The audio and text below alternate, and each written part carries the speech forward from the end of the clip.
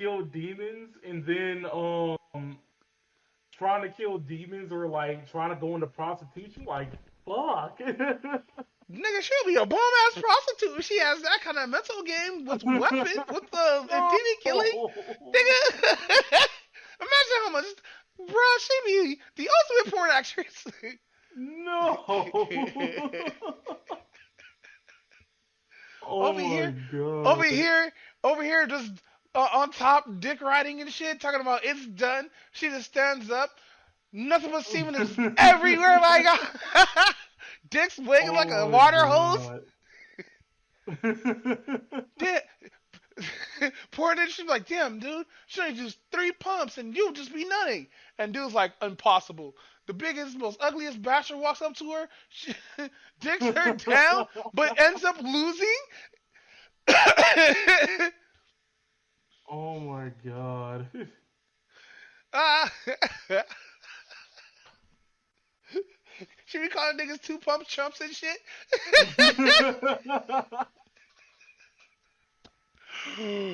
Ah!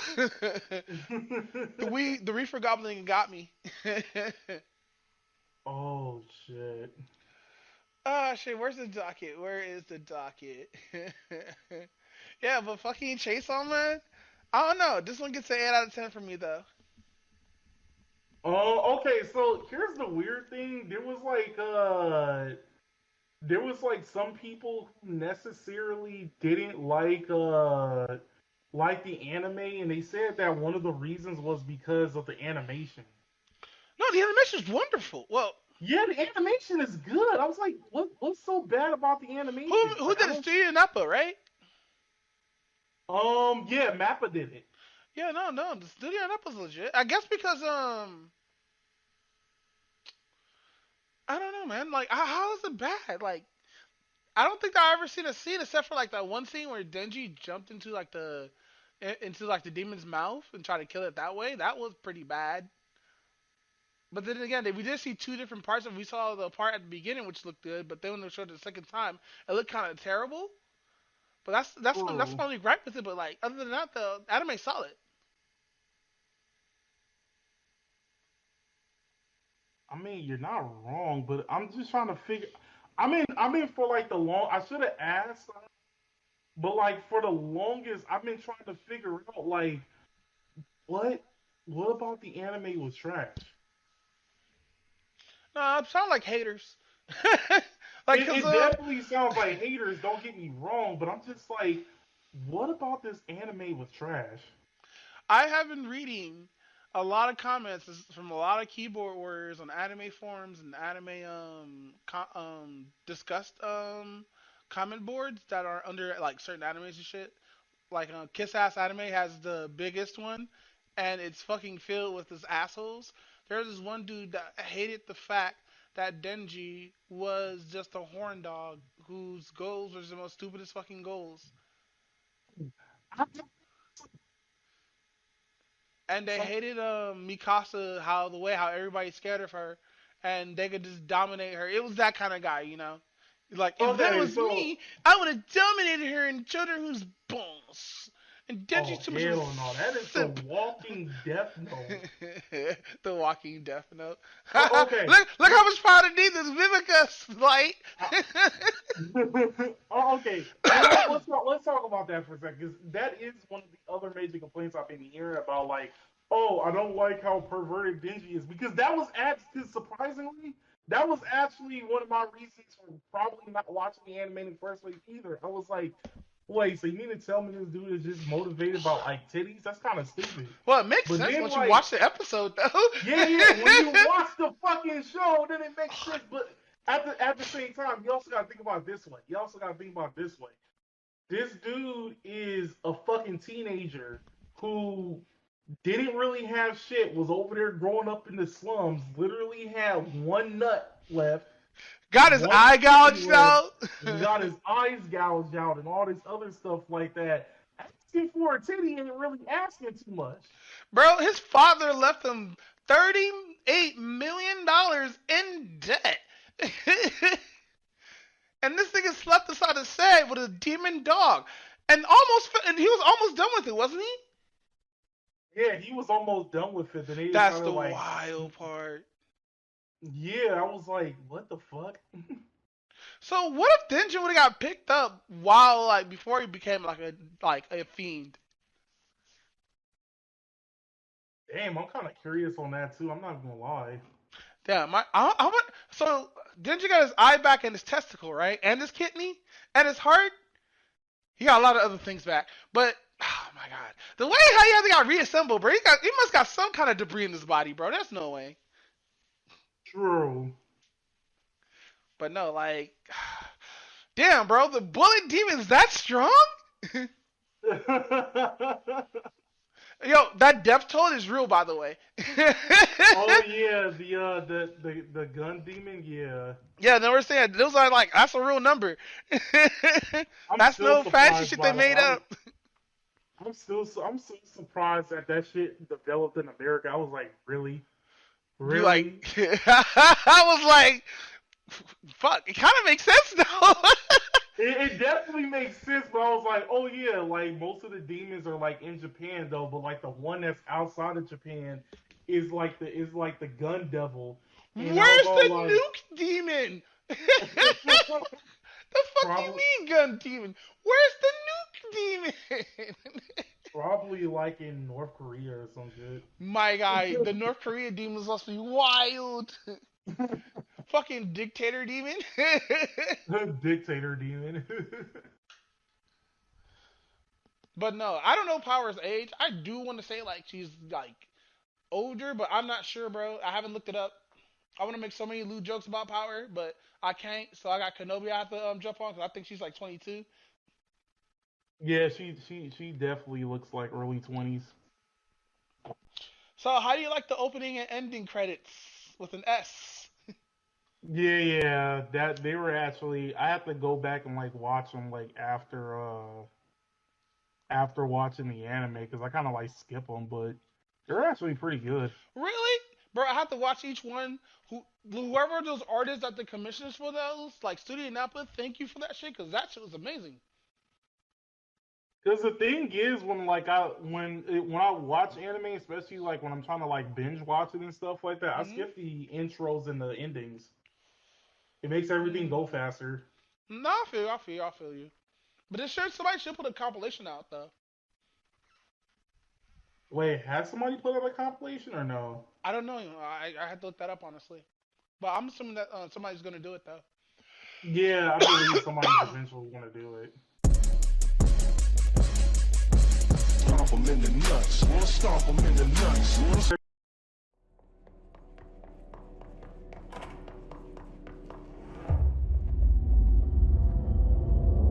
That's got to be an altered item.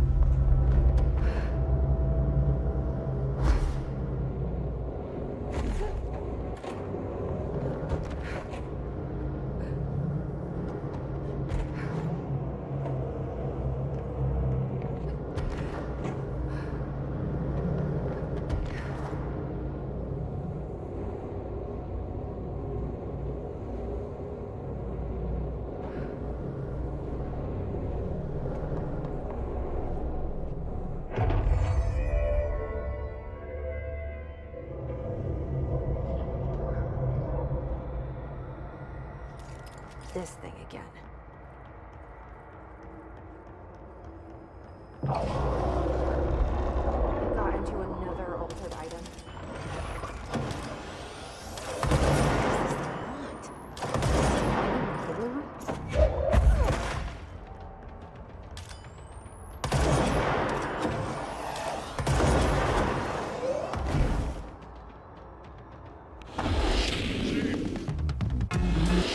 What does this thing want? Get him up. Let him get up. Let him get up. Let him get up. Jerked you off at super speed so it'd.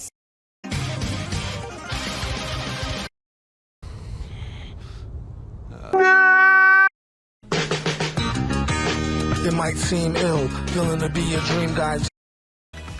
ご覧のスポンサーの提供でお送りしました。 You gonna say that, Gordon?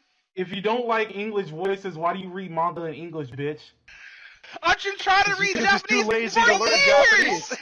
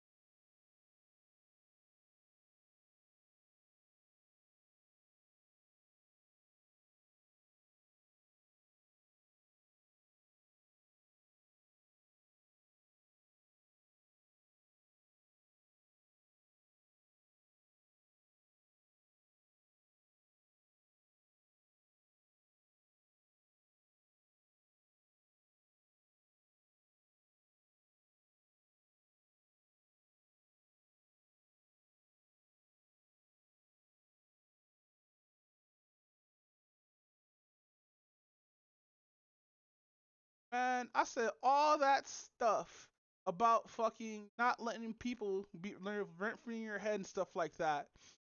And I said all that. I even made a loud ass moaning sound while I was while I was fucking bending down. Y'all guys missed that. It was loud, it was moist, it was fucking just all over the place, bro.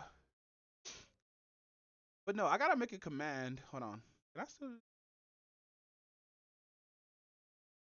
what? That doesn't work? Fuck out of here. Wait. Oh wait. So does this work? I know hentai works. Better fucking work. Exclamation. Okay, so it does work. Let's go.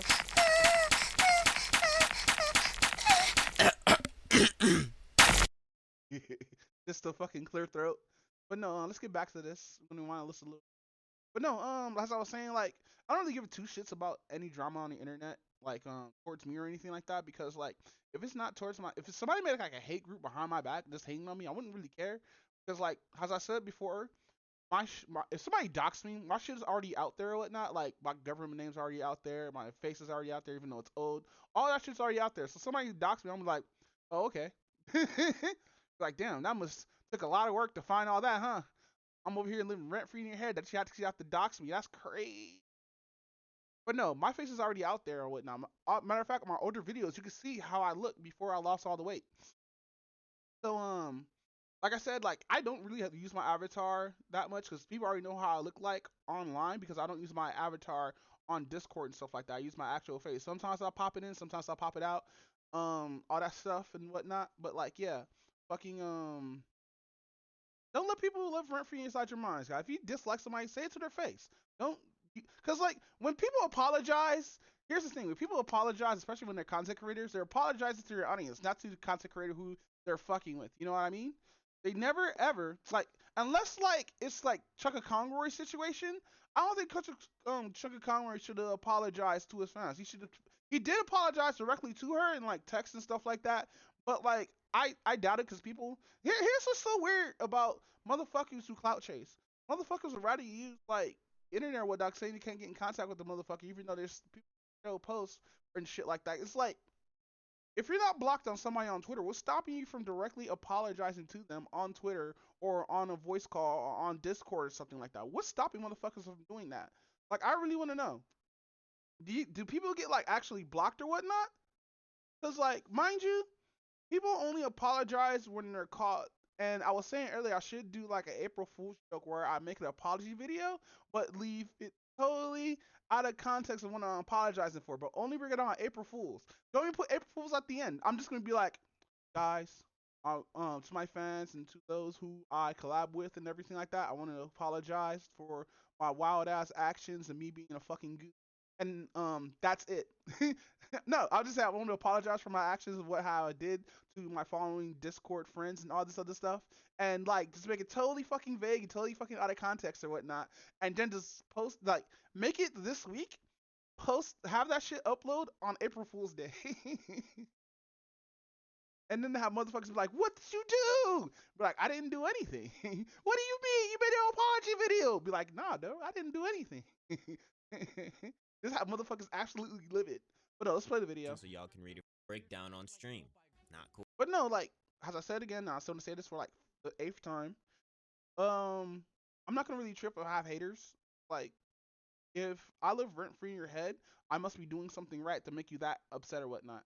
Like I said, people have told me others dislike me, and I actually gave them like the quote that I don't really care because at the end of the day, I'm just gonna fall asleep and forget about this shit. Like, bro, like if you're that bent, if somebody's that bent, or if you're that bent at somebody, tell them that you dislike them for X amount of reason. Just tell them, bro. It's not that hard. It won't start any drama. Be fucking adult. Be like, hey, bro, I dislike you for doing this, and that, like, and all that shit, right? Because like, mind you, I would hold a little bit more respect for a person who will say shit to my face than people who would start drama and say shit behind my back and stuff like that. Dead ass. But I still wouldn't care. Because, like, you only held that respect for one day, then I'm just going to be like, you know what, whatever's. Because I had people who quote unquote think they had me in a corner or who fucking think they got me or got me in a gotcha or whatnot. When other motherfuckers would see that and be like, hey fam, you're out of pocket, you're out of line. He's actually a pretty cool person. And I'm not saying that to eat my own ass, pause. But like fucking I had motherfuckers come at me with the most worst shit, saying some most foul shit directly to me in my face, and I'll just laugh because I think it's just funny, bro. Because like, if you're an adult still doing high school shit, I don't see you as an adult after that. Dead ass, I see you still has that little 19-year-old who just got out of high school, you're up behind the ears, don't know shit. That's just me. Cool. The information being spread where And mind you, I've talked shit, but only has jokes. I have not made a Discord dissing any fucking body who I know. If I dislike you, I'll tell you, dead ass.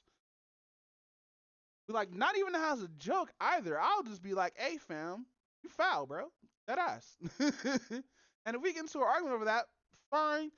Get into an argument, I'm gonna still go to sleep, ban me from whatever Discord or whatever chat or whatever fucking community I am in. Because like, dead ass, if you're gonna be that kind of person, then I can't fuck with you. shared pictures, personal accounts, legal name, and videos. The doxing took place of January of 2022 prior to him showing his face, but he didn't really speak up about it as much because he didn't want Dove to go crazy behind the scenes with that type of information. So why was she even mad at him? Like, cause my understanding is, cause okay, let me go back, cause my mic was unmuted and whatnot. I noticed KG was doxxed and he had like a hate group on him on like a Discord or Facebook or whatnot, like a full ass hate group, right? And she made this group because I think she didn't like his cockiness or some shit like that, which I found out weird. Why would you collab with somebody if you don't like them? I just find it weird that you make this shit behind his back, but still, like, there's this song called Smiling Faces. It's an oldie song, and I really don't like oldies because my mom and my husband forced me to listen to a lot of that shit, and I didn't like that shit, right?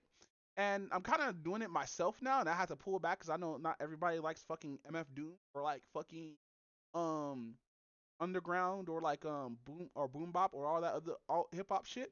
But like fucking there was a lot of oldies or whatnot that kind of prepared me a little bit, but I was still kind of naive until I got like a little bit older or whatnot. Because motherfuckers are smiling in your face and do shit just like this. Talking about, I'm your friend. This is why, because like, mind you, if I know you online for about a year, maybe I end up calling you my friend or whatnot. But to be honest, a lot of y'all motherfuckers are just associates. I associate with you and everything like that, but I don't know you completely as a person. That's why I don't like push the whole friend word out there as much, because people, mind you, if you want to be friendly, be friendly. Use that word if you want to. This is my opinion or whatnot.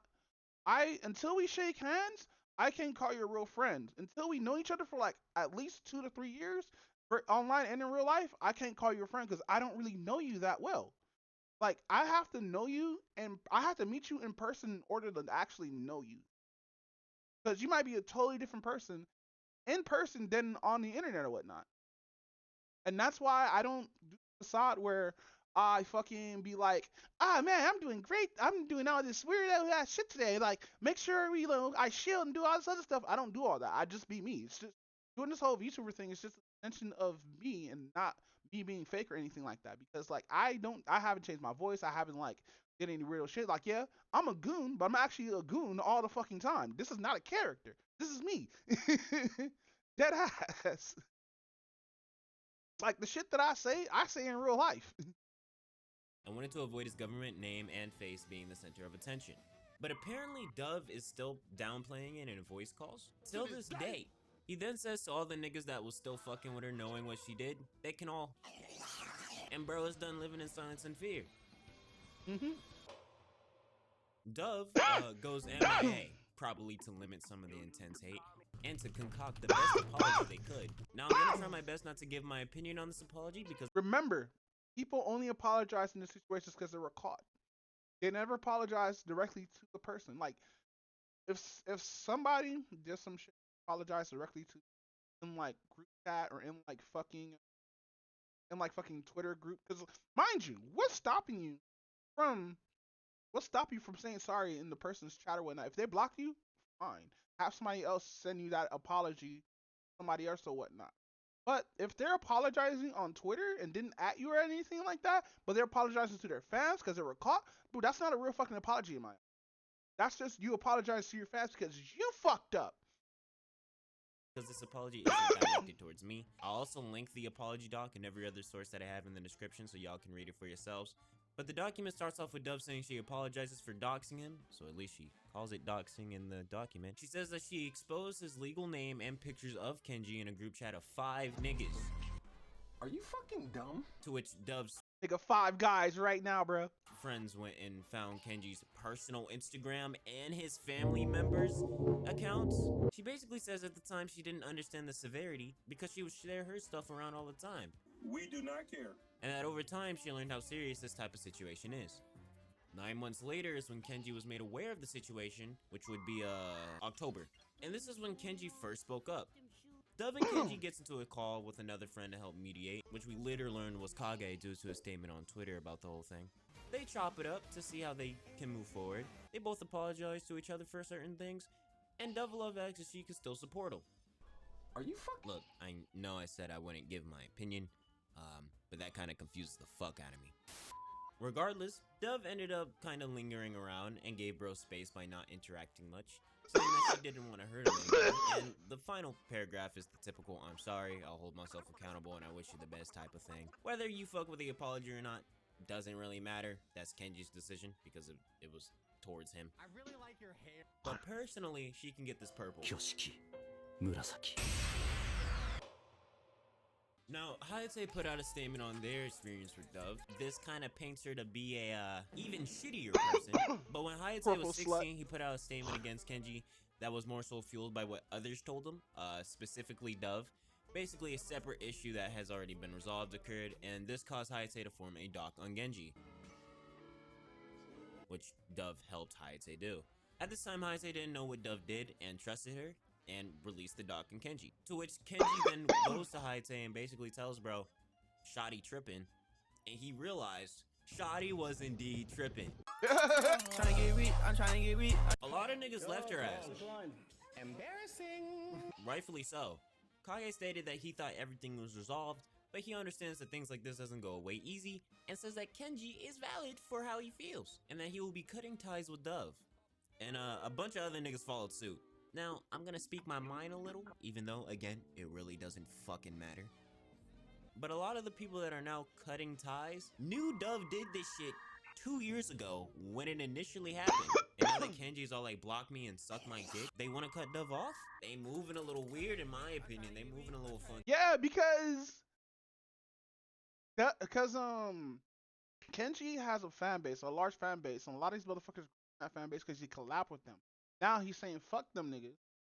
And totally valid, he's saying fuck them niggas because you knew about this shit 2 years ago, but you still fucked with them anyway. You're probably one inside that group chat. But no, there's a second video to this. At the end of the day, I don't know these niggas, so I'm gonna just shut the fuck up. Like always, don't go hate on anyone. In fact, just go show love to Kenji. People always find a way to hate or fuck with this Kenji needs a darker fucking avatar, deadass. nigga for the dumbest reason. It's so weird. And honestly, he really doesn't deserve it. And basically, that's just gonna be it for this video. See you guys in the next one. All right, next video. By the way, this is by So Static remember when I said this? Tokyo. But a lot of the people that are now cutting ties knew Dove did this 2 years ago when it initially happened. And now that Kenji's all like, block me and suck my dick, they want to cut Dove off? They moving a little weird in my opinion. They moving a little funky. I was right. Why did it take you so long to cut off Dove?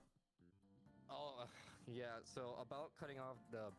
After that, I realized my actions of what I did, right? And I wanted to better myself. And Fight back! Fight back!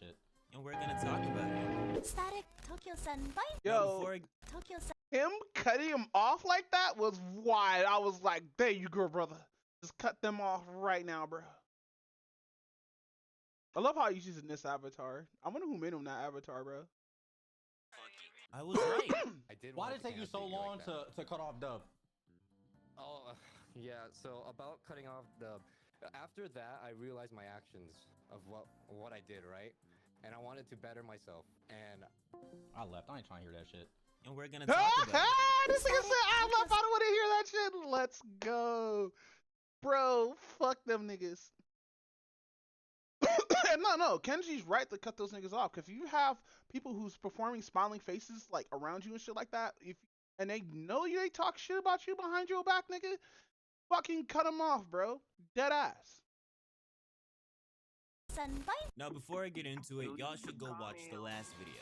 It's like actually important to get more of a full picture of the situation and to understand this one a bit more. But basically, long story short, it's by the name of Dove of Love doxed Kenji back in 2022. Kenji spoke up at the time but swept it under the rug because he was scared that Dove may go crazy behind the scenes with that information. But once he learned that Dove is still making jokes about the situation and downplaying it in voice calls, till this day, Kenji was not gonna let that shit slide.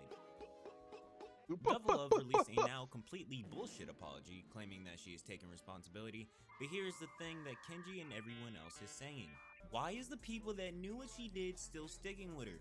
Well, they're all moving weird. That's why they all move funky. The dog's main purpose is to shed light on the type of individual Dove is. Long story short, she's an obsessed asshole. The first thing the dog details is a prank that was done by Elise, Suga, and Dove. The prank was to have Wait, did Dove like? No, I'm not gonna put that out there. But somebody has some feelings. Somebody was in their feelings, and I'm not gonna say who. Elise covered in fake blood during the mod VC and say she got abused. They also played this prank on a person with a phobia of blood. Niggas were obviously pressed about this, but Dove, Suga, and Elise more so cared about their mod positions, because to them, the joke was funny. To which Dove went and quote-unquote kissed ass to keep her mod position. Next incident is Dove's constant Hold on. about her fuck. Dove went and quote-unquote kissed. Welcome, I just kissed ass. Well, no, I calmed down the situation. Just in case. Just in case. What does INC? I thought that was incoming. Just incoming. Said something. Wait, what? Talk to Kenji. Said, don't be stupid. Ass to keep her mod position. Next incident is Dove's constant yap about her fucking debut. She would constantly talk about it in VCs to the point it was just annoying, and she even asked Kenji 3 whole times, one of which being live on stream. Announcement after it. There's a bunch of fucking screenshots. Debut. She would also talk about her debut in chat and voice calls. This is also a reason why she's mad and why I didn't want to fuck with her. Okay, the reason So she was. Oh damn, that's. Listen, if you collab with someone, just collab with them. Don't try to like push your own shit inside your Discord and whatnot, unless they allow it to push your own shit. Like, if you're in general or whatnot, like, cause usually what people would do is, especially in Discord, they'll make a self promotion tab in their Discord or whatnot, right?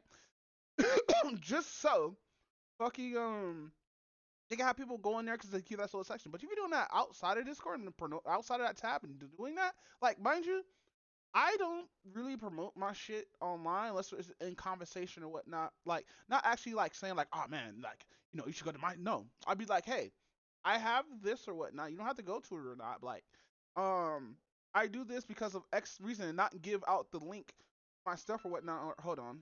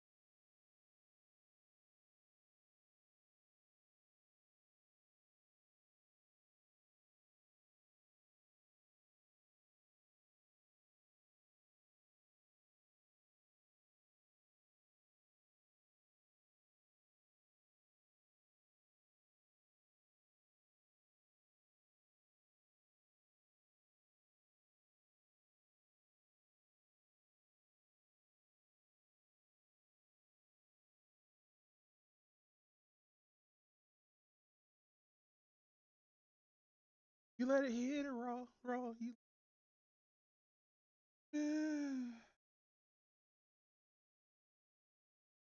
Wait, then what the fuck did she send?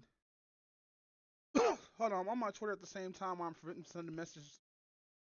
I mean, it's really unfortunate. I mean,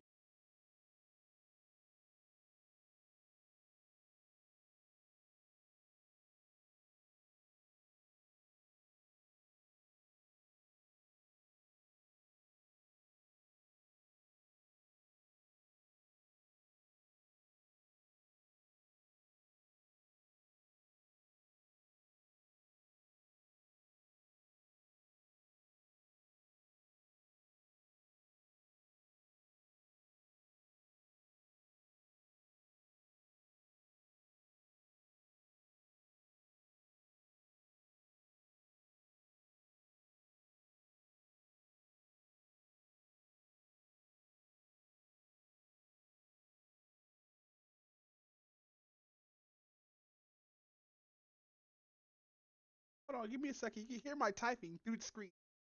I'm typing a really, really long paragraph, guys.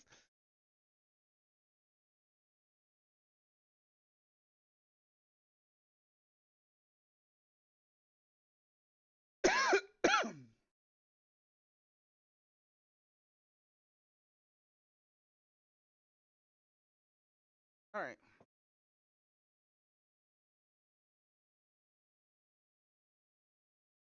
Oh, fuck. You know what? Let's continue. I genuinely think this was the reason why she started this whole tirade. It wasn't about being unmodded. I feel like she was salty about that.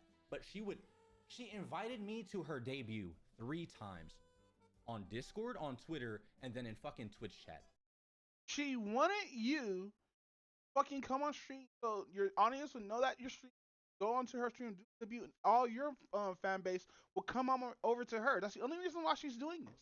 Like, the telltale signs is this right here. Like, mind you, I don't mind doing collabs, but I won't ever ask for a collab unless it's a fucking joke. Deadass. Sometimes I just be joking when it comes to like ask for a collab. No, the ad starting in 60 seconds, guys. So we got 60 seconds to start this. I mean ad shit or whatnot. So but yeah, no yeah, like if I'm doing a collab with somebody, I'm usually invited or somebody at me. I'm usually doing a collab with Line or whatnot in the Chaos Squad. Or is it Chaos Squad or Chaos Squad? I forgot. But no, I'm gonna have to buy her a content warning. You know, I think I'm gonna do that. I'm gonna give her a gift of content. You know what, I'm gonna give that whole Discord the gift. I don't care. It's just like $8. Like, what doing, bar? You always complain you're broke. Yes, because of shit like this. But nah, fam. Yeah, no. Again, try to get Dev probably already has a big fan base as it is, but she tried to get Keji's fan base because she's probably bigger than her. So like people who are in this community need to watch how they move because a lot of this shit, like mind you, being selfish when it comes to content creating is fine. Hell, I'm selfish. I know a lot of other motherfuckers are selfish because I understand because we all understand that we can't depend on others to help us grow, even though we need others to grow.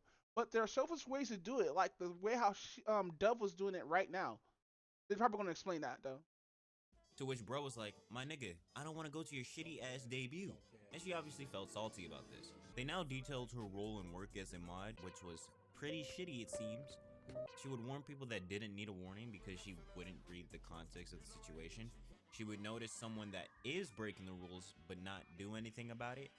When Kenji unmodded Suga for trolling Kenji by disconnecting him from VCs, Dove would give that nigga the mod role back and then had the audacity to change the admin VC name to Dove's domain. Like, what? She had them been trolling. She had them been trolling. She had them been trolling. She had them been trolling. Okay. Like she's Gojo or something. She also had the habit of not discussing things with other mods, and also made people, including Kenji, very uncomfortable due to her talking about sexual subjects. Kenji gave Dove so many. Wait. Uncomfortable due to her. I asked Shane what ovulation, and this bitch said, "What's ovulation? I don't have the."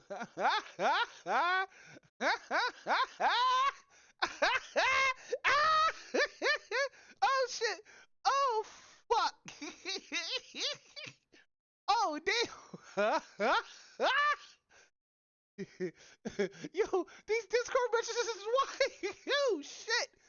Oh my chest. Oh fuck. Oh damn. Boom. She dead ass asked him, yo.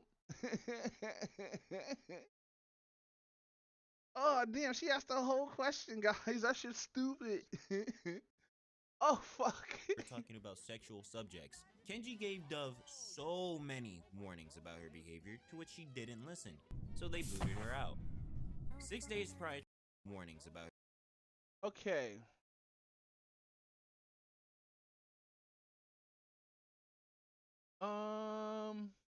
Kenji, which us for us primarily because I know I'm always in out of mod cafe unless it's professional discussion, or is it alright for us to hang out and bond with these not kids?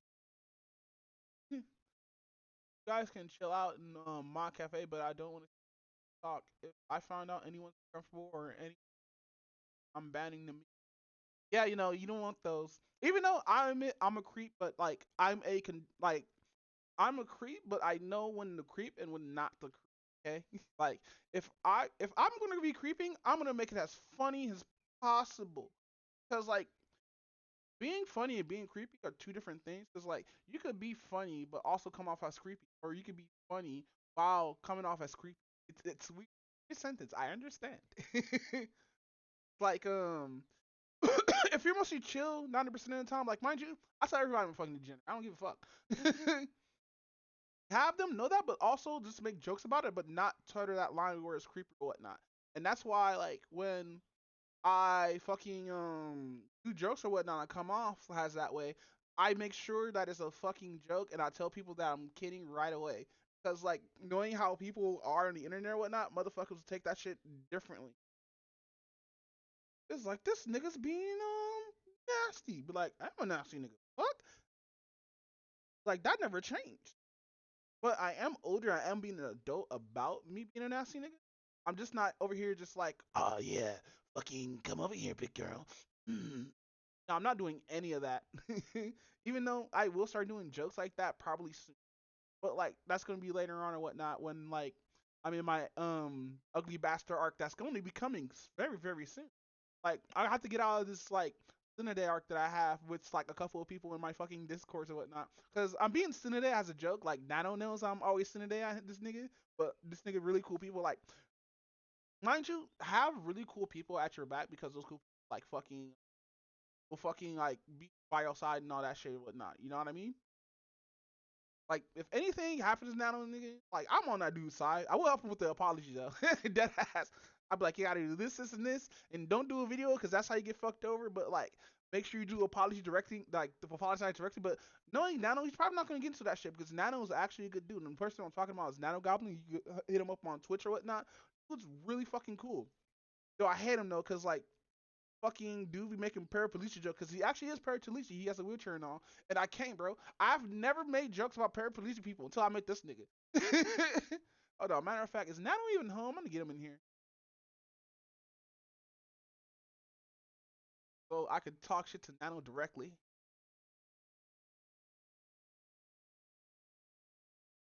Where are you?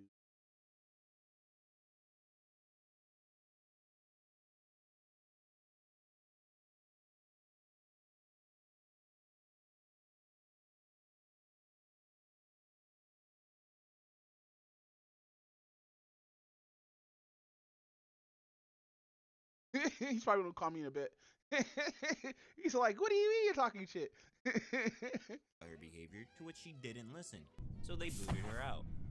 6 days prior to the doxing, she met. Yo, using the fucking using the fucking Among Us seen the Among Us clip right there. It's funny as fuck. Messaged Kels saying she wishes to be mod and she hates the way that she gone out. And then of course 6 days later she doxes Kenji. So obviously you're just a petty ass nigga. Oh my god! To which she went on Twitter and downplayed the fuck out of it at the time. And now that I know that Dove was a mod for Kenji, there is no way in hell she didn't understand the severity of what she did as a moderator for a streamer's Discord. And she was even caught joking about the doxing situation a year after. So she clearly doesn't give a fuck. We do not care. Now, a group chat was made with these niggas, Maki being the one who leaked these for us, and basically, this whole group chat. You know, Maki's a real nigga. I'm not gonna lie. Maki was like, nah, fam, they're besmirching you. Here you go. But no, he's one of those dudes who probably like he had good intentions with it, but like dude was in there for a minute. Was to plot on Kenji's downfall, and there was even familiar faces in this group chat. Fucking Two-Face Kage. Kage is a lying ass nigga. This whole group chat just appears to be hating on Kenji. Some of it seems to be about a separate issue about one of his family members, and a fucking Prego sauce joke. A Prego sauce? What's Prego sauce? Issue about one of his family members, and a there was this in like not in an argument per se, but a heated convo trying to get apologize. Very funny, really annoying, but he kept. What do I do? What do I apologize for? Or like I'm lost. I don't know why I'm apologizing for this, and kept sending the photo that he of the lady has example of what to apologize for. It was really funny to me. More of the story, the tagline is I want to see the picture. And now it's like an inside running joke, but wonder what he sent if you sent the screenshots. Just posted word this on the Lamo, not posting the word wow, fucking reading. I wonder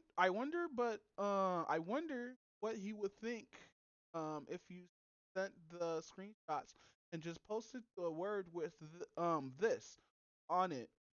Not saying on it, laughing my ass off. I have to actually say that, or Lamo.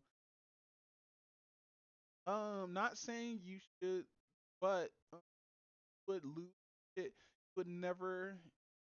He never ended up apologizing, by the way. LOL. Damn. Fucking Prego sauce joke that they even found funny. They were literally just preying on this nigga's downfall. For what? Now, Kenji did a live stream detailing all of this and even hit up a few of the niggas that knew about it. Phoenix wasn't in the group chat, but knew of its existence. You know what? To talk like Scooby, you have to sound like a horse. Or at the very least knew of Dove's doxing but decided to keep her around? I'm going to show you a clip of the altercation. I mean specifically me.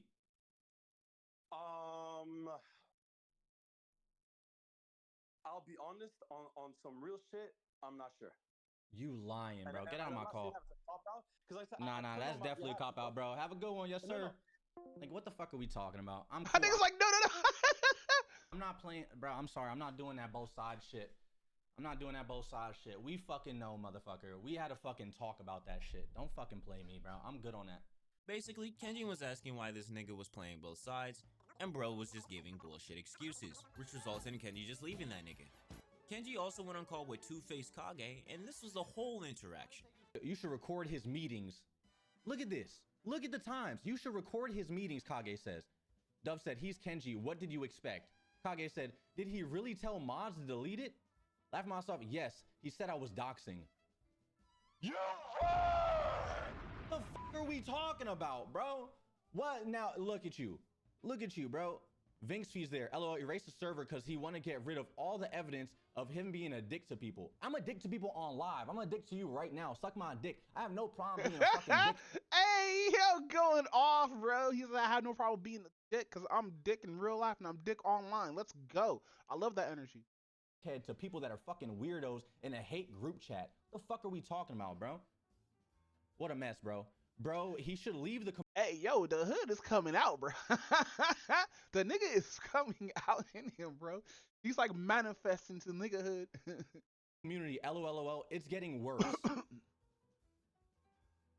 You know what's bad, bro?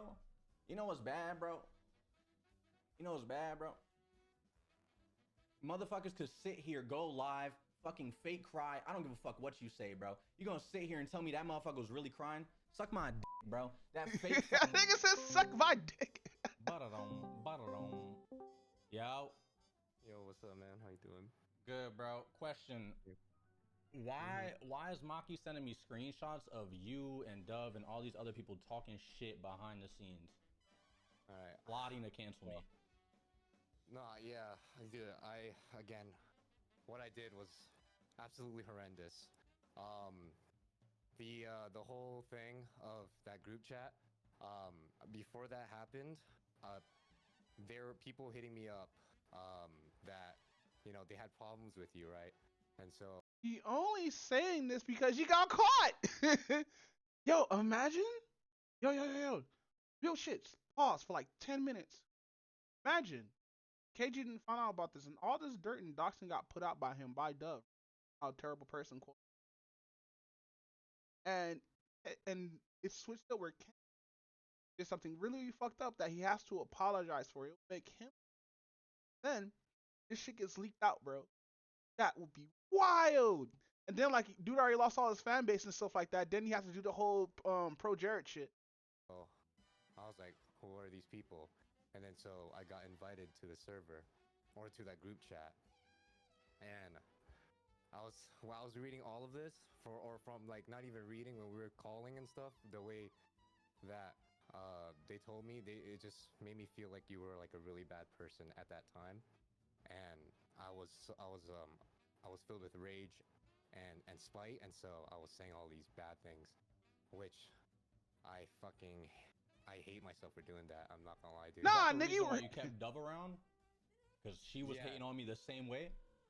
Well, so I think when Dove told me about what the problems was with you and her, it just felt like when it was one side. Just say it was one sided, nigga. Just say it was one sided, my nigga. Dead ass. when she was telling me this, she was saying like, you know, she was traumatized, and I'm like, I was like, oh my god, you know. Yeah, manipulation. That's crazy. I know, like you saw the messages from Maki when he sent the screenshot, you know. But it was just at that time, man. I was just full of rage and I was full of anger, dude. And like deep down inside, I really wanted to. Yo, are these niggas sipping for Maki? I mean, not for Maki, for fucking Dove. That sounds like simping, bro. Because unless KG actually sexually assaulted her, all he did was remove her from being fucking a mod, for being fucking a horn dog, what it looks like. And if that's true, why are you traumatized for, fam? Why are you upset? What the fuck is going on here, bruh? Like, dead fucking ass. What is going on here?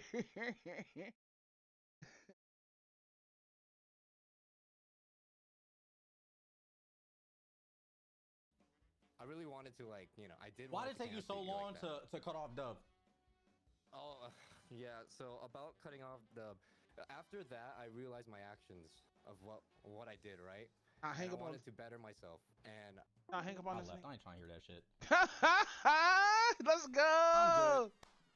I'm good, bro. Listen. So, the Mofongo boys are done after this whole situation. Everyone dipped. Dove is graduating. Kage is taking a break. in my opinion. Dove is graduating. Hold on. No way. I didn't know. I thought only that's for like I thought only graduating was for those who are inside like fucking or non-indie or whatnot, or inside fucking companies like HoloLive and stuff. I didn't know you could be an indie and just be like, all right, fam, I'm graduating, deuces. I didn't know that was a fucking thing. I might as well graduate 6 times. I'm good. I'm good, bro. Listen. So, the Mofongo boys are done after this whole situation. Everyone dipped. Dove is graduating. Do better. I'm sorry. So he did one. Damn, that's crazy. Dove is. I'm really sorry. I'm so fucking sorry to everyone. I know I can't say it enough. Set it up.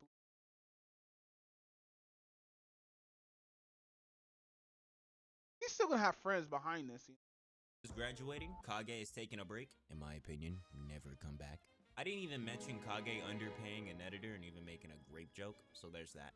I'll link all my sources in the description so y'all can go over the information yourselves, because I'm not a news VTuber. Hell, I barely want to call myself a VTuber anymore.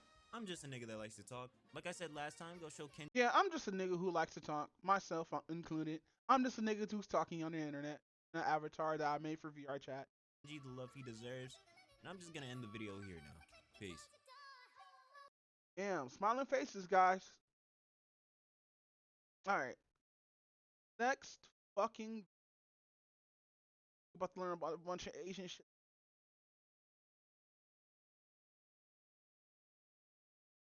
I got late message. Bullying in East Asia is a big problem. If that's what you think, then this video is for you. It's easy to understand why this is the dominant perception. Bullying in East Asia is a big problem. If that's what you think, then this video is for you. It's easy to understand why this is the dominant perception. I mean, when you have news headlines like Korea struggles to save students from bullying, kids get violent, China's school bullying epidemic, and why bullying in Japanese schools is especially traumatic, it says a lot about how serious the problem is. But whilst bullying in East Asia is a big problem, 90% of you have the wrong idea. To explain where we went wrong, let's establish what we do know first. We're gonna talk about Anime Watch. Bullying is a topic that is frequently discussed in East Asia and is often featured in popular media. Hit Korean revenge drama The Glory was one of these works, making waves with its brutal depiction of bullying, featuring scenes like the main character getting burnt with a hair curler. Despite the heavy subject topic, the show gained incredible popularity and placed the issue of bullying in South Korea under a global spotlight. But it's not just The Glory and Korea. There are many shows in East Asia that have a focus on bullying, like Live a Leaf, Better Days, Class of Pigs, and also in different mediums like mangas and manhwas. These works have brought international attention to the issue of bullying in East Asia, but it also leaves us with a distinct impression of the issue, that bullying in East Asia is really bad, and that likely East Asia has one of the worst rates of bullying in the world. In this video, I'm going to challenge that statement above, because something is off about the way we perceive bullying in East Asia. To start off, let's first actually understand what bullying is like there, and why has bullying become such a big deal in East Asia compared to the rest of the world. Let me start off by asking you a simple question. Can you give me an example of bullying? You can quickly pause here if you need more time, but I'm asking this because there are 3 types of bullying and it'll be interesting to see which type your example falls under. So I totally hardly understand that bullying in other countries is really different from that's Mike just die? Hold on. Okay. Ready? The first type of bullying is physical bullying, like pushing or shoving. The second is verbal bullying, which are either words said directly to someone or rumors being spread behind someone's back. And the third type is relational bullying, like ignoring someone. So which type did your example fall under? I thought this would be interesting because different cultures are likely to think about different types of bullying. In the West, bullying is often thought of as a very physical thing, whilst in the East, more people might conjure up an example that's verbal or relational. And we can see... Yeah, I didn't know there was only 2 types. I didn't know there was more than types. I only know of the one that's verbal and the other one that's when it's physical. This difference in the definitions of the word bullying in each culture. Let's search up what these words and definitions are. Opera shows bullying as when people repeatedly and intentionally use words or actions against someone or a group of people to cause distress to their well-being. Woods and Volker add that there is also an unequal power relationship between the bully and the victim. I think this sounds pretty aligned with what most of us think bullying is. You know what? King Secret, I'm actually into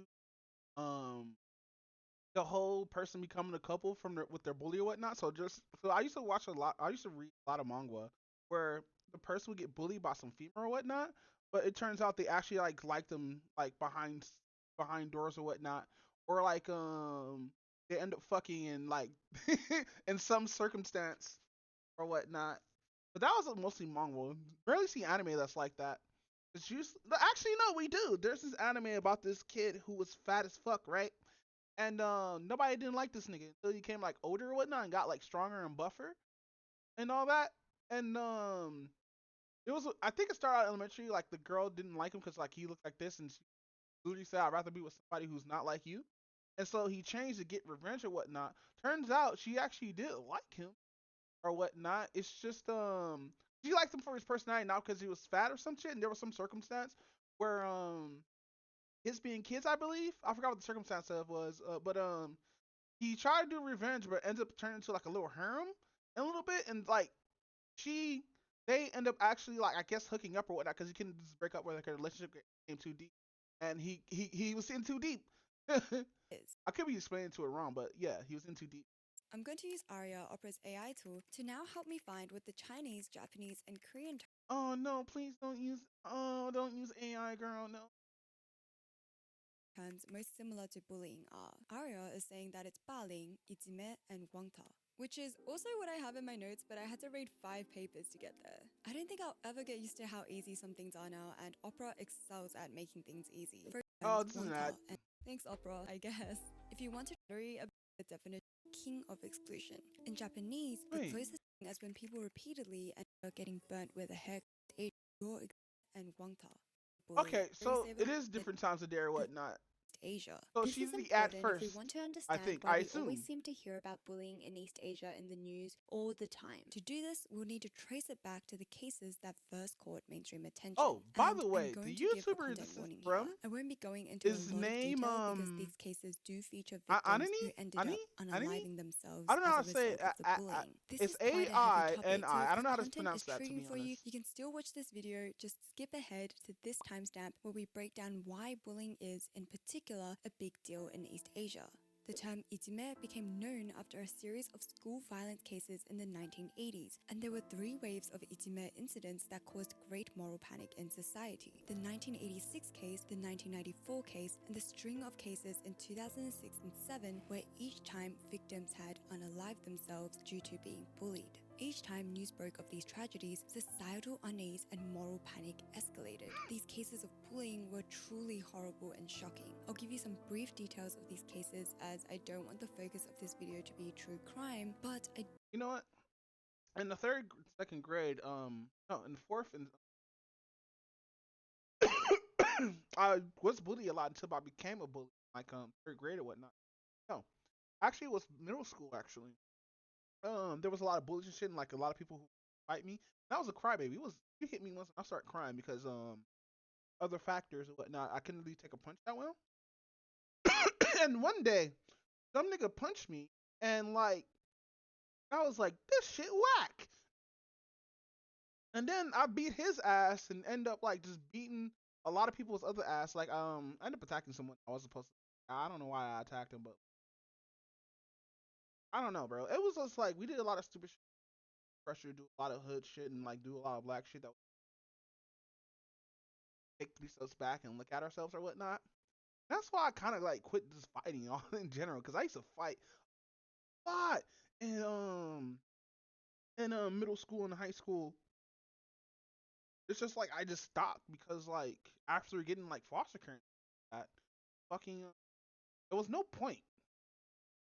I think the last nigga like I beat their ass with, and it wasn't even out of school. This was at like a bus stop, and one of my childhood friends, she was consulted by this dude with rocks. Like I don't know why the fuck he was doing that or whatnot, and he just kept on doing it. And I was like, you know what? Because before the bus came, I beat the shit out this dude. Because like, why are you throwing rocks at her, nigga? And he's like, what are you gonna do about it? I was like, meek. It was funny. Cause she can tell you how I beat this ass. I wish I could still talk to her, but like decades. Bro. Last time I saw her, I was homeless. That was besides the point. Fucking yeah, bro. Like I became a bully during middle school and shit like that, and like during my first year of high school, I did a lot of fighting and stuff like that. And like fucking, I did ditch, but like fucking, just started getting relevant or whatnot.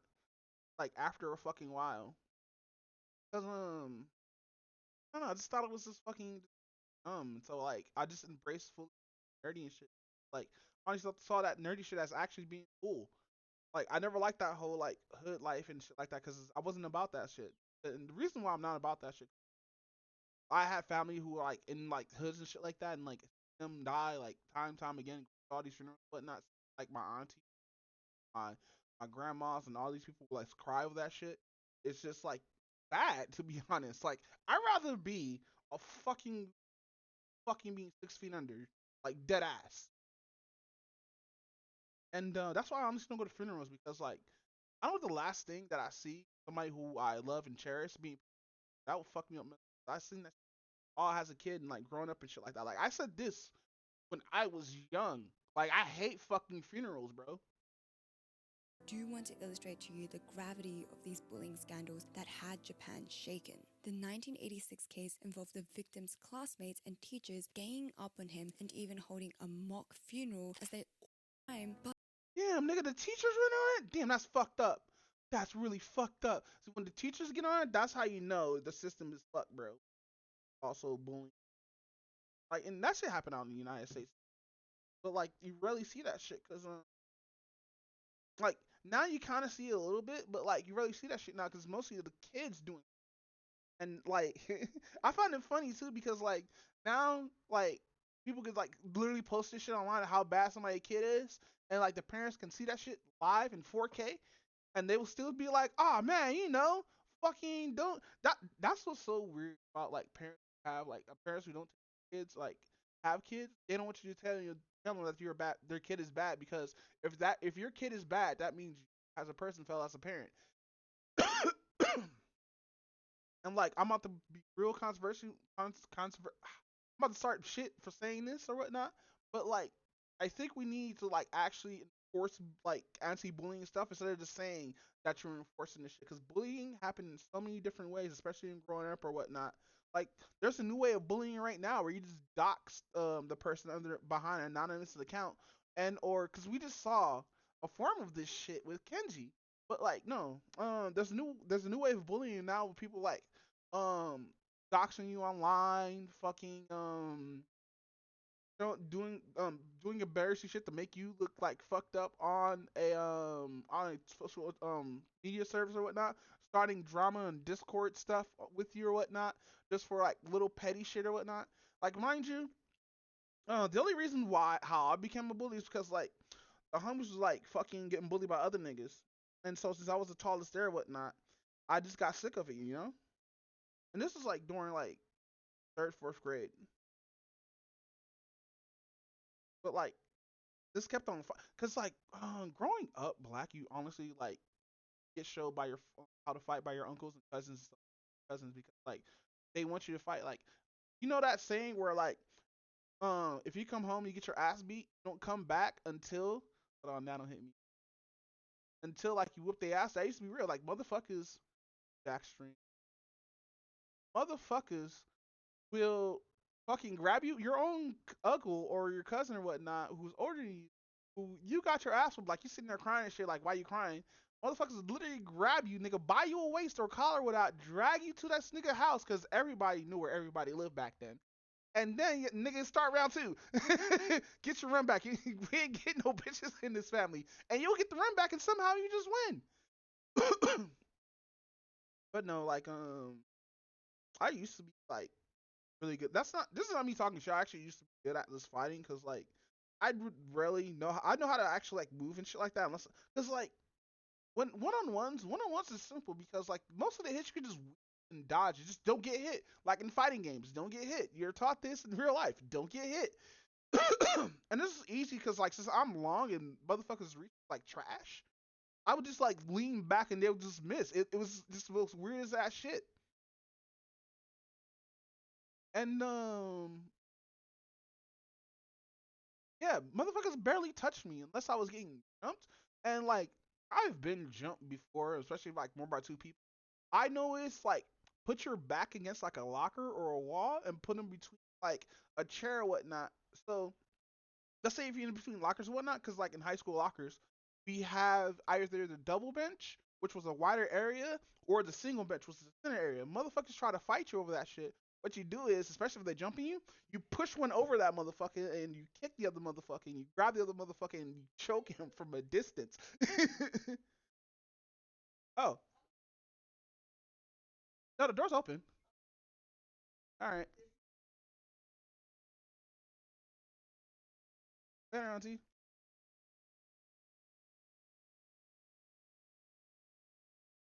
Yeah, but no, you hold them by the throat while they're trying to swim. Cause like you have reach in high school, but nah, I got humbled one time. Motherfucker punched me one good time, and this is after not fighting for like months. I just said like fuck it, you know. But again, I was in depressed state, being bullied and shit.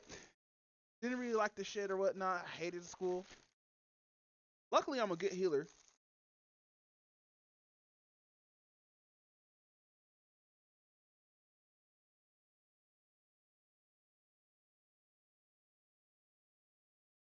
All right. But I do want to illustrate to you the gravity of these bullying scandals that had Japan shaken. The 1986 case involved the victim's classmates and teachers ganging up on him and even holding a mock funeral as they all wrote messages on a card and left flowers on his Damn, nigga, a whole funeral, niggas sitting right there.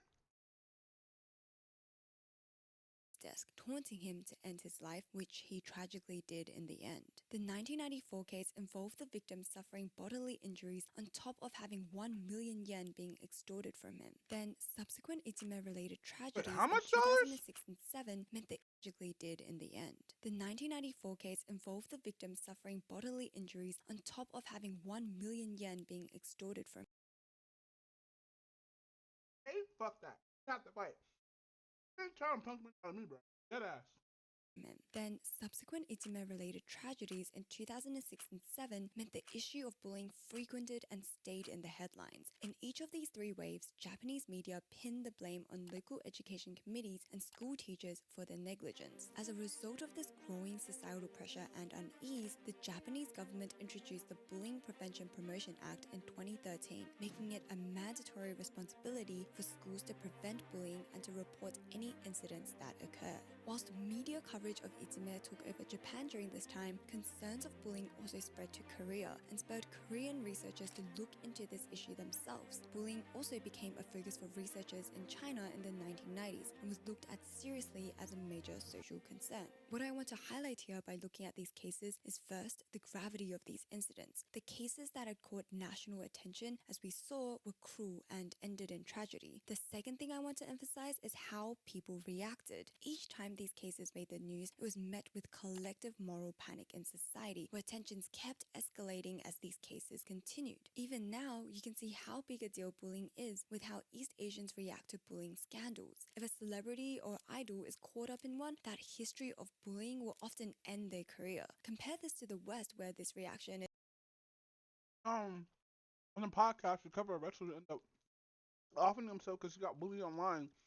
Because part reality TV show, and this is why I hate reality TV, by the way, because they edited this wrong. Because what happened was, how they edited and whatnot got somebody killed and it's fucked up. And I hope that show got canceled right after that, because like the bullying was fucking atrocious, bro. Cause like to see this shit online happening to like somebody who's famous is fucked up. And it happened to a wrestler. So what happened was this wrestler was having a terrible shit day and whatnot, and they showed that on the show or whatnot. But the person who got bullied didn't know. They didn't know what happened or whatnot, and she accidentally, and totally 100% fucking accident, by the way, accidentally ruined somebody's leotard or whatnot, and she got chewed out, right, really, really bad by the person live or whatnot, right? And online, on her account, the fans of that person who chewed out the other chick, or whatnot, fucking got bullied and harassed so bad she ended up taking her life.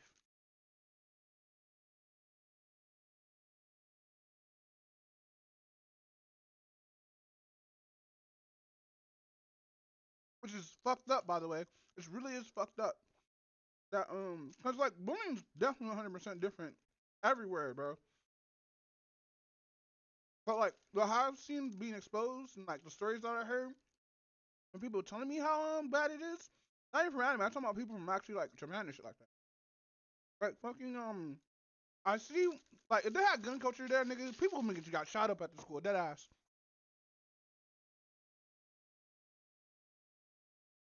is not as common or as big of a deal. Understanding this difference in reaction between the East and the West is crucial, and it all starts with how we view ourselves and our role in society. What I am referring to here is a difference between interdependent and independent construals of self. An interdependent construal of self is when people see themselves as inherently connected to others, so the people around you form a part of your identity and who you are. This is more typical of East Asian cultures. On the other hand, an independent independent construal of self is where your identity is made up of your thoughts, your beliefs, and your values, and the people around you, they're their own person, just like how you're your own person. This type of thinking is more typical of the West. How does this relate to social issues like bullying? Nisbet proposes that societies that are more interdependent will see societal problems stemming from social relationships, whereas independent cultures would prescribe social issues as a result of the individual. This is really fascinating, and this difference is demonstrated in Morris and Peng's comparisons of how Chinese and US news sites would report the exact same murders. Take the Lu Gang homicide case, for example. Lu Gang was a Chinese physics student who studied in Iowa and shot several students, his advisor, bystanders, and then himself after he lost an award competition and blamed his advisor for his unsuccessful appeal. Chinese news sites in reporting this incident highlight the breakdown of relationships, citing Lu Gang did not get along with his advisor, that he had a rivalry with one of the students he'd shot, and that he was likely homesick. American media, on the other hand, pointed to Lu Gang as a darkly disturbed man, someone with a bad temper, and a person with a sinister edge to them. And this is why I don't ever synthesize this shit, whatnot. Like, but I understand, if he's being bullied, why he did it or whatnot. You know, it's like, mind you, people just don't go up to like schools and shit or whatnot. Like, mind you, how we have these like, because we also call them outcasts as well, but like we all know what happened. Motherfucker probably got bullied or whatnot, like how those two like Columbine kids did, and motherfuckers just went off and shit. Like, mind you, they did have incel tendencies, but I believe they're really getting bullied to the point where they have to do that shit, which is horrible. You shouldn't go to that far to do something like that. Like, honestly, I believe they were just being socially outcast because they were two weirdos. Very different perspectives. Some of you might be thinking that we're probably only seeing these differences in reporting because this case is about a Chinese man, so there could be some biases. Well, Morris and Peng also examined Chinese and American media reports for a very similar case, the case of Thomas McIlvaine. McIlvaine worked at the post office, and he had recently been dismissed. After his appeal was unsuccessful, he shot his supervisor, co-workers, bystanders, and then himself. In McIlvaine's case, again, Chinese reporters highlighted situational factors, how being fired was a big and stressful change in his life, and reported on his relationships, stating that the supervisor was his enemy. How did American media cover this? They stressed personal attributes about McIlvaine. He was mentally unstable. He repeatedly threatened violence. He had a short fuse. So how does this translate to bullying? When news of bullying breaks out in East Asian cultures, because I want to actually look these up to see true quotes. It's like they have the probably does as a source.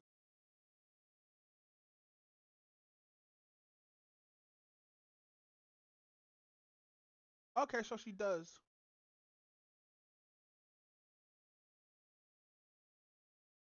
All right, so we gotta check these later. Asian societies are more interdependent, the bully's actions reflect a bigger issue in society, a moral failing on multiple levels. For example, why are we seeing dysfunctional classmate relationships where they turn on each other? Why are there negligent teacher-student relationships? Why are school authorities not properly guiding students, both potential victims and would-be bullies, in preventing this situation? By contrast, bullying in a Western society is often explained as a result of the individual. The bully was psychologically troubled. The bully had a predisposition for violence, and the incident is understood by society as the result of individual faults. This is why we see bigger reactions in East Asia whenever cases of bullying are reported in the media. Bullies are not seen as a bad egg, but a sign of collective moral failing. This is different from the West, where countries like Australia have labelled the issue of bullying as individual pathological behaviour. This attribution of individual fault is also frequently expressed in incidents of school shootings in the United States. Therefore, as a result of cultural differences, we might look at the same event and process it as different kinds of issues. This can help us understand why bullying is seen as a bigger deal in East Asia compared to everywhere else. Because bullying happens everywhere, right? Not just in East Asia. That being said, I know some of you are already thinking, well, bullying could also be a bigger deal in East Asia because it could genuinely be worse there. So let's look into it. What is bullying actually like in East Asia? How do students feel about this? And how does this compare to the West? At the beginning of the video, we mentioned how in the West, bullying is more associated with physical attacks, whilst in the East, bullying is more commonly thought of as verbal or relational. Now we're going to really look into why this difference exists. Let's start off with a comparison on bullying in Japan versus bullying in England, drawing upon the study by Kanetsuna and Smith. I think niggas just get stabbed in England.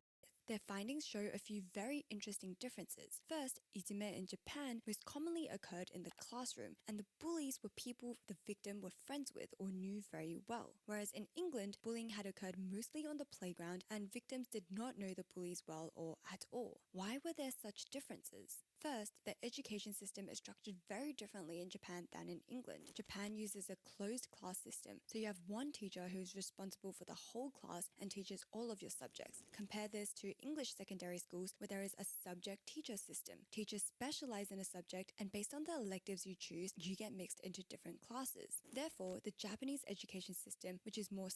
Oh, so I understand that they split off from home different classes, but usually which that's how. But then again, you do have people switch around in Japanese high school, don't they?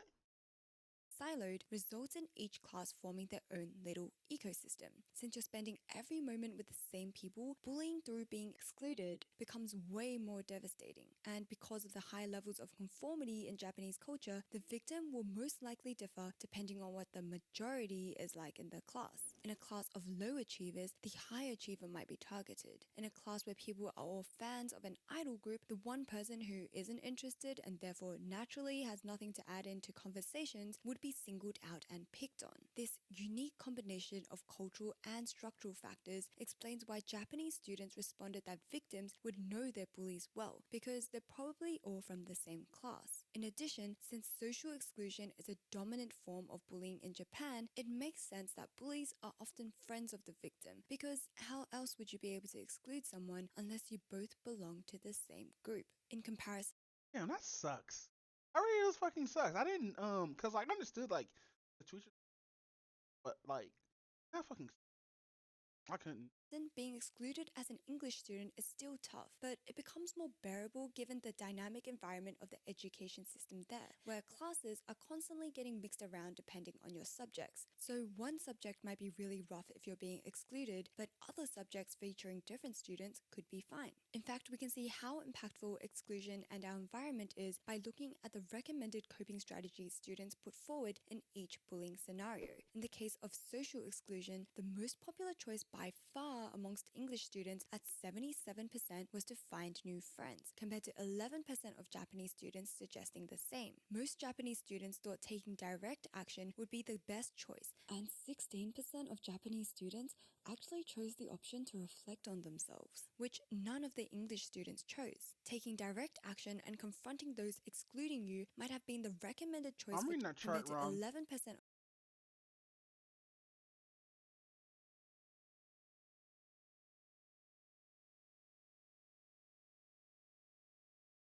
Oh, I said close to 50 direct action. That's a very So okay, so physical is hard to ignore physical, or make new friends or deny it.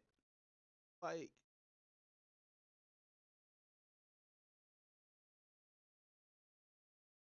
huh? Let's.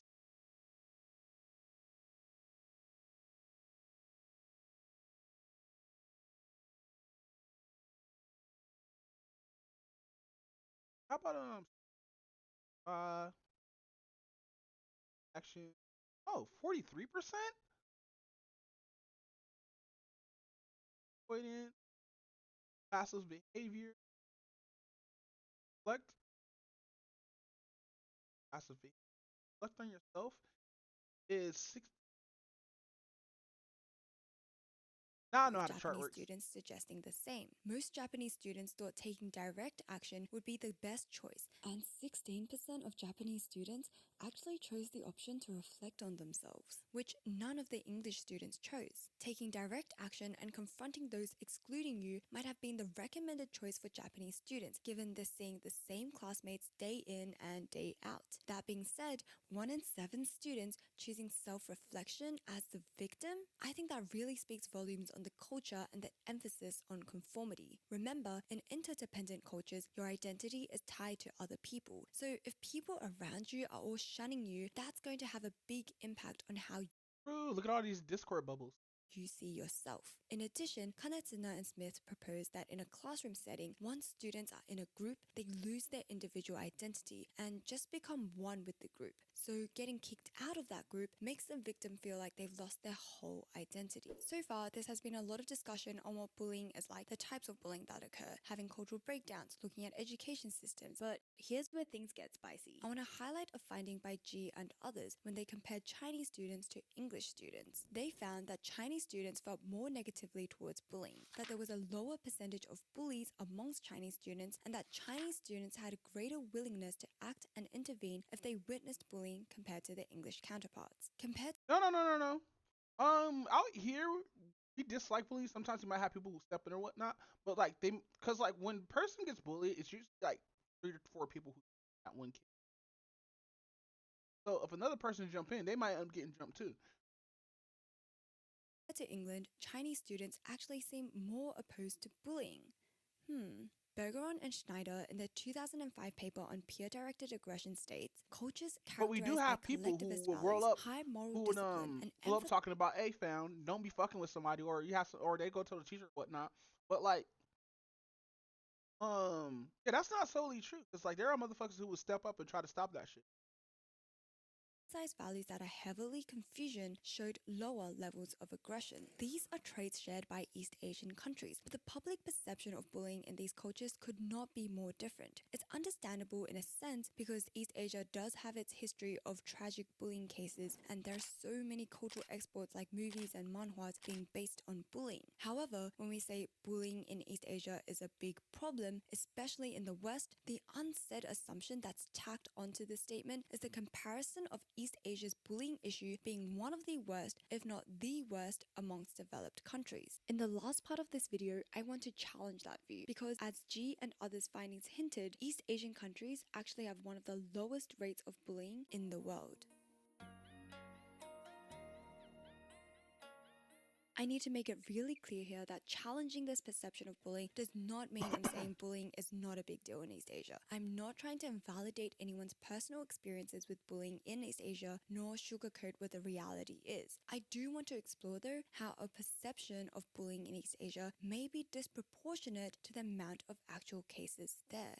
Here, I'll draw upon the phenomenal work of Rappel Eye and Komatsu's 2020 paper as they investigated this issue. They combed through international reports like the TIMSS and PISA surveys to find data that proves quite literally the opposite of this prevailing assumption. Since their work referenced 2015 data, I've just combed through the latest 2022 PISA reports to give you guys a more updated view. One of the first graphs presented on bullying other countries, sorted in order of percentage of students who reported being frequently bullied. On one end, you have countries where students reported the worst rates of frequent bullying: Philippines, Jamaica, Morocco, Brunei, Jordan. Then on the Philippines get like that, gee. Because how to get it from their teachers too. The other side of it, you have the countries with the lowest rates of bullying. And number 1 and number 2 for the lowest percentage of students being frequently bullied in the world is Korea and Japan. For reference, this is the OECD average, and the United States is one spot after the average. Canada is here, and UK and Australia are here. Even if Korea and Japan were near the OECD average, I think that still would have been a shock to many people in itself. But the fact that Korea... No, because if they're trying to look for the actual average, they wouldn't tell you the truth. They wouldn't be as low as possible, even though it's happening rampantly. Korea and Japan rank the lowest in the world for the percentage of students reporting being frequently bullied, that could not be a further departure from the impression most of us hold of these countries. I was able to find more data on bullying in the PISA 2018 report, and this one also included a few representative areas making up the China sample, being Beijing, Shanghai, Jiangsu, and Zhejiang. Again, we can see a similar trend here. Korea has the lowest percentage of students who reported being bullied a few times a month out of all the countries. Japan comes in 6th, and China, represented by the 4 respective cities and provinces, comes in at 9th. Again, for reference, this is where Canada, United States, and Australia are at. In fact, in this report, PISA states comparing 2018 data to 2015, the general trend across OECD countries was that the percentage of students that were bullied at least a few times a month had increased, but the opposite trend happened in East Asia. Rates of bullying had decreased. Now, some of you might be thinking, this sounds wrong. Don't worry, I was in the same river, denial, for the longest time too. PISA and TIMSS are both very reputable international studies, and I'll have these reports all linked in the description below. So if we can trust this data, then why do we not think of Japan, Korea, and China as places with the lowest rates of bullying in the world? Why is our perception so different?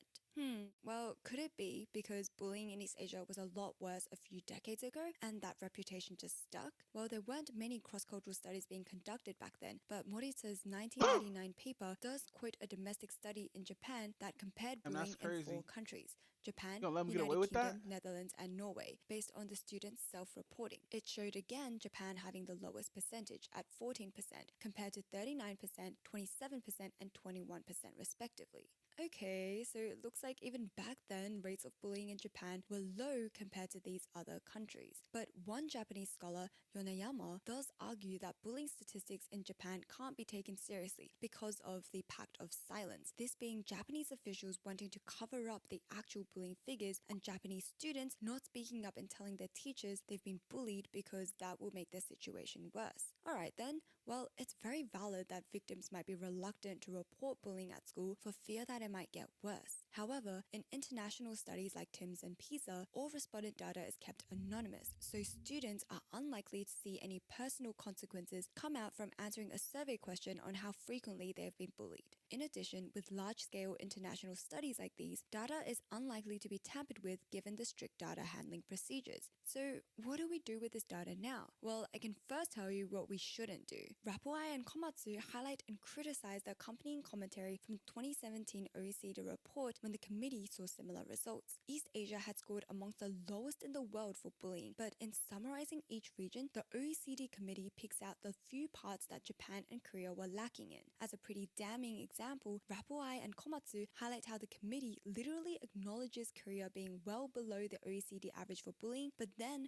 they follow up with this. In Korea, students who participated in PISA were significantly less likely than students in other countries to report that they are exposed to bullying. International differences in such exposure might partly reflect cultural differences in students' reluctance to report in a questionnaire that they have been a victim of bullying. This statement is exactly what pushes the narrative that the issue of bullying in East Asia is one of the worst in the world, even when data literally suggests the contrary. If you start saying things like, this is what our findings show, but maybe it isn't all that accurate because of cultural differences leading to students not telling the truth, then how are we supposed to trust this data? Rapuai and Komatsu state that instead, the OECD should have acknowledged the disparity between popular perceptions of East Asia and what the data shows, giving a simple statement like, despite dominant images, East Asian schools do not appear to have a major problem with bullying. Instead, the OECD perpetuates this stereotype and casts doubt onto the validity of its own findings. I think the discussion that Rapuai and Komatsu have started is a really interesting exploration on the gap between our perceived understanding of bullying in East Asia versus what the reality might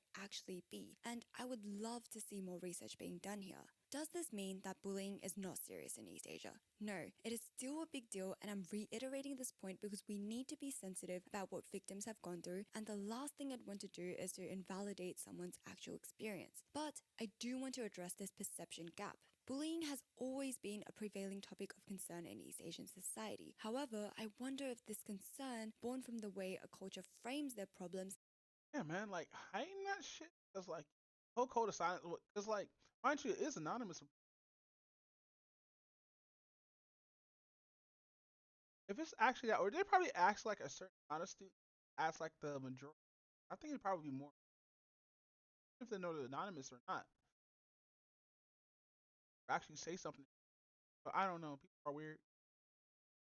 Gets lost in translation. Bullying cases occur in the West too, but we never hear much about it. Western celebrities sometimes even admit themselves to bullying or going through a mean phase when they were younger. And yet, if they're a better person now, rarely is that admission a career ender. So there's a lot to think about with this video. But to conclude, bullying is still a big problem in East Asia, but our perception of this issue in the West is disproportionate to the actual data we're seeing and almost masks the severity of bullying everywhere else. It's not that no other country has bullying happening, it's just that no other country is shining a spotlight on it for the world to see quite the way East Asia has been. East Asia has raised great awareness for the lifelong damaging consequences bullying can have, and bullying is an issue that should be taken seriously by all of us everywhere. Thank you very much for watching until the end. I really appreciate it. I would encourage you guys to read up on the actual reports and to check out and interpret that data. Yeah, so fucking yeah, bring your own opinions to this or whatnot. I'm not from these Asian countries. I'm not from the outside looking in. I was told by others, like physically others, not by anime and stuff like that, that fucking how horrible it was and how fucked up it was. Like, told me a story how the person who he knows was being bullied, they went up to his fucking house and while his mom was there and there and shit like that, which is fucked up. Like niggas is going to your house. Be like, motherfucking bully in America, they would never go to your house. You know, we have gun culture. But there are crazy ass niggas that will come to your house, which is crazy because, like, you know what? Boyga was right for, like, pulling the gun out this nigga. Because, like, nigga said, step on my property, I'm gonna shoot you. Dead ass. Now, if the dude would have did that shit where there was stand your ground or, like, there was castle doctrine, that motherfucking dude would have been shot up. Like, mind you, I don't condone people bullying any motherfucker because, like, that's just a waste of fucking time and energy. Even like the nigga, why you gotta fucking throw up on there? But then again, I do also encourage bullies for just for certain motherfuckers because, like, certain motherfuckers need to learn today. I can't do that with a straight. But no, Watch World Indie.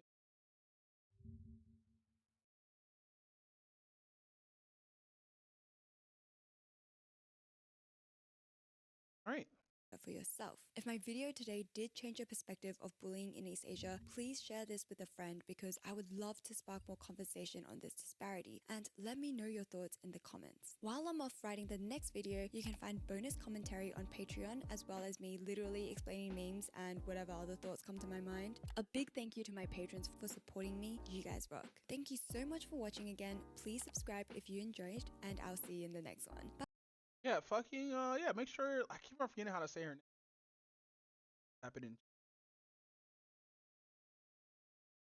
I don't know how to pronounce that name. I'm gonna be 100% real with you.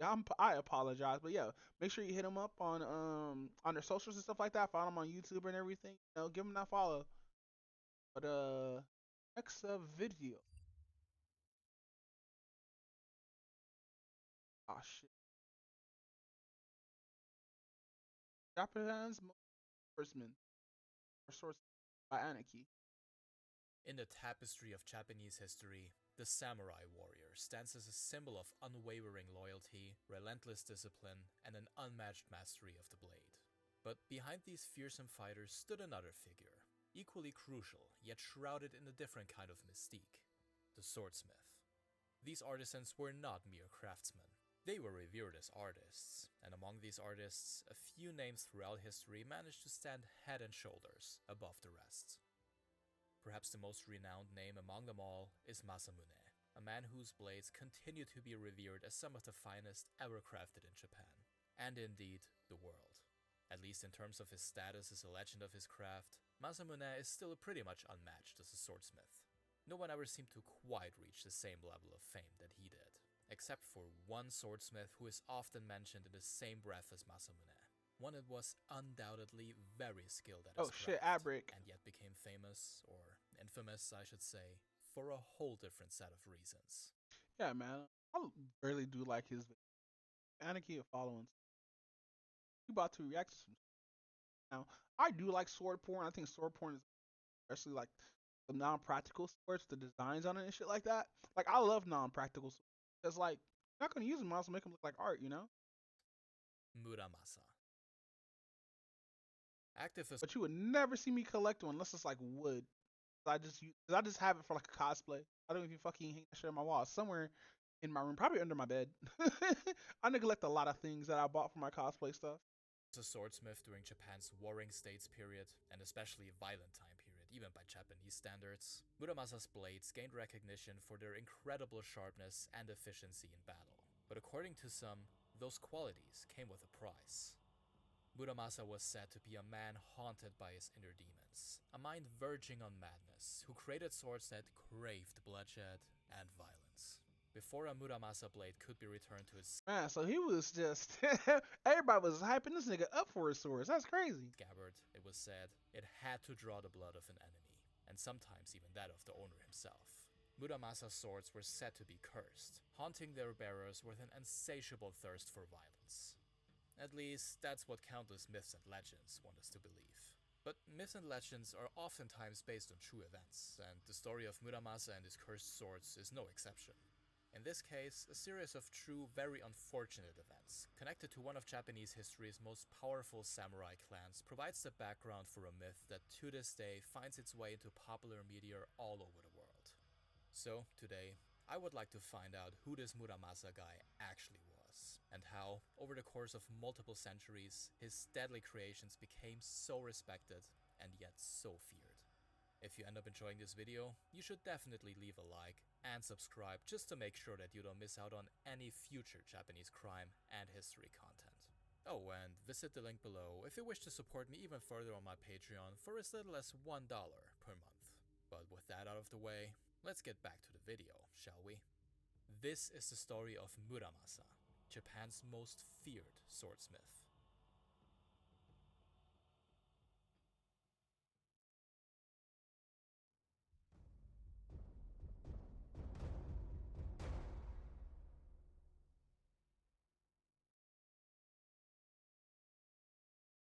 Before we get into curses and all that stuff, let's find out who Muramasa the swordsmith actually was. Because believe me, the answer is not that straightforward. Pinning down details about historical figures from centuries past can be like chasing smoke. Birth dates, birthplaces, even the date that they shuffled off their mortal coil, all up for grabs depending on who you ask. Usually though, it's the minor details that tend to go a bit fuzzy as the years go by. But Muramasa, this guy is a total enigma in many ways. Here's what we do know. Muramasa I, also known as Sengo Muramasa, was born sometime during the 15th century. Some sources claim that he started his career as a student of Kyoto-based swordsmith Heiansho Nagayoshi as early as 1428, while others place the date of his swordsmithing debut as late as the 1490s. Some legends would like us to believe that Muramasa was, in fact, a student of the great Masamune, but in reality, they lived at least a full 100 years apart from each other. The earliest known sword, signed with both the name Muramasa and a date, was created in 1501, but some of his other swords, which were merely inscribed with a name but no date, are at least suspected to be maybe a couple of years older than that. One thing, however, is very important to keep in mind throughout this whole video. When people talk about swords made by Muramasa, they usually talk about more than just one specific person. Rather, blades engraved with the name Muramasa were made by either Muramasa I or one of his disciples. To make a long story short, Muramasa I, and maybe even his second or third generation disciples, had been active by the early 16th century, and oftentimes it is actually the second generation of the Muramasa swordsmithing school which is regarded as having been the most skilled of them all. But what if the first and second generation were actually one and the same? That's what Fujishiro Matsuo, one of the most revered Japanese sword polishers ever, theorized. He claimed that what we now consider to be Muramasa I and Muramasa II might as well have been one person who had an extraordinarily long career in swordsmithing, honing his skills to an extremely high level. An interesting theory, but also one that only adds to the confusion about Muramasa's true identity. Theories aside though, the Muramasa school created some truly extraordinary swords, and is said to have survived for at least 3 entire generations. When exactly the school disappeared is, you guessed it, up for debate. but there are some swords verified as Muramasa school creations that have been dated to the mid to late 1600s. The school's location, in connection with the time period that it had been active in, is essential to the story of Muramasa and his cursed swords. His forge was located in Kuwana, a city in Ise province, which was in close proximity to Mikawa province, home to the Matsudaira clan, which back then was a relatively small clan surrounded by much bigger ones. That was until the mid-1500s, when the clan's leader Matsudaira Motoyasu aligned himself with Oda Nobunaga, the lord of nearby Owari province, who was well on his way to uniting all of Japan under his banner. Matsudaira Motoyasu later became Tokugawa Ieyasu, a name that probably rings a bell for everyone even remotely interested in Japanese history. He is considered to be one of the three great unifiers of Japan, after all. He is also very important to the story of the Muramasa school and their swords. Japan was in the middle of the Sengoku period, probably the most violent time period in a country's already violent history. And because Muramasa's forge in Ise province was in such close proximity to Mikawa, they were chosen as one of the main suppliers of blades for the Matsudaira, or Tokugawa clan. Swords, or good swords to be precise, were in high demand, and the name Muramasa was synonymous with incredible sharpness and quality. And yet, Tokugawa Ieyasu, who basically united Japan with the help of Muramasa-produced swords, reportedly developed a deep-rooted disdain for these exact blades. And that is where the supposed curse surrounding Muramasa and his swords comes in, originating from a series of unfortunate events that began all the way back in 1535, before Ieyasu was even born. When his grandfather and 7th generation leader of the Matsudaira clan, Matsudaira Kiyoyasu, was heading into battle with the Oda clan of Owari province, a rumor started circulating. Abe Sadayoshi, one of his most loyal retainers, was planning to betray the Matsudaira clan. Despite immediately dismissing the rumors, Kiyoyasu sought to meet personally with Sadayoshi, but instead, he encountered the retainer's son, who was under the belief that his father faced imminent execution. In a moment of panic, the son struck the leader of the Matsudaira clan, severing his earlobe and delivering a second blow as he tried to escape. It is said that the second strike basically cut Kiyoyasu clean in half, entering his body at the right shoulder and exiting the body at the left hip. Later investigations also revealed that the weapon used for the murder was an oversized katana engraved with the name Muramasa. Then, in 1549, Matsudaira Hirotada, the son of Kiyoyasu and the father of Tokugawa Ieyasu, wasn't killed by a Muramasa blade, but it was pretty damn close. One night, he was woken up by the sound of steps in the hall outside of his private chambers, and fearing for his life, Hirotada stepped outside with his sword in hand, and before he knew it, he lost control over his legs, which were cut open and completely covered in blood.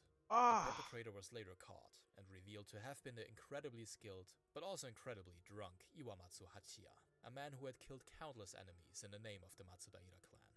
The sword that was used to seriously injure Matsudaira Hirotada was, of course, a Muramasa creation.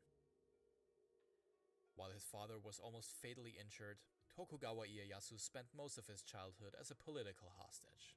When he was 7 years old, he injured himself with a small knife, which was later revealed to have been made by, you guessed it, Muramasa. 3 generations of the Matsudaira family had been either killed or injured by a Muramasa blade at that point, but there was more to come. The quote-unquote curse even continued with Nobuyasu, the son of Ieyasu.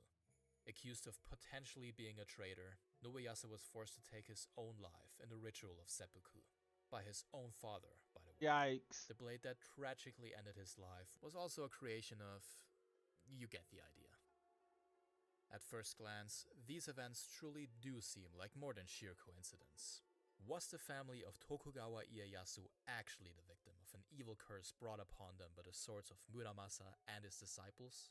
That idea certainly resonated with large parts of the Japanese population, because legends and tales about the supposed curse started circulating even before Tokugawa Ieyasu had passed away. The Mikawa Go Furoki, an early 17th century text about the history and ancestry of the Tokugawa clan, was one of the first texts to make the connection between the clan's aforementioned misfortunes and the Muramasa blades, but certainly not the last. But more on that a bit later.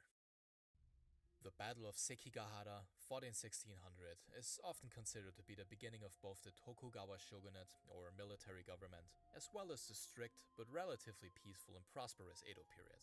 As the term Tokugawa shogunate already implies, the Tokugawa clan was in control during this 250 years long period. Yo, fucking.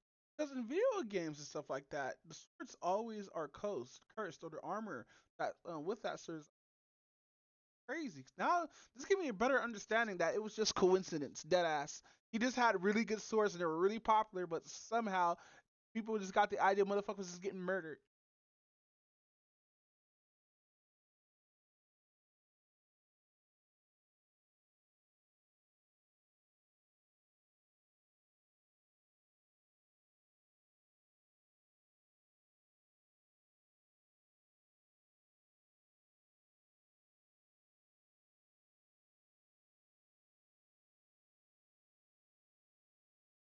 period, and the first shogun of the family to rule over Japan was Tokugawa Ieyasu.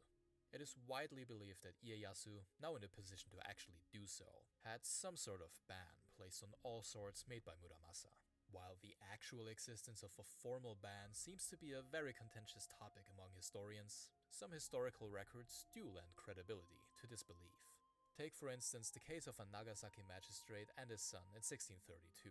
Facing exile for alleged crimes, their situation seemed serious enough. However, they had a way bigger problem than initially thought. When authorities confiscated their belongings, a total of 24 Muramasa blades were found, a discovery which reportedly completely altered the fate of both the father and the son, as both were now forced to end their own lives by committing seppuku instead. True or not, this and a few other stories seem to have had quite the impact on the Japanese population. With rumors of a supposed ban on Muramasa blades floating around, some owners opted to part ways with their swords completely. You know, just in case. Others found a more creative solution to this problem. The easiest way of identifying a sword back then was to simply check the swordsmith's signature located on the tang of the sword. So what if you simply altered the signature? Well, that is exactly what many Muramasa sword owners chose to do, and there were actually quite a few ways of doing so. Some simply hammered at the poor thing until one of the kanji letters was gone, while others had a more subtle approach, carefully removing one of the kanji letters and replacing it with another one to create signatures such as Muramune, Hiromasa, or Muratada. My personal favorite though is changing the signature from Muramasa to Masamune, which made it seem like the sword was actually made by Japan's most beloved swordsmith. Now that is smart. How serious this supposed ban actually was though, that's up to debate. Some choose to refer to it as more of a quote-unquote quasi-ban, with Muramasa swords seemingly still having been considered a prized possession throughout the whole Edo period. They were also still openly carried around in many cases, with no repercussions whatsoever, sometimes even by samurai who were very close to the Tokugawa family. Not only that, but Tokugawa Ieyasu himself owned a very unique-looking Muramasa-produced sword which still remains in the family's collection to this day. It's safe to assume that Ieyasu probably wasn't as frightened by Muramasa as the legends would like us to believe. I would say he was maybe a bit traumatized by what happened between his family and these swords. But honestly, that's kind of understandable, isn't it? The truth is, Muramasa-produced swords obviously weren't actually cursed. They were just incredibly common amongst members of the Tokugawa clan and their retainers. As mentioned before, the Muramasa Forge in Ise province was geographically close to the Tokugawa's lands and was renowned for its exceptional swordcraft. Given this proximity, it's honestly unsurprising that many of the murders and attempted murders of Tokugawa clan leaders involved Muramasa blades, which were likely among the finest available in that region. I think that pretty much explains the whole curse thing. But despite this, captivating news stories and legends about the Muramasa curse continued to capture the public imagination. These tales then spread through word of mouth, but also managed to find their way onto the kabuki stage.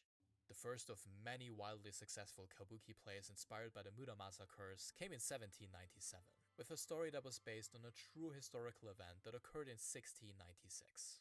A wealthy samurai called Sano Chiro Saemon suddenly lost his mind and killed a few dozen prostitutes in Edo's, or modern-day Tokyo's, red light district.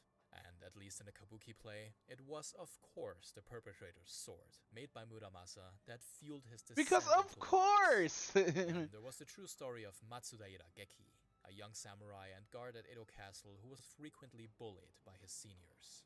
In 1823, he finally gave in to his frustrations, murdered 3 men, wounded 2 more, and then ended his own life via seppuku. Some later claimed that Matsudaira Geki also carried a Muramasa blade. You know, because that was obviously the problem, not the toxic work environment. For the most part, all of these myths and legends about murder and evil curses were meant to instill a sense of fear in listeners. In some cases, though, these same exact stories had the opposite effect. The Muramasa sword became a symbol to many, a symbol of resistance against the shogunate. Because of their complex history with the Tokugawa clan, they came to be seen as a historical reminder of those who dared to oppose the shogun's family. And this association deeply resonated with those who harbored feelings of opposition to Japan's military government. Feelings that culminated in the legendary Boshin War of 1868 and 1869. This civil war marked a huge turning point in Japanese history. After more than 2.5 centuries, the Tokugawa shogunate was finally overthrown by the imperial court, restoring power to the emperor and bringing Japan into a whole new era. Prince Arisugawa Taruhito, a commander-in-chief of Emperor Meiji's army, witnessed the whole thing and was present when Edo Castle, and with it the capital, was handed over to the imperial forces. Prince Arisugawa Taruhito reportedly carried a Muramasa during the Boshin War, at a time when the meaning of the katana had become almost exclusively symbolic. Was Taruhito aware of the anti-shogunate symbolism surrounding his own sword? Maybe, maybe not, but either way, the story of Muramasa had now come full circle. The Tokugawa shogunate had, despite a troubled history with these swords, established itself as the rulers of Japan with the help of Muramasa blades. And now, those same swords help bring down the Tokugawa shogunate. It's almost poetic when you think about it. The curse of Muramasa is relevant even nowadays. Maybe even more so than ever before. Some of these swords are now worth millions due to their sheer beauty and of course their historical significance. But the story of Muramasa has also managed to become an integral part of pop culture, both in and even outside of Japan. From anime to the Marvel universe, everyone seems to draw inspiration from this unique part of Japanese history which seems to perfectly blur the lines between myth and reality, reminding us of the cultural and historical impact that even a mere swordsmith could have on his own country. What's your favorite pop culture reference to Muramasa? Let me know in the comments down below. A shout out goes to all my Patreon supporters listed here, including Bus. Sorry for not talking that much, but I can that was my Anarchy and whatnot. Fucking yeah, I was actually doing something. But no, yeah, that's crazy how people just thought this source is super popular and just super common among just murderers and killers, I guess. It's not that it's just cursed or anything like that. That's just a season that everybody got, which made the source especially popular. So like people who have that bloodthirst in them, because it's not the item, it's the person.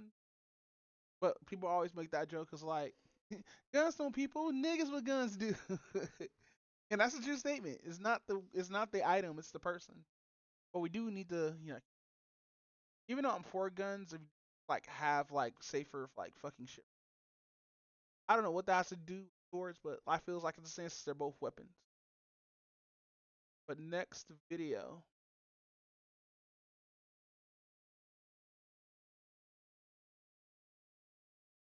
So this is by Nihon John. Do you like cute and sweet Japanese girls? Hey, let's go, metalheads. How about one from the Demon World with death metal vocals? Ah, she's a also nerd. likes to bite her fans and walk on their backs? Model, singer, fashion pioneer. In this episode, we talk about Japan's most infamous subculture princess. Of course, she has her own. Shina Hikari. Most of us outside of Japan may not be aware of some of the more interesting personalities within the Japanese otaku landscape, so I thought I'd do a little video series and try to shed some light on these individuals. This is Otaku Files.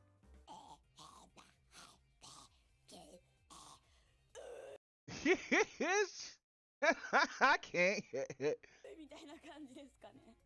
Sheena Hikari, known affectionately as Pikarin, is the perfect representation of an otaku and an ambassador to Japan's vibrant subculture.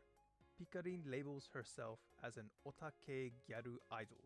A gyaru, as some might know, indicates someone who is into the gyaru Japanese fashion subculture. FYI, Ganguro is also related to gyaru and is seen as an extension of it. Otake means otaku type, so otake gyaru idol can be translated as an idol who is an otaku type gyaru. That's a mouthful. しっぴのいいところは白目がめっちゃできることです。そういうのはいらないので。いやいや、カラコン She also says she's forever a chunibyo. Chunibyos are teens that have convinced themselves that they have superpowers of some sort and are often being chased by a mysterious organization. Okay, they're aware of this, right? This is just for fun and giggles. This is not for real. Because if it's for real, that's hilarious. Like, you really think you're that important? Like, you're not like Taylor Swift, how the government's actually actively trying to go after her because of her influence.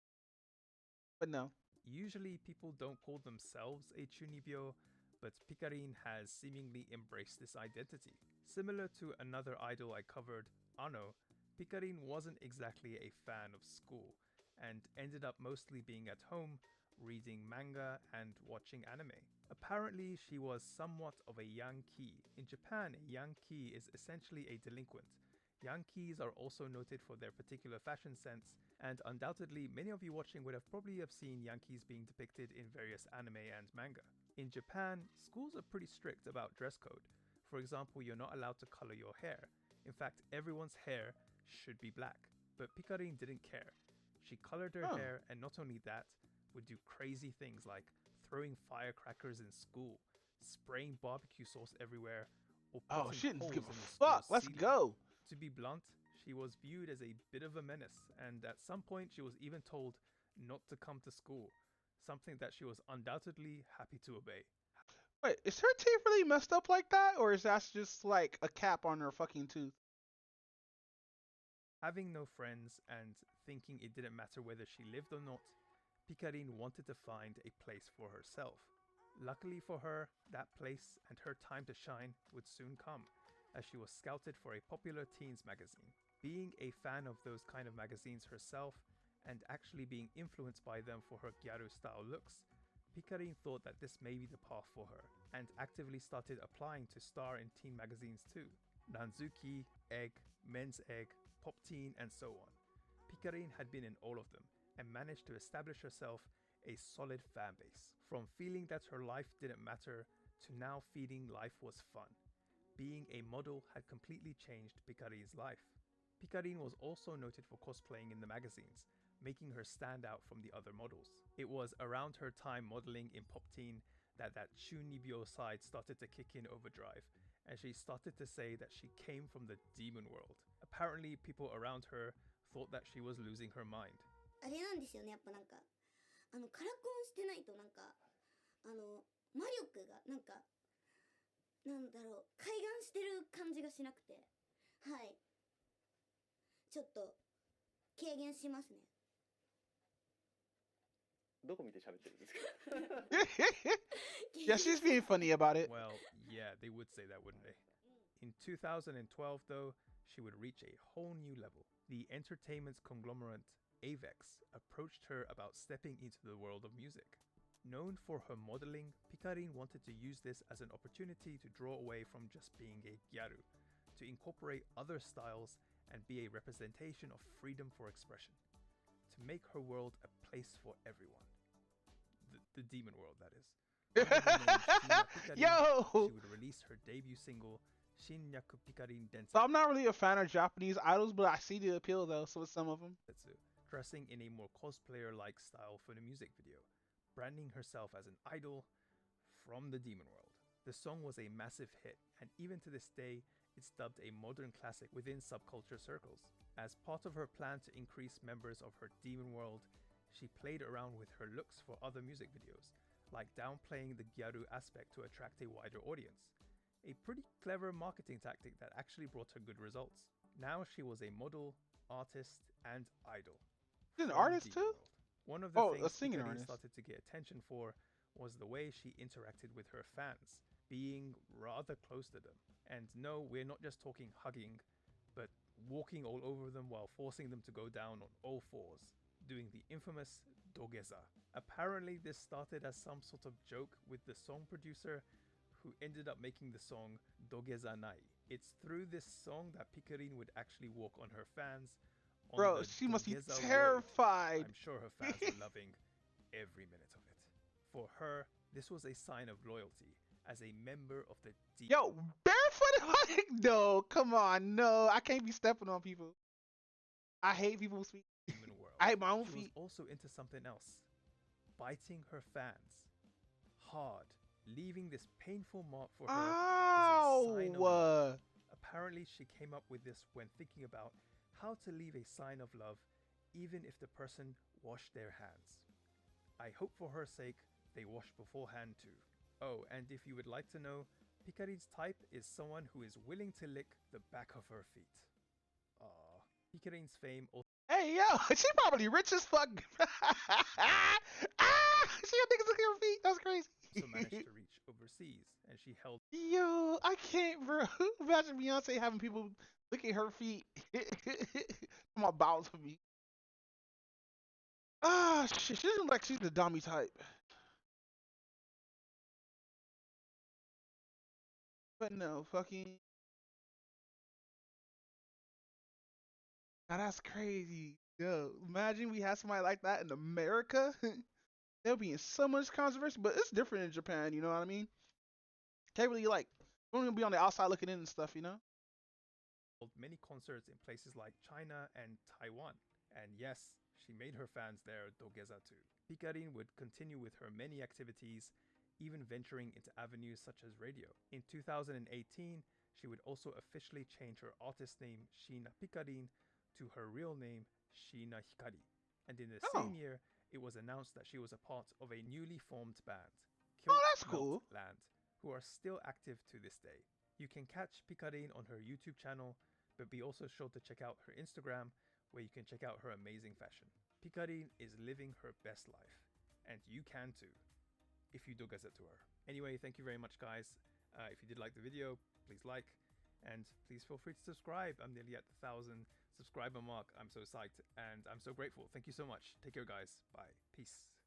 She must be having a lot of fun, though. She's not toxic, but she's like that. She must be having a lot of fun with what she does. But no, next video. Oh, this is going to be Warning, hour long, the following guys. video contains content which is inappropriate for persons under 18 years of age. This video will contain some sensitive content with the following trigger warnings: self-harm, alcoholism, substance abuse, trauma, mental illness, sex work, domestic violence, the pandemic. This channel does not promote or encourage any illegal activities, and all content provided by this channel is meant for educational purposes only. Viewer discretion is strongly advised.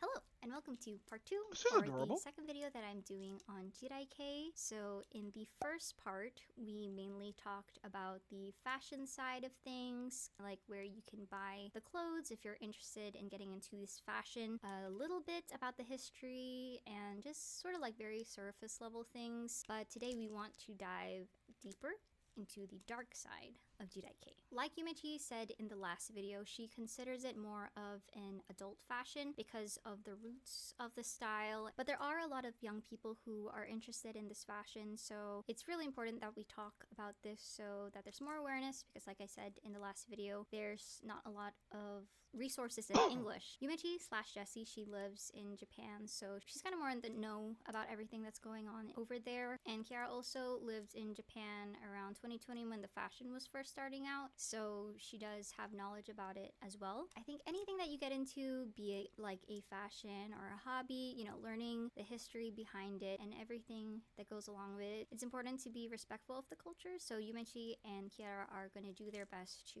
explain more about the dark side of Jidaike. So let's go ahead and jump into the interview. Hello. Hi.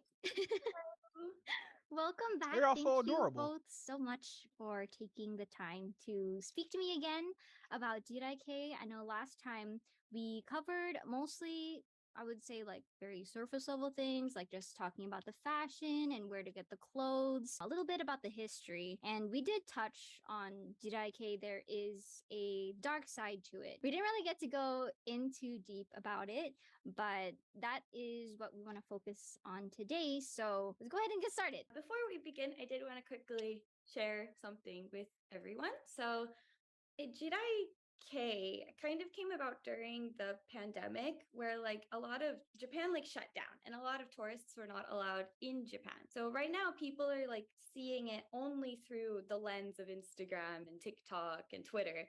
And social media is a lie. It always shows the best and the worst of True. what's happening. I'm already agreeing with And this woman so I already. want She's to basic, just guys. tell She must be everyone telling the that like truth. what we're going to talk about Because today she is. Because at a lot of this shit online stage is in the like not fashion, real. because it's Dead ass. so huge. It's everywhere, and it's not just Tokyo. Like my friend was in Nagoya recently and like saw Jirai girls there too.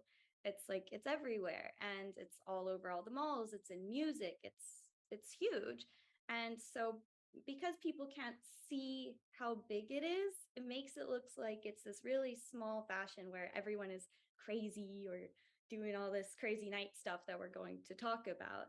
So just don't play into stereotypes. The majority of people at this stage in the fashion aren't like this. Some people are, but not everyone is.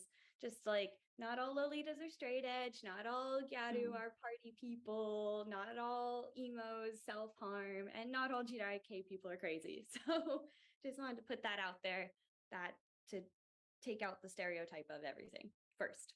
And then let's talk about the dark stuff. Yes. Yeah, well put. I think that with Jirai-K, like I haven't been back to Japan since very, very early Oh, she's not 2020 Japanese. when I had to leave because Or is she the Japanese? pandemic happened. At that time, Jirai was still very, very much early in its stage. And like even me who's participating in the fashion, but in like Western communities or outside Japan, I know that I can't even see how big it is there. It's true that from an outside perspective, you are getting most of your information from Instagram or from media that you see and things like that. And for sure, it's going to portray, as you said, the good and the worst of the fashion. So you'll see like darker things, I guess, things that are a little bit like controversial, but I think that that tends to happen a lot, especially with subcultures. You'll hear a lot about the shocking things because that's what gets attention. You'll sort of get this point of view to get the attention of the viewer, whether it's good or bad. And yeah, I think that it's very good to start this video with that in mind. As we said in the last video, it started in Kabukicho. And if you don't know what Kabukicho is, it's basically the red light district or like the party city. So there's a lot of bars, clubs, there's a lot of like good restaurants and some cafes. Like it's not all bad. And I think that that's one thing is like, of course, you Please see on the stay. news, Hold on. like, Hold on. Please do stay vigilant and on the side of caution when Kabukicho. It may be safer than it may be safer than it. It's still important to not be careless and overly trusting of people. Visiting during the day is advised and it's much safer than visiting. Oh, okay. you know, person stabbed in Kabukicho, and like you see all this bad stuff. Kabukicho, though, as like in existence, has changed a lot. And if you maybe have been to Japan before, like 2012, 2013, if you were in Japan then, your Kabukicho experience would be very, very different from how it is now. I am calling it the kawaiification of Kabukicho, but I think the real word Oh, for so it it is wasn't as cute at first? In 2013, Japan announced that they were going to host the Olympics for 2020. And of course, Japan started like panicking. They're like, oh shit, we have this red light district, and there's like, you know, the Yakuza are everywhere, and like, you know, all these hosts and catch guys, and like, you know, they wanted to appeal to foreigners, and they wanted foreigners to be safe in Kabukicho because until that point, it's like it's pretty sketchy, not gonna lie. They started, I think, the Toho Cinema with the big Godzilla. Maybe you have seen pictures of it. I saw it in person. I went in 2018 and we saw it's so cute. So that opened in 2015. So that was kind of step one of like trying to fix Kabukicho's image, was making a big thing that people would want, tourists would want to take pictures of. Like, of course you want to see a giant Godzilla on a building. And Japanese people want to go see movies, and they were like, this will be a good thing for Kabukicho. And that was kind of step one. And then they added an arcade, which of course is going to attract younger people. Now we have an arcade, we have a movie theater. They opened a Krispy Kreme, so you can get donuts now.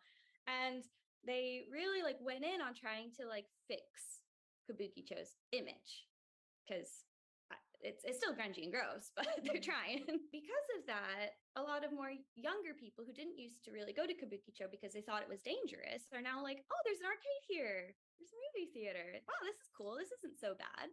And then you go for those things, and then you start seeing the other things like host clubs and Kyabakura and all these, exciting more adult stuff. So kind of like Vegas. I don't know if you guys went to like Las Vegas in like the 90s and early 2000s when they had like all the shows and the roller coasters. They kind of tried to make Las Vegas kid friendly, and now they're kind of doing it with Kabukicho, but on a different scale. So with like that also becomes the rise of the Con Cafe, which is like the gray area The Con between Cafe? a maid cafe Concept Cafe, okay. and a hostess or host club, basically. It's like the middle point. These concept cafes started popping up everywhere. They were like boom, boom, boom, boom, boom, because they're a little bit more family friendly. Like the point is alcohol, of course, but not quite to the same degree as like a host club or a hostess club. Slightly a bit more like level down from that. And they go out on the street, they're wearing like cute little costumes, and they're like, yeah, come to my bar, And a lot of like younger girls wanted to work at these places because they're cute. That was kind of like the main kawaiification of Kabukicho. And if you go there now, it's basically exactly as I described. There's a lot more cafes now, a lot more like game centers, and they kind of hid the scarier stuff. It's still there, but they kind of pushed it back a little. Yeah, that's bit bad. and put more cute manga cafes and torikizokus and stuff. They fixed it. I wanted to also talk about, like, with this kind of rise of Kabukicho now being a safer town, better for younger people. I saw some people in the comments mention about it is the Toyoko kids, or like runaways, teen runaways, basically. If you read the manga for Tomorrow I Will Be Someone's Girlfriend, like Yua, the character, is like a teenage runaway that like runs away to Kabukicho and to make her. What is this? Okay, so I know that they're weebs. That's understandable, all, but damn, I didn't know they had like actual manga and manga all that stuff like that. Dreams come true because she doesn't have a very good family life, basically. So a lot of younger people started seeing like, oh, there's a lot of young people hanging out in this Kabukicho area. It looks like, somewhere I want to go because my life sucks at my house. My parents don't pay any attention to me, or I hate school, or, whatever kinds of reasons people have to run away. And they come from all over Japan, and they come and they live in Kabukicho, and they're just like homeless young kids, like usually between the ages of like 13 to like 20. So I'm gonna bring that up later, because like as young as like 13, and they'll like run away and they'll like live in like love hotels together and stuff, or like manga cafes and places like that, and then they'll like try to get like sugar daddies or like working illegally at like certain bars. Oh, so they do that same shit out there too. That's crazy. And so we're doing a little bit different out here. It's usually they stay at their parents' house, not at internet cafes, because internet cafes in America are way much more different than internet cafes in Japan. Like internet cafes in Japan have like rooms where you can just fucking chill and do personal stuff and everything like that. Bars or working illegally in. It's like an apartment, but you pay daily, I think. Seedier businesses. And so, and it's dark and sad, and that's kind of where like this whole like Jidai concept kind of came from, essentially, was like teen runaways and how to deal with being like a young person homeless in Kabukicho. And because of that, you're sad and you're looking for people to love you, and Kabukicho is not necessarily the best place for that, because a lot of the love there is artificial. It's not real. It's some host telling you you're beautiful, or some host, some con cafe girl saying that you're the coolest guy she's ever seen. It's not real. And that leads to a lot of like mental health problems, which leads to the whole like kind of Jedi image of popping off at any second, being, sad very soon, or, busting out, getting angry about this, that, or the other thing. Yeah, it makes sense. I was actually having a conversation about Tomorrow I'll Be Somebody's Girlfriend, because I finally like started continuing to read it because it wasn't translated into English for a while.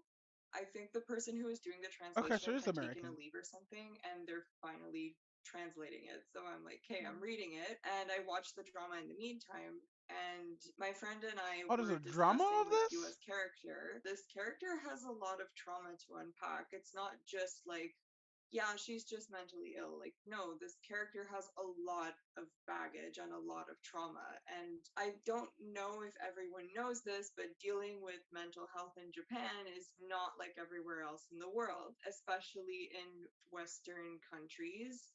We do tend to have a lot more accessibility to like therapy or getting a proper diagnosis to know what's going on. I think psychology is more developed in other areas of the world, whereas Japan, from what I've heard of people that live there, generally, if you have mental health issues and you go and get diagnosed, they kind of just give you medication and they're like, here, deal with it. And Damn. instead of, whereas in Canada, if you have Oh, a she's mental in health Canada. issue, usually they're not going to first prescribe you medication. They'll be like, okay, well, you should go to this therapy and try this and do this. And they're going to try to make sure that the problem gets fixed. Whereas, again, I've heard from people in Japan telling me that when you have mental health issues, they tend to just give you medication and go like, okay, go have fun, like chill. And I don't know, recently the government has kind of been like, our economy sucks. Drink more, please. Drink more, We have please. alcohol available. Please help our economy by getting drunk. Like, I don't know, that kind of gives you a narrative of how the country That's is. bad. It's something that needs to be kept in mind when Dude, no wonder why they had a whole forest called the suicide. I thought they actually like helped their people a little bit. Whatnot, it's just hard to get help because of the way how the work schedule is like that. I didn't know motherfuckers is just like, now mind you, this is only on the outside looking in. I'll do my own research on my own time, but like, fuck, bro, that's crazy. when you look into Jedi culture or like the dark side of Jedi from a Western perspective, you need to understand that things are not going to be like in your country. So you can't look at it with like a biased lens of your own culture, I guess. That Yua's character, like, yes, she acts in certain ways and she does certain things, but it's because she has all this trauma from her home life and from things that she does and gets herself involved into. And she's very young, so it's interesting to see this character develop this way. I think that like something else to like kind of consider is like in Japan, like Tiara mentioned, drinking culture is a really, really big part of everything. It's like you almost feel pressured to drink so much that like they sell non-alcoholic beer so you can still like drink with your boss even if you like can't drink. It's everywhere. And I think in a lot of Jidai-K artwork you see like strong zeros, which is like Strong a 9% zeros. alcohol in a can. It's not as easy as just go get therapy, especially if you're like a teenage runaway. You probably don't have like all the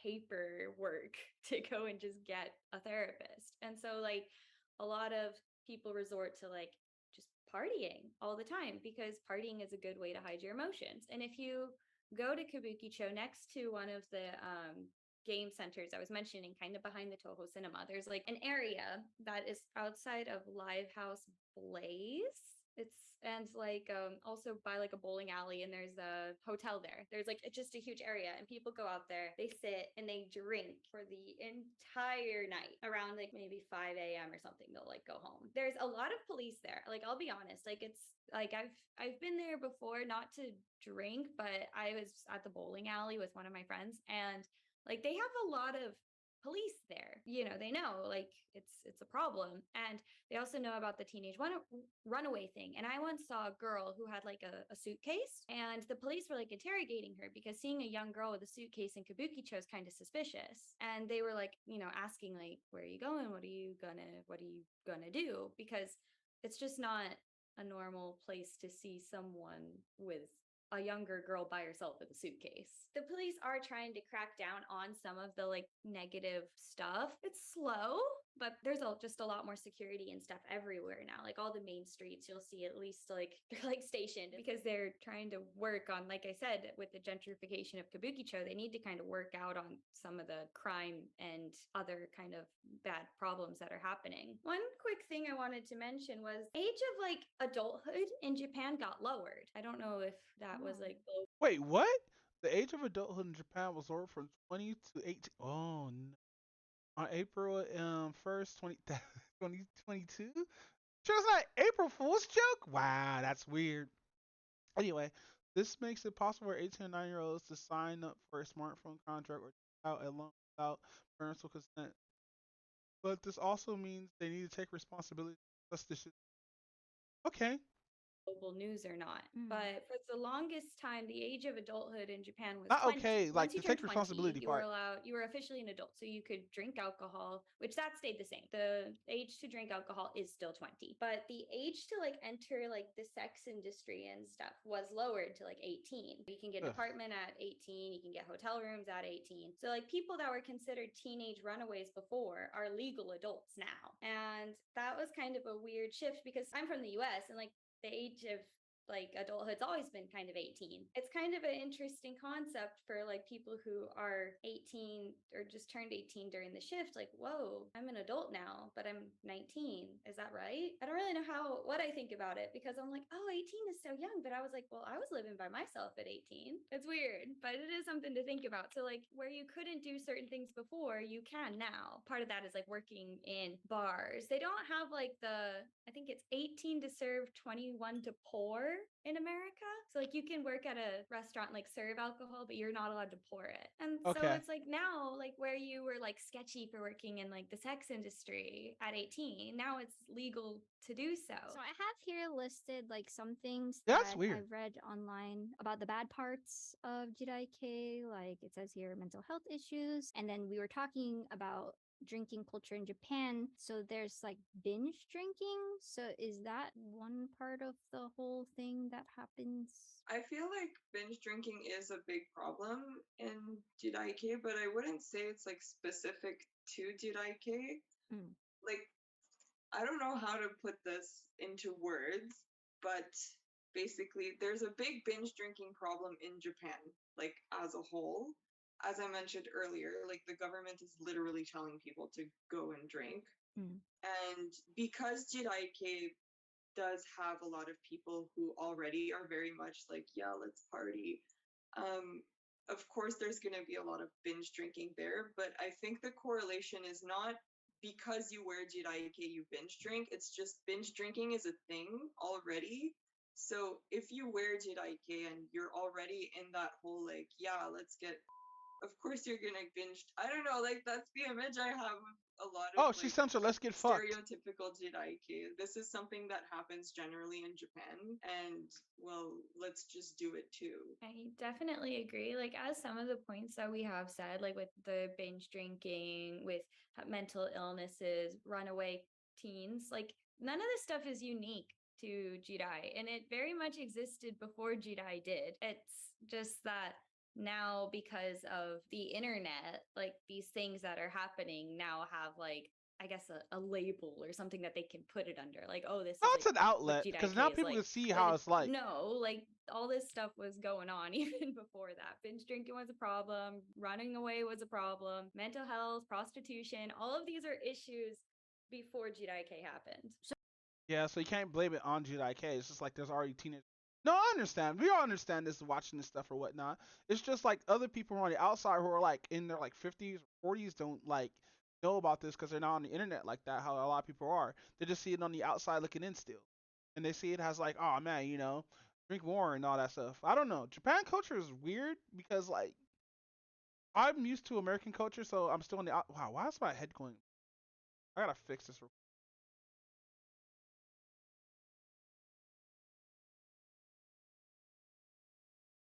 There we go. About to fucking bend down my head every single fucking time. Ah, shit. But no, being on the outside looking in, like if I ever go to Japan, it would definitely be a culture shock. I've been in culture shock before. I hated it. So regarding like mental illness and stuff, I read like some comments, people saying like how they would romanticize mental illness. Is that a case for some people? I think the best way to compare it to make it more understandable to people is if you were on the internet in the 2000s and emo culture was rampant, I think everyone remembers how like a lot of people who, or not even a lot, like some people who were into emo stuff were very much glorifying depression and self-harm, and it was like a cool thing to self-harm, and people would sort of glorify that, and that sort of behavior was not rewarded, but you could show off that you self-harmed as being an emo and it was like okay. I think the behavior here is quite similar. It's not everyone in Jirai who does that, but there are some people who do sort of romanticize mental health. However, I feel Yeah, I like think it's I think romanticizing mental health is the worst thing. Like, mind you, I do make jokes that like I could fix her and stuff like that, but like really, you can't get help, fam. Like that you able because of somebody just because you the only trait you like about them is their mental disability. Don't like anybody for their mental disability. Like I might joke about yanderes, I might joke about fucking mentally unstable people, but like fucking I'm also mentally unstable and whatnot. And fam, that's just not a joke, bro. That's just to romanticize or anything like that. Like it's better if you get like somebody you can talk to, get a therapist, and fucking get the medication and everything and get that shit in the butt before it ruins your life. Because mental health can ruin your life for the worse. I know people like, oh, that's not mental health because I have mental health. I'm still no. I wouldn't believe that. But then again, everybody deals with mental health in a different way.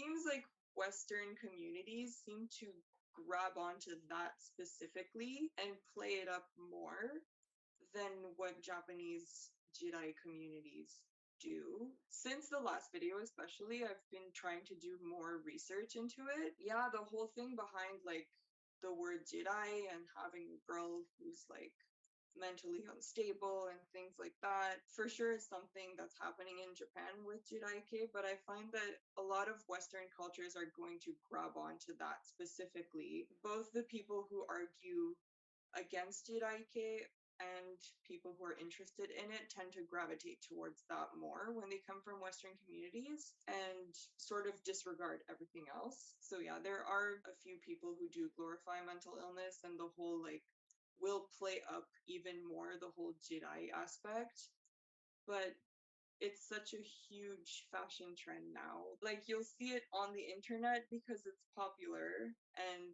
it's gonna sensationalize to show that, but it's not the norm within the Jedi community. A lot of times too, I have seen some comments of people saying that like the hashtags of Jedi is filled with like self-harm and stuff. I check the hashtag very often and I've never seen actual photos of self-harm. I've seen vent art about it, and that is something that's very popular. You do see self-harm in a lot of like art, but I've never seen like actual photos of self-harm on it. I only saw self-harm once and it was on a girl's private story, but I've never seen it in like the Tash tags. Like it was, like I said, it was like a private, like friends only story where I saw it. She was a pretty popular Japanese influencer. So I'm sure quite a lot of people did see it, but it's definitely not the norm. And honestly, most of like the Jedi influencers here in Japan, a lot of them are actually like pretty normal. I think like they go to, I've met several of them and a lot of them are like, oh, I go to afternoon tea and I get my hair done and I go to a Johnny's concert. Like a lot of them are just living their best life. Isn't there an idol group where they all kind of wear Jedi? I know somebody commented it on the video. I don't remember. I wish I remembered the name of the idol group, but they all dress like that. I think there's like a million idol groups. That Oh, okay. But there was one really popular one called Higeki no Heroine Syndrome, like Heroshin for short. They're actually sort of what got me interested in Jiraiki Oh, that's more a than I unique ass already team. was. And I think they were probably more popular overseas than in Japan because they disbanded and now their members are doing other things. But yeah, they were quite popular. I think one of the other big was it wasn't an idol like it's not the group's always image, but it was probably their most popular song, and it was Shukipi by Equal Love. And the whole music video is like, so at the beginning they're in like a boy's house, and like she's wearing like kind of normal clothes, and then like toward the end of the video they're all wearing like Jidai clothes dancing in his house, but they like decorated the whole house like pink. So it's kind of like the girly takeover of this boy's house, and the lyrics are very like kind of Jidai lyrics, and they mention like I'm not Ryo Sangata or something, like I'm different from other girls or something. And one Damn, of they the actually do most use that there popular too. That's members crazy. ended up playing Yua in the Tomorrow I Will Be Someone's Girlfriend drama. So that music video was, I think it blew up Jidai K even more because that particular idol is incredibly popular amongst Jidai girls. And then they have a Jidai music video, and it's very cute. Like the song is adorable, but yeah, it's in music, it's everywhere. And then Hatsune Miku did like the Menhera Janaimon song. I don't know if y'all have seen that around, but that was also a Yeah, and popular one. recently Hatsune Miku had like a figurine that came out that's like a Jirai outfit. I think it's called Vampire Miku. I saw Literally. that. She has like a face mask and she was showing her fangs or something. Yeah, I remember seeing that. It is a very cool figure. Like, Yeah, I don't collect figures, but I was like, yo, that one's really nice. I want it. Watch, if we do a third video, there's gonna be the Miku figure. Your Kuromi's like escalated. I want to put like more Kuromi to now. It's like so bad, Kuromi. They even have, yeah, they have a child also. Oh, They gave birth. They kept multiplying. I love how I said I was just gonna buy this one, and then I ended up with like. Oh my god. I think that one of the things in this is again also kind of like Japanese culture, but I think that Jidai takes a lot from it, is hyperfixation on something. And a lot of nowadays it's a lot of idols, a lot of Japanese idols, K-pop idols, visual K. It's like hosts, if that's your vibe. It's this like as we mentioned, like a lot of Jidai K are like kind of party people and also trying to escape negative emotions that they can't easily express through therapy or anything like that. So hyperfixation is really popular, and like being like anime, just something. And you'll see like So is it keep like seeing it, because otaku doesn't mean you're obsessed with something? It means you're just a fan of something, right? So is this like is actually like kind of style? Is that like sort of like how does it have links to otaku culture or whatnot? Because that sounds like otaku as fuck, but it's not. It's more of obsession. Wow, I can't say the word obsession. Obsession. Why can't you say that word? Obsession. Wow, I'm fucking words today. at cafes like I can taking say a picture obsessed, of but like not their obsession. anime Wow. keychain, and they're like, "Oh, look at him, he's so cute," but it's like a doll, like it's like an anime figure, or like they have like the big uchiwa with like their favorite like member's face or something. They're like taking pictures with it. It's or like Chucky, like the Polaroid pictures that like you get at like maid cafes, or you can take them with like a lot of like smaller idol groups and like band men if you're into visual K. But like hyperfixation is like a huge like no, I don't want to say problem, but it's like, not a problem. I don't want to say problem, but you know, like Ryo Sangata especially, like I think Jidai's they hyperfixate, but like they're not, I feel like, quite so open about it. But the Ryo Sangata girls, they got like the huge ass like bag with like all their button pins, carrying like their stuffed animal of like whatever anime character they like, and they get like their hair done to like match the color of like the character or idol that they like or whatever. It's especially prevalent in Ryo Sangata. Jidai a little bit, I think so, because they both kind of feed into each other.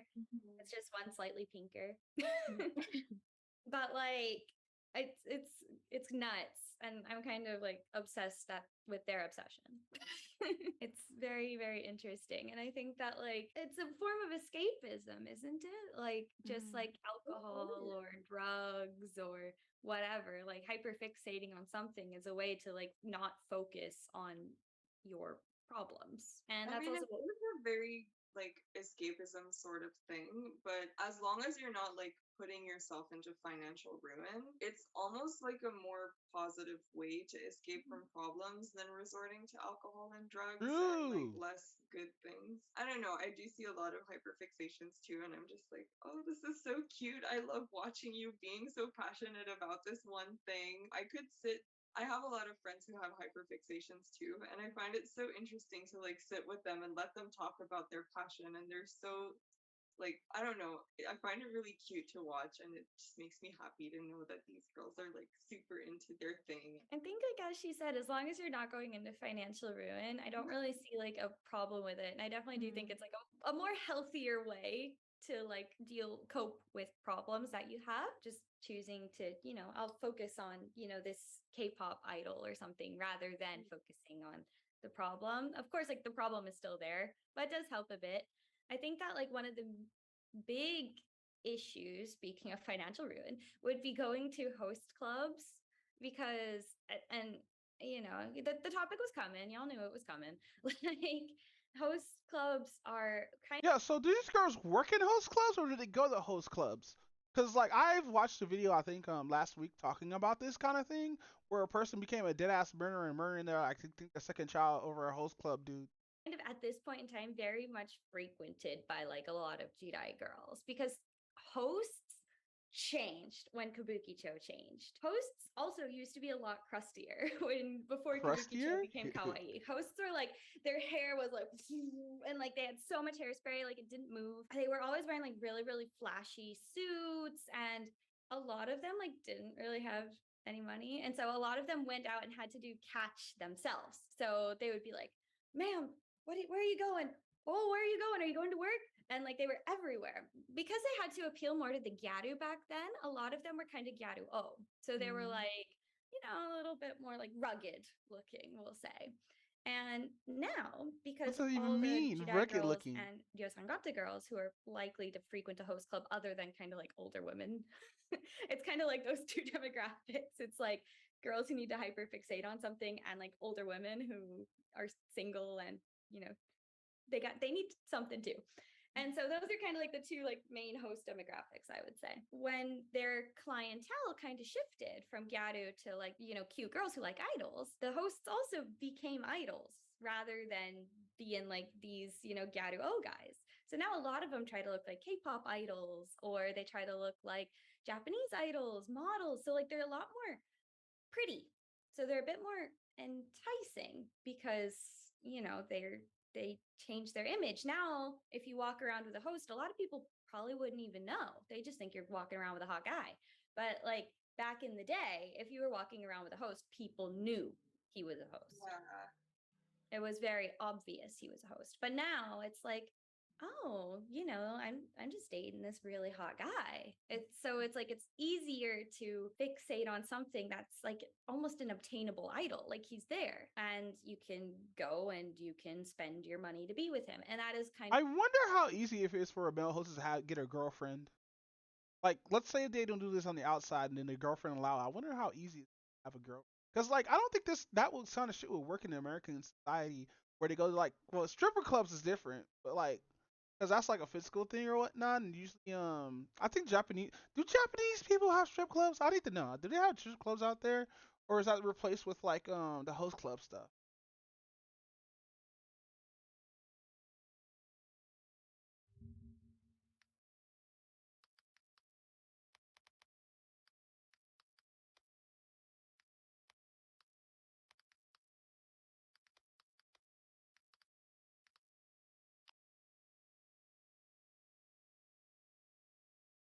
Oh, they actually do have strip. Oh, they look very fucking classy. Oh, this shit looks classy as fuck.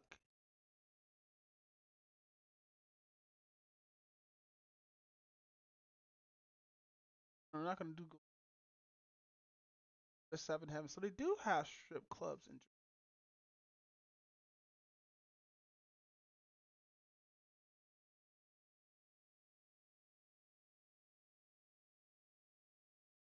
Or gentlemen clubs, what they call it.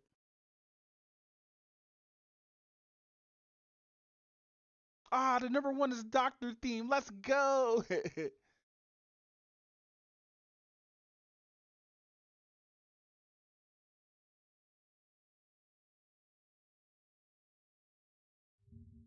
Why is it like it's an office?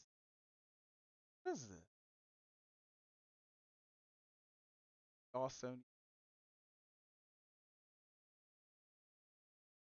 Oh, this is the back booth.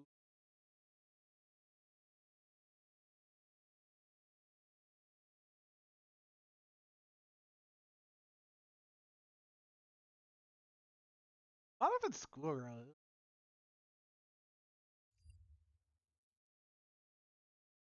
Oh, this one Tokyo Hentai Club. What is this?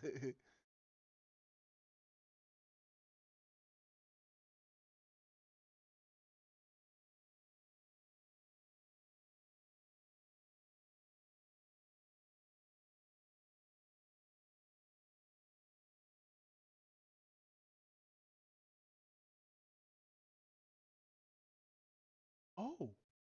Oh, they do. Ha ha. Ah, okay. Ha ha. Reading through like some of these reviews. It's that kind of strip club. Okay. Ha. Who? One of the biggest problems. As you know, in strip clubs, you're not allowed to like touch at all. Like the woman can touch you, but you're not allowed to touch a woman back. So like, I would say in Jidai when it comes to financial ruin is it's like girls who already maybe don't have a place to live.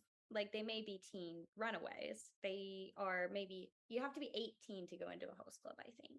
And then 20 to drink. Some of them I think are 20 only. I think it kind of depends on the club. I'm not really too sure about that one, so like don't clock me. But like, now it's like okay, it's a girl who's kind of unstable who may or may not have a drinking problem, which is the whole, you go to a host club to drink and that's kind of the whole point.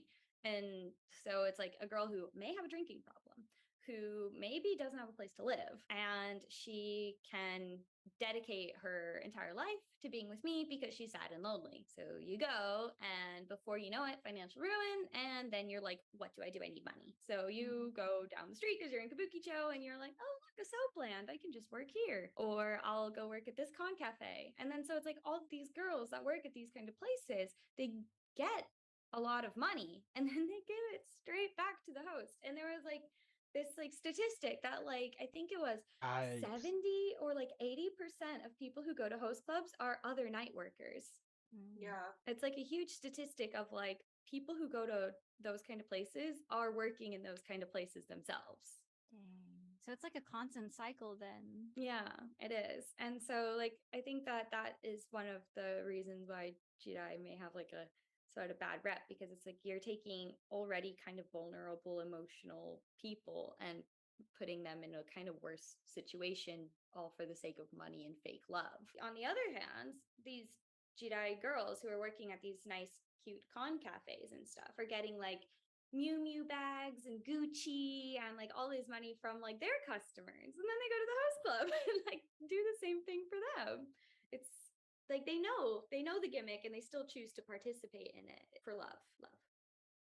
That is, I mean, a big part of Yua's character. Like, she is stuck in this vicious circle of like, she keeps going to see this host, right? I'm not sure because I'm not there in the manga yet, but like in the drama, he's basically pimping her out to get this is her it to feels come like back pimping. and buy him alcohol because he wants to be the top host. It's just this really, really shitty, vicious circle. Like, you can't blame this girl. She's really young and she probably doesn't know any better, and like she just wants to be loved, and like clearly has all this trauma that comes from her life, and this is how she's able to escape it. I think it's an interesting character to look at because unfortunately this is the reality for some Jidai girls and some regular girls as well. It's very unfortunate, and that's happening right now. Like, as we've said again, like this stuff existed before Jirai K happened. Hyperfixation and host clothes and stuff. It's like, it's a whole thing that Japan's had for a long time. So, like, I don't want to be like, oh, Jirai girls are like this. It's like anyone can be like this. I think it's very interesting how this fashion came about during like a global crisis when people are at their lowest possible points. And so like I think that kind of brings out a lot of like the vent art and stuff is like you have a whole bunch of negative emotions. You're not allowed to see your friends. So we were talking about host clubs. I guess something kind of related to that is you were telling me earlier about papakatsu, which is kind of like sugar daddies in Japan, right? The meaning of papakatsu is dad activity. Dad activity, yes. Dad And there's also, activity. mamakatsu, which is the same thing but for older women. rich older ladies. Papakatsu, as you know, some people may know that in Jirai, having a lot of excessive luxurious things seems to be prevalent. A lot of, like I said, Miu Miu in particular, Miu Miu and Gucci and like the famous MCM bag, like that stuff's not cheap. Oh, I am looking at fucking about this culture. Hold on. It's just them talking about this culture called the dark side of Jurike. Juraiki. I think that's it's basically them talking about the misconceptions and what goes on in that community versus what we see on social media and everything. It's really interesting talk.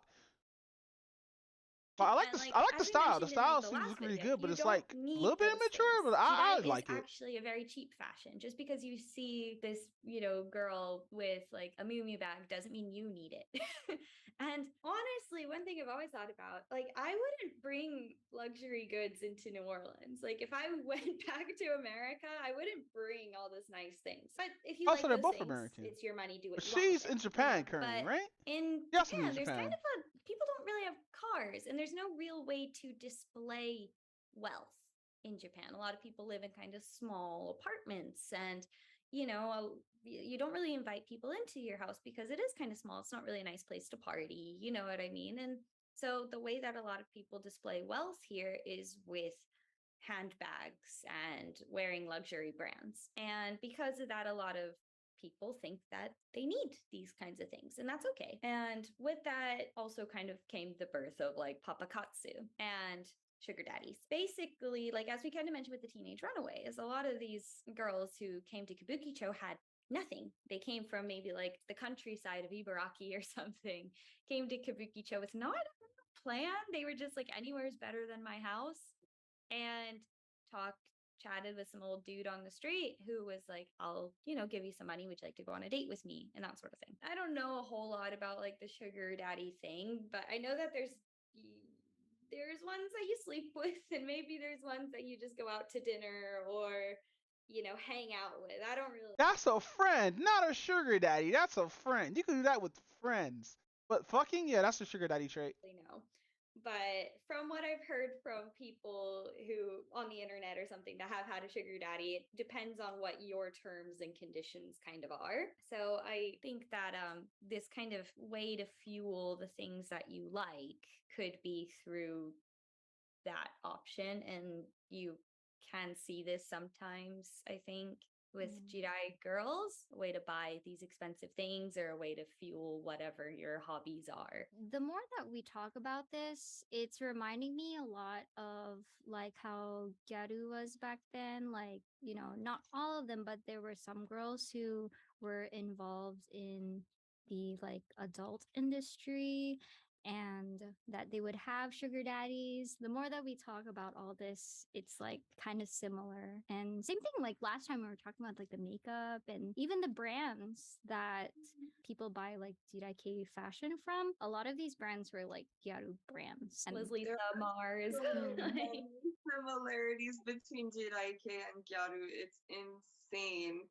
And I think people don't realize it yet because visually they look so different, but there's so many similarities between Gyaru and Jiraike, or rather what Gyaru used to be and what Jiraike is evolving into.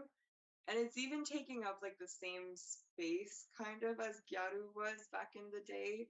Like it's still sort of low-key alternative fashion because it's not like Uniqlo, but like it's not Harajuku fashion either, where it's like super over the top and a very small percentage of the population wears it. Like it's super popular amongst people, but it's not like your traditional like Uniqlo style of like very mainstream fashion either. And I think that that's sort of what gyaru was back in the day, where it was like technically alternative fashion, but it was really, really popular. So a lot of people were wearing it, and it was kind of common to see gyaru in the street. So I don't know. I think Jiraike is sort of not taking over what gyaru was, but sort of.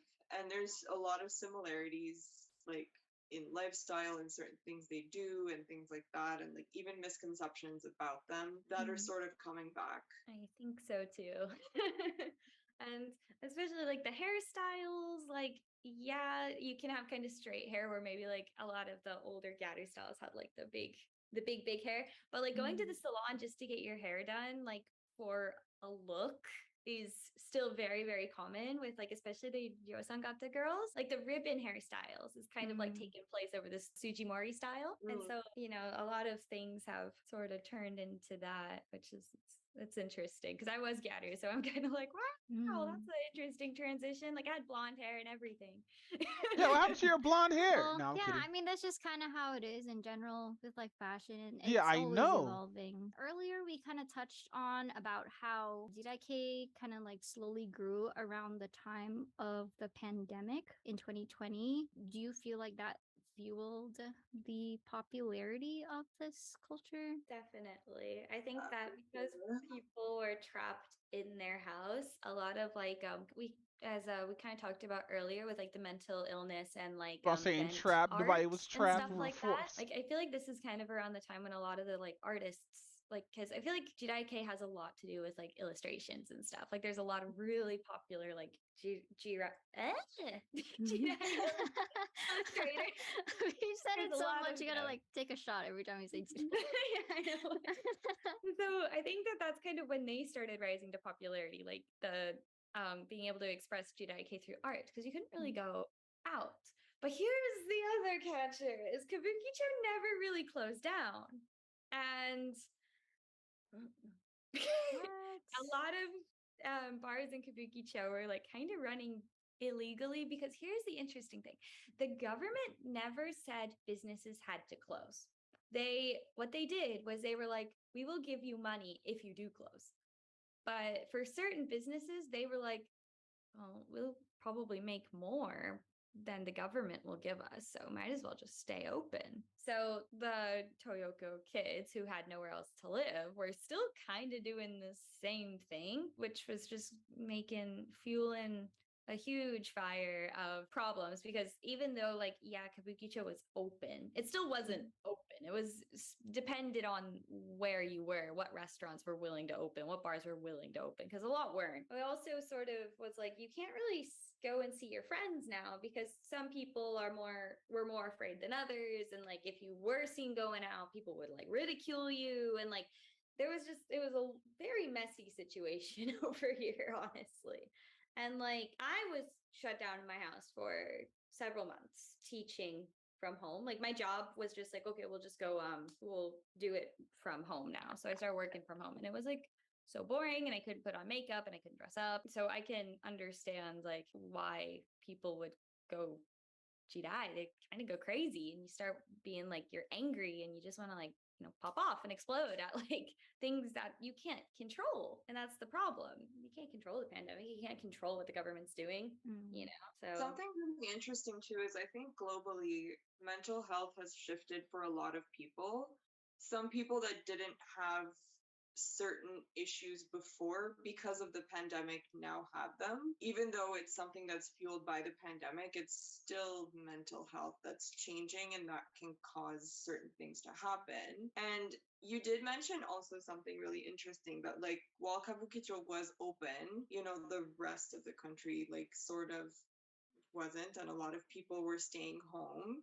So if the only people that are able to post on social media showing that they're going out are runaway teenagers that are living sort of problematic lives, and that's the only media you're able to get because those are the only people that are going out, for sure you're only going to really get negative media because that's the only media being produced, other than artists at home that are, you know, also really pissed off that they're stuck at home and they're just drawing vent art.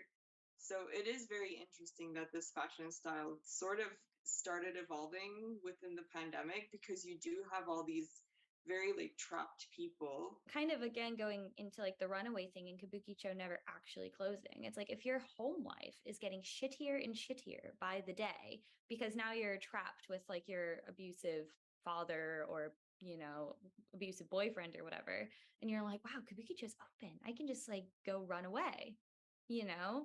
And so like it probably definitely escalated that too, I think. And like it's a very interesting fashion that came out of like one of the world's most tough issues, I think.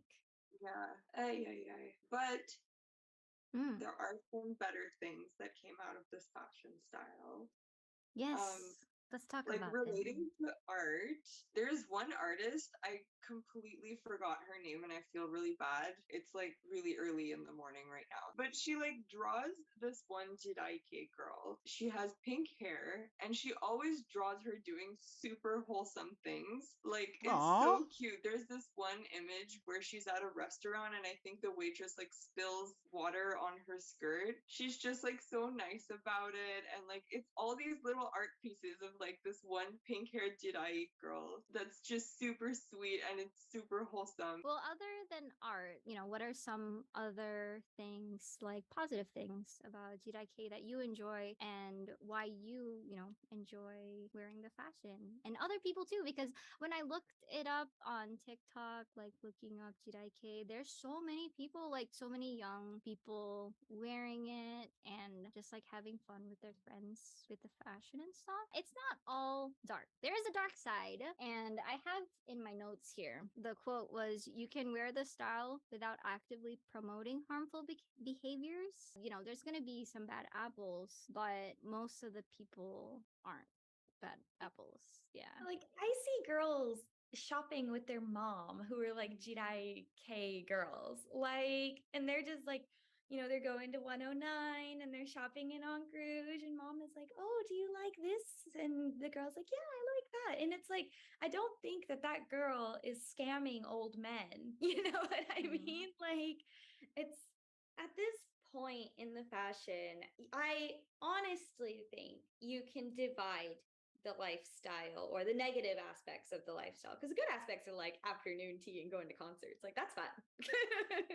But like I think at this point there's so many people who participate in it, you got to divide it. It's just a stereotype otherwise, and we do not do stereotypes here. But like some good things that I really like about the fashion is I found something that fits my two personalities, because I always was like, I really liked Visual K, and when I was younger I watched a lot of like horror movies with my mom. I kind of liked darker stuff, but on the other hand I'm a huge like history buff, and so I really like very like antique things, like the cute like pink and like the white, and like that's why I was attracted to Lolita at the time. For me, it kind of mixed like the two hobbies that are really far apart from each other, like horror and rock music.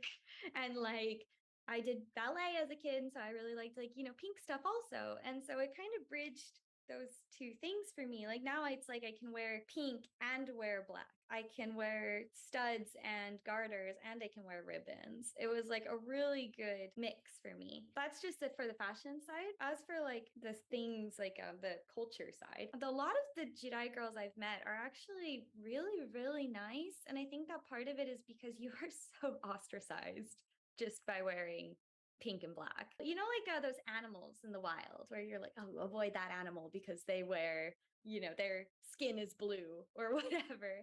It's kind of like that. It's like a danger sign, right? To some people, they're like, oh, avoid that girl because she's gonna pop off. But when I see other Jedi girls, they're usually really, really nice. Like and they compliment each other, and like I don't know, all the ones I've met have been really kind and nice people who are just misunderstood. So I really like Jedi for there's like a kind of family aspect to it. I think people who are just misunderstood that need to come together. And if it's like there's a very like community aspect to it that I really like. I think both for positive things and negative things, a lot of times I find that girls who wear Jedi, they do have a lot of things in common, so you're able to connect with them on certain things.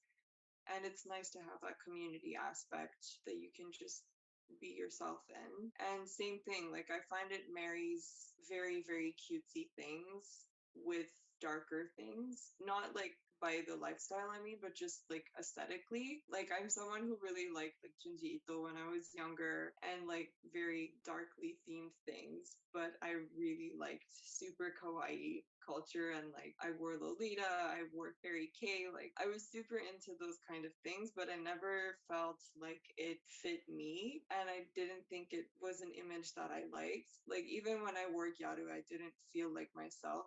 I felt like I was someone else wearing a costume. And when I started wearing Jiraike, I finally felt like, oh, this style is for me. Like, this is something that I like. And when I look at myself in the mirror wearing Jiraike, like, I enjoy this. I can wear this on a daily basis and I don't feel like I'm not myself.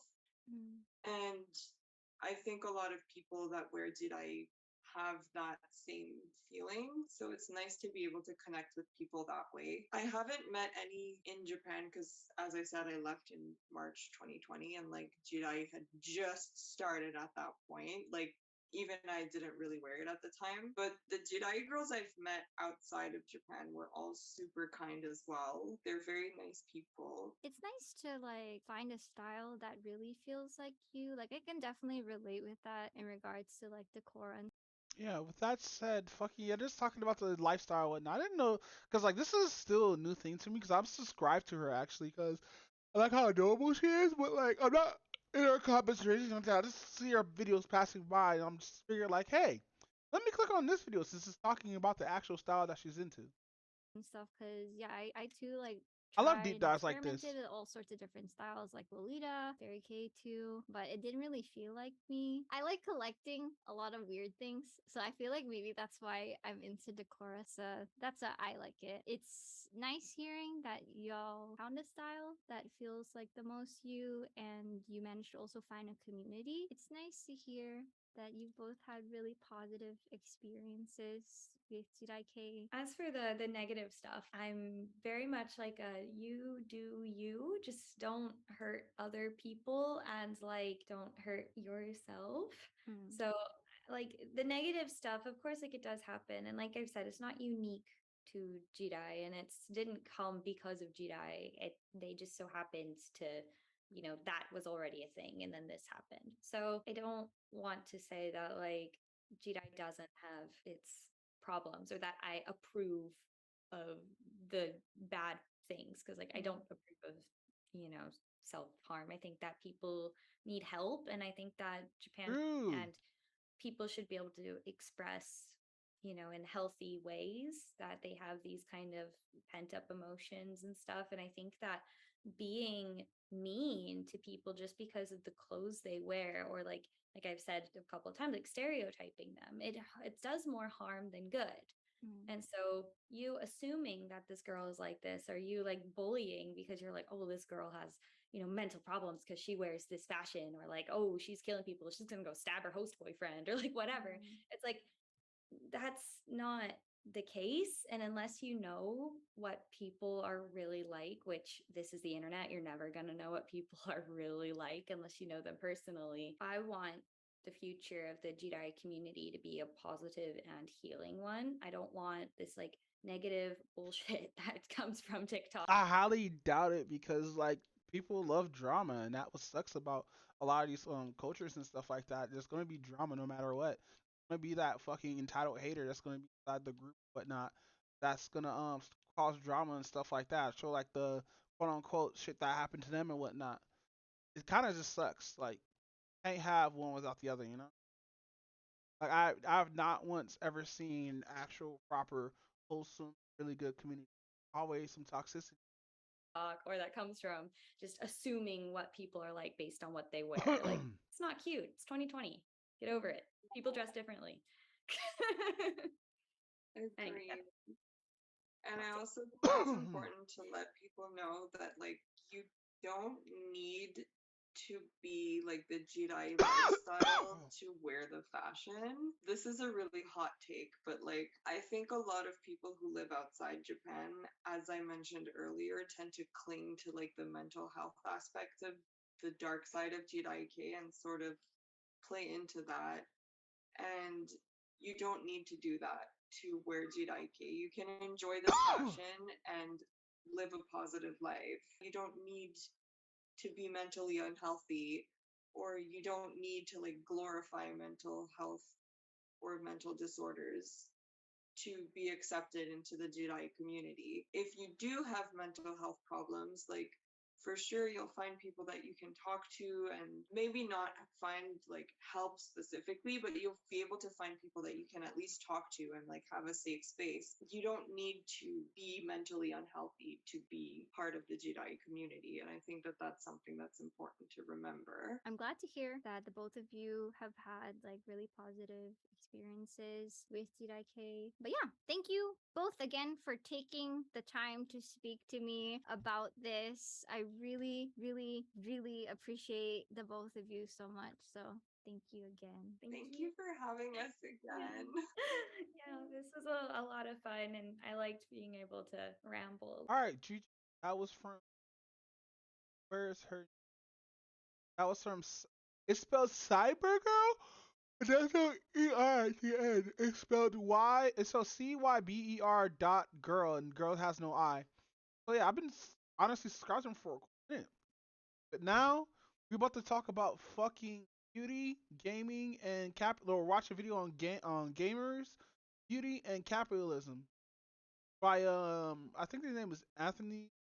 I don't know how to pronounce that last part. If you've been online recently, you've seen people talk about Stellar Blade.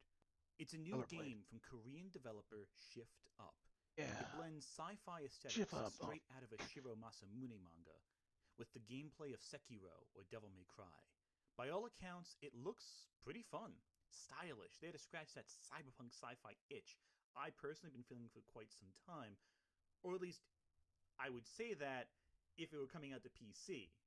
It's a PS5 exclusive, so I can't exactly play it. Damn, that's crazy. The game looks great for those who have a PS5, especially considering the market's been starved for PS5 exclusives as of late, especially original IP. Okay, now look. Stellar Blade is a PS5 exclusive, so as a plays PC gamer, Magic. Wait, is that Magic? I didn't really. There's a put lot of much thought into it. board It's kinda- games. It came.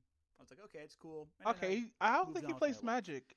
I didn't put That much is a thought or card box focus right there, but I can't tell if that's beyond Pokemon or noticing something the character else. model, as you do, and how it made me nostalgic for Ghost in the Shell and Bubblegum Crisis, old 80s and 90s anime and manga that I had grown up with. So I had no idea that people were positioning this game as the newest chapter of some larger culture war. And I didn't know what I was getting myself into when I started looking into it. If you've seen any discussion about Stellar Blade, you've seen people either talking about the protagonist Eve's bodacious character design or the supposed backlash to said character design. But the conversation surrounding this game has become so intense that even just acknowledging it will send a horde of angry gamers to your door to complain about whatever you just said. I mean, I'm sure this video alone will get like a lovely response, but I digress. You are made of stupid. To gauge You are the made water of in this stupid. game, I casually asked on Twitter, hey, so what's the gameplay like for this game? I didn't say anything negative, it was just a casual question. And some people were helpful enough to draw comparisons to games that I played to illustrate what kind of game it was. A large number of people said, well, there's a demo. Which, yeah, helpful, a PS5 exclusive demo. I'm sure I, the PC gamer, would be able to download that right up and get right on that. But a surprising number of responses seem to either be frustration, just sick of hearing about this game on their feeds, or absolute rage that I apparently was trying to badmouth this game. Clearly, I was badmouthing the game by just asking, what's the game like? So this game's a minefield, and I wanted to dig in a little deeper. As How to is it a minefield though? because That's what I want to know. This completely blindsided me. I didn't know what this game really was about, and all of a sudden people are getting really intense about it. So what's the deal here? Now, from my understanding, this game has become a little topic of discussion for some time, unbeknownst to me again, as I mentioned up top. Now, gameplay-wise, I don't think it looked particularly special. It looked interesting, it looked fun, but it wasn't anything I hadn't seen before. Most of the controversy boiled down purely to character design. More specifically, the protagonist Eve's character design. Which, yeah, let's be fair. Let's get this out of the way right now. The character is sexy. It's a very sexy design. It's a very attractive design, a very alluring design. It is. And it's very designed to get a primarily straight male audience excited. When I play a game, I would like to see someone who is better looking than myself. That's what I want. I don't want to see something normal. I want to see something more ideal. I think that is very important in a form of don't say entertainment. idea. This is, after all, entertainment targeted for adults. And as for what King considers to be an ideal design, he states, someone that can show their own charms and attractiveness without damaging the narrative or the setting of the game. And you know what? Cool. That's fine. Who cares, right? It doesn't matter. Yeah, Holy fuck, this guy's fucking base. Let's go. Who gives a shit? Games are going to have that kind of focus. Others won't. And you're going to target your niche audience, and that's what you're going to get.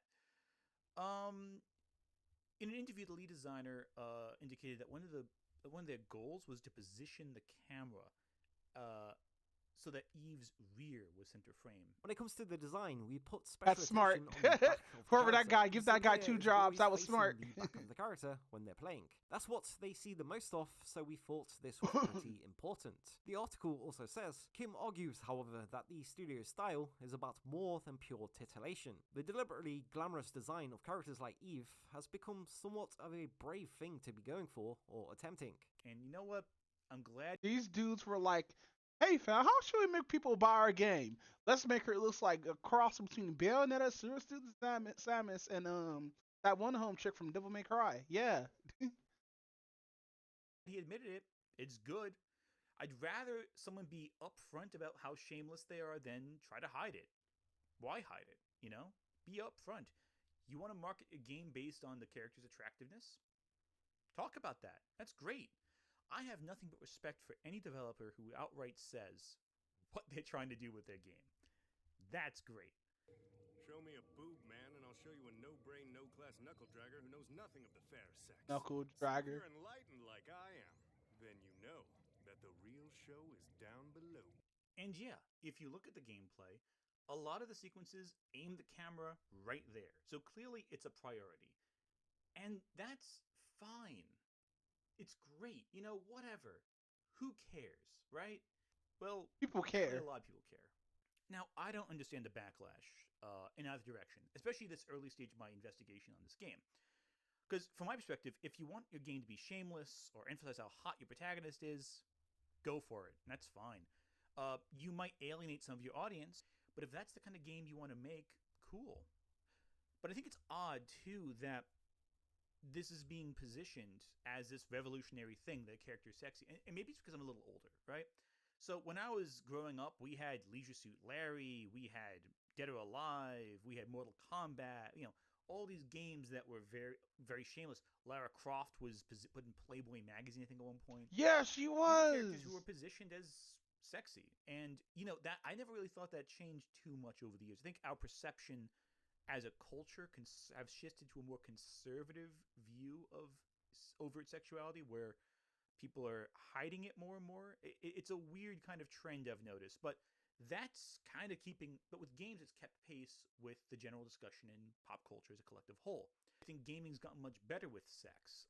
Back when I was a teenager, we had the hot coffee controversy with GTA, right? Where it got up to Congress, where a game had a sex scene in it. Representative at the Federal Trade Commission should investigate the publication of the video game Grand Theft Auto San Andreas to determine if the publisher intentionally deceived the Entertainment Software Ratings Board to avoid an adults-only rating. Nowadays, you can have sex scenes in games all the time and no one bats an eye. True, like Baldur's Gate.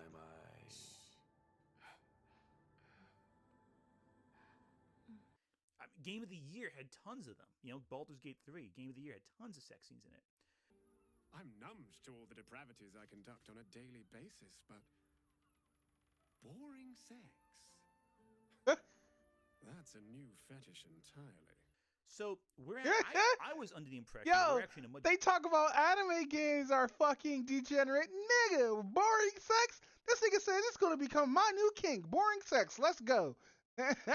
better place with sexuality than ever before in gaming history. Maybe not the case with fan service on the front cover, but in terms of sex being explored as a concept, we're pretty good. From my perspective, I didn't think there was some controversy the fact that the character's thighs are center frame. That didn't seem to make sense to me. So I dug a little deeper. I knew there had to be more going on here.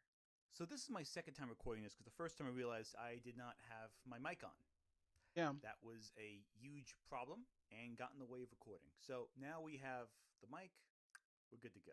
In my pursuit to find the answers as to why Stellar Blade was so controversial, I decided to go through the list of articles I could find discussing Stellar Blade to figure out what controversy sparked everything. Now, there is one I'm going to discuss in the video properly that I will acknowledge in a bit, but for the most part, I want to see what the big controversy surrounding the game was. So we start with this article from Den of Geek that gives us an overview of everything. How Stellar Blade became 2024's most controversial game. This article is written by Matthew Bird, and this was done in February 16th, so pretty early in the controversy. Yeah, they mentioned the gameplay footage that we were looking at. This odd story gained momentum a couple weeks ago when Stellar Blade's developers released a gameplay overview of the upcoming action title during the State of Play event. Though seemingly a pretty standard trailer, the reactions to that trailer made it clear that quite a few people became infatuated with the lead character's highly sexualized design. The article continues to say that people are leaving enthusiastic comments, as they put it, on the trailers for Stellar Blade. They go on to mention Bayonetta, Lollipop Chainsaw, Nier Automata, and Dead or Alive all having this kind of character design. So again, this is nothing new. This is pretty standard in gaming circles. As they point out, it's hardly unique to Stellar Blade. So this paragraph right here discusses Shift Up. And Shift Up's previous releases were all mobile games, like Goddess of Victory and Destiny Child, not to be confused with the band Destiny's Child. While popular, these games developed a reputation in some circles for their sexy anime character designs and aggressive gacha microtransactions. Destiny's Child was actually censored in certain international markets as the original game featured some notably explicit artwork. So again, Shift Up is not unfamiliar to controversy, and I think censorship is a little more severe than having a nice-looking anime protagonist character. And again, they definitely don't shy away from their, that controversy, as we saw in the interview with Stellar Blade director Hyung-Tae Kim. Kim argues, however, that the studio's style is about more than pure titillation. The deliberately glamorous design of characters like Eve has become somewhat of a brave thing to be going for or attempting. Again, this is talking more about the controversy surrounding Stellar Blade than any actual controversy itself. It's saying that certain players are being hyper-enthusiastic, shall we say, about the character design. And then that's the big thing. Just people who are way too into the character design. And a history of not so great practices. Again, microtransactions are actually a really sleazy practice pulled by the AAA studios to milk you out of your money. The problem there has to do with the business model more than anything else. And I've never been a fan of microtransactions. I'm not a fan of gacha games. I think they want to exploit addictive behavior in order to get money out of people, and I think that's not. Yeah, nothing to do. I think with gacha game Stellar recently Blade, called just, fucking who knows? Maybe called fucking Snowbrick and stuff like that. And usually in gacha games, you have to spend at least $10 to get the stupid, because all you're doing is getting pulls, get better fucking characters. Imagine like playing a card game, but digitally. You can't keep any cards or make a deck with it. Microtransactions in the game itself. Who knows? This article mainly focuses on the controversy surrounding the game with fans, but they also bring up a story about a former employee of Shift Up who faced harassment at the company for their public support of feminist views. Now, again, that's behind the scenes controversy. I don't think most people in America are going to know about the controversy in a Korean game studio. But No, we know. workplace harassment is never okay. That is very unethical. And frankly, that should be something more discussed than, say, whether or not Eve looks nice on camera. I think it's actually kind of stunning how this particular controversy has kind of been eclipsed by jiggle physics in Stellar Blade. Because a real person. No, they being weren't though. harassed Like we by knew about this. We knew about the like the company, feminism that's going on in Korea. hasn't been like that. verified, hasn't been.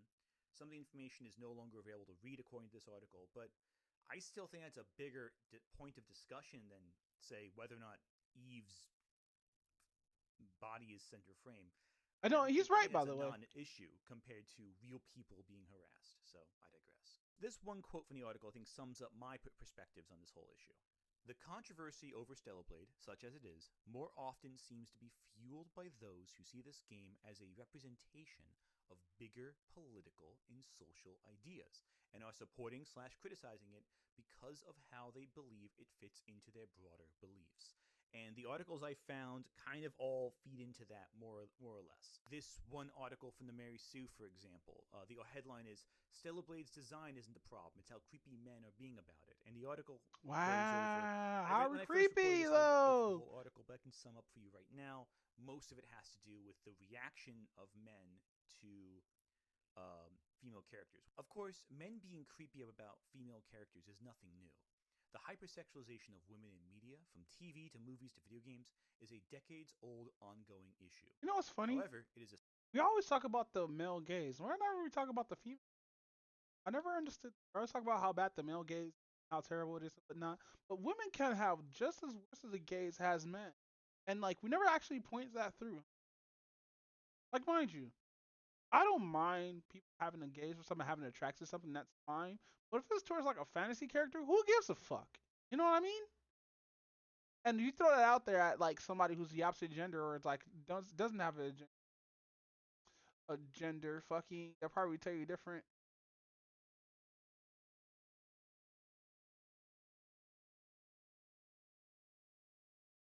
About to evolve, but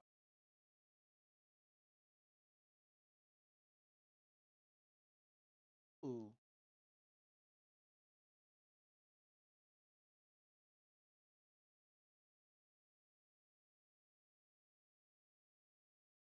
Just out one of my Pokemon just to do that. especially a problem Another in one. video games, as it's estimated that 61% of those working in the gaming industry are male.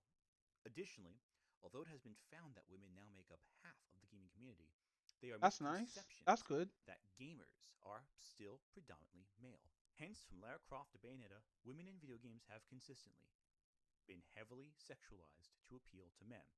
I feel that's a little reductive. I think also women who like women definitely don't mind having attractive female characters, but I digress. Let's accept that argument. That has nothing to do with Stellar Blade. That has to do with the overall discussion surrounding Stellar Blade. That says the game itself isn't controversial. It says that the culture war in which you're responding to is controversial. But again, nothing really about the game inherently. It's being used as a discussion point in a broader True. Holy shit, this guy. Hold on. Hold the fuck on. This guy is fucking spitting out all kinds of facts. Even though I can't play the game, I wish I could play the game, but it's probably not going to work on my rig because it's a 2025 game or a 2025 game. Even though I'm able to play 24 games in my rig, I feel that fucking people are just using Stellar Blade just to be pissed off at something. They're like going after for something that's more beneficial. Like, who gives a fuck about the male gaze? Dead ass. Who gives a fuck about that? Like, if companies are pushed by the male gaze, shouldn't you be mad at the companies for pushing that and not at men? Like, it doesn't make any sense. Article from comicsgate.org, a resource of so much intelligent discussion. Make it make sense. That's all I'm trying to say. Stellar Blade, woke activists enraged by video game with attractive female character! Exclamation point. Again, I haven't seen any cases where people are actually enraged by Stellar Blade. It's more the reaction to Stellar Blade I'm seeing a reaction to, but I digress. PlayStation's upcoming game, Stellar Blade, is generating both hype and backlash for its decision to have a highly attractive female as its title character. The female character is Eve, not Stellar Blade. Stellar Blade is not the name of the character, but okay, let's see how this article continues.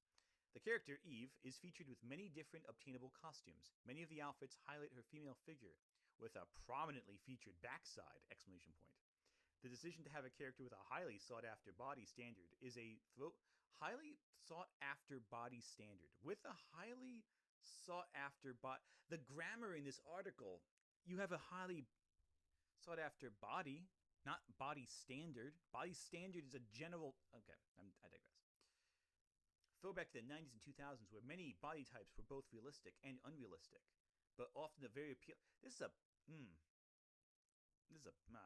bad article. Like, not bad as in like I'm against it morally. It's bad as in poorly written. This move has been receiving a critical acclaim from gamers who have wanted to see a return to form in the industry. Critical acclaim implies it's critics who are acclaiming the game.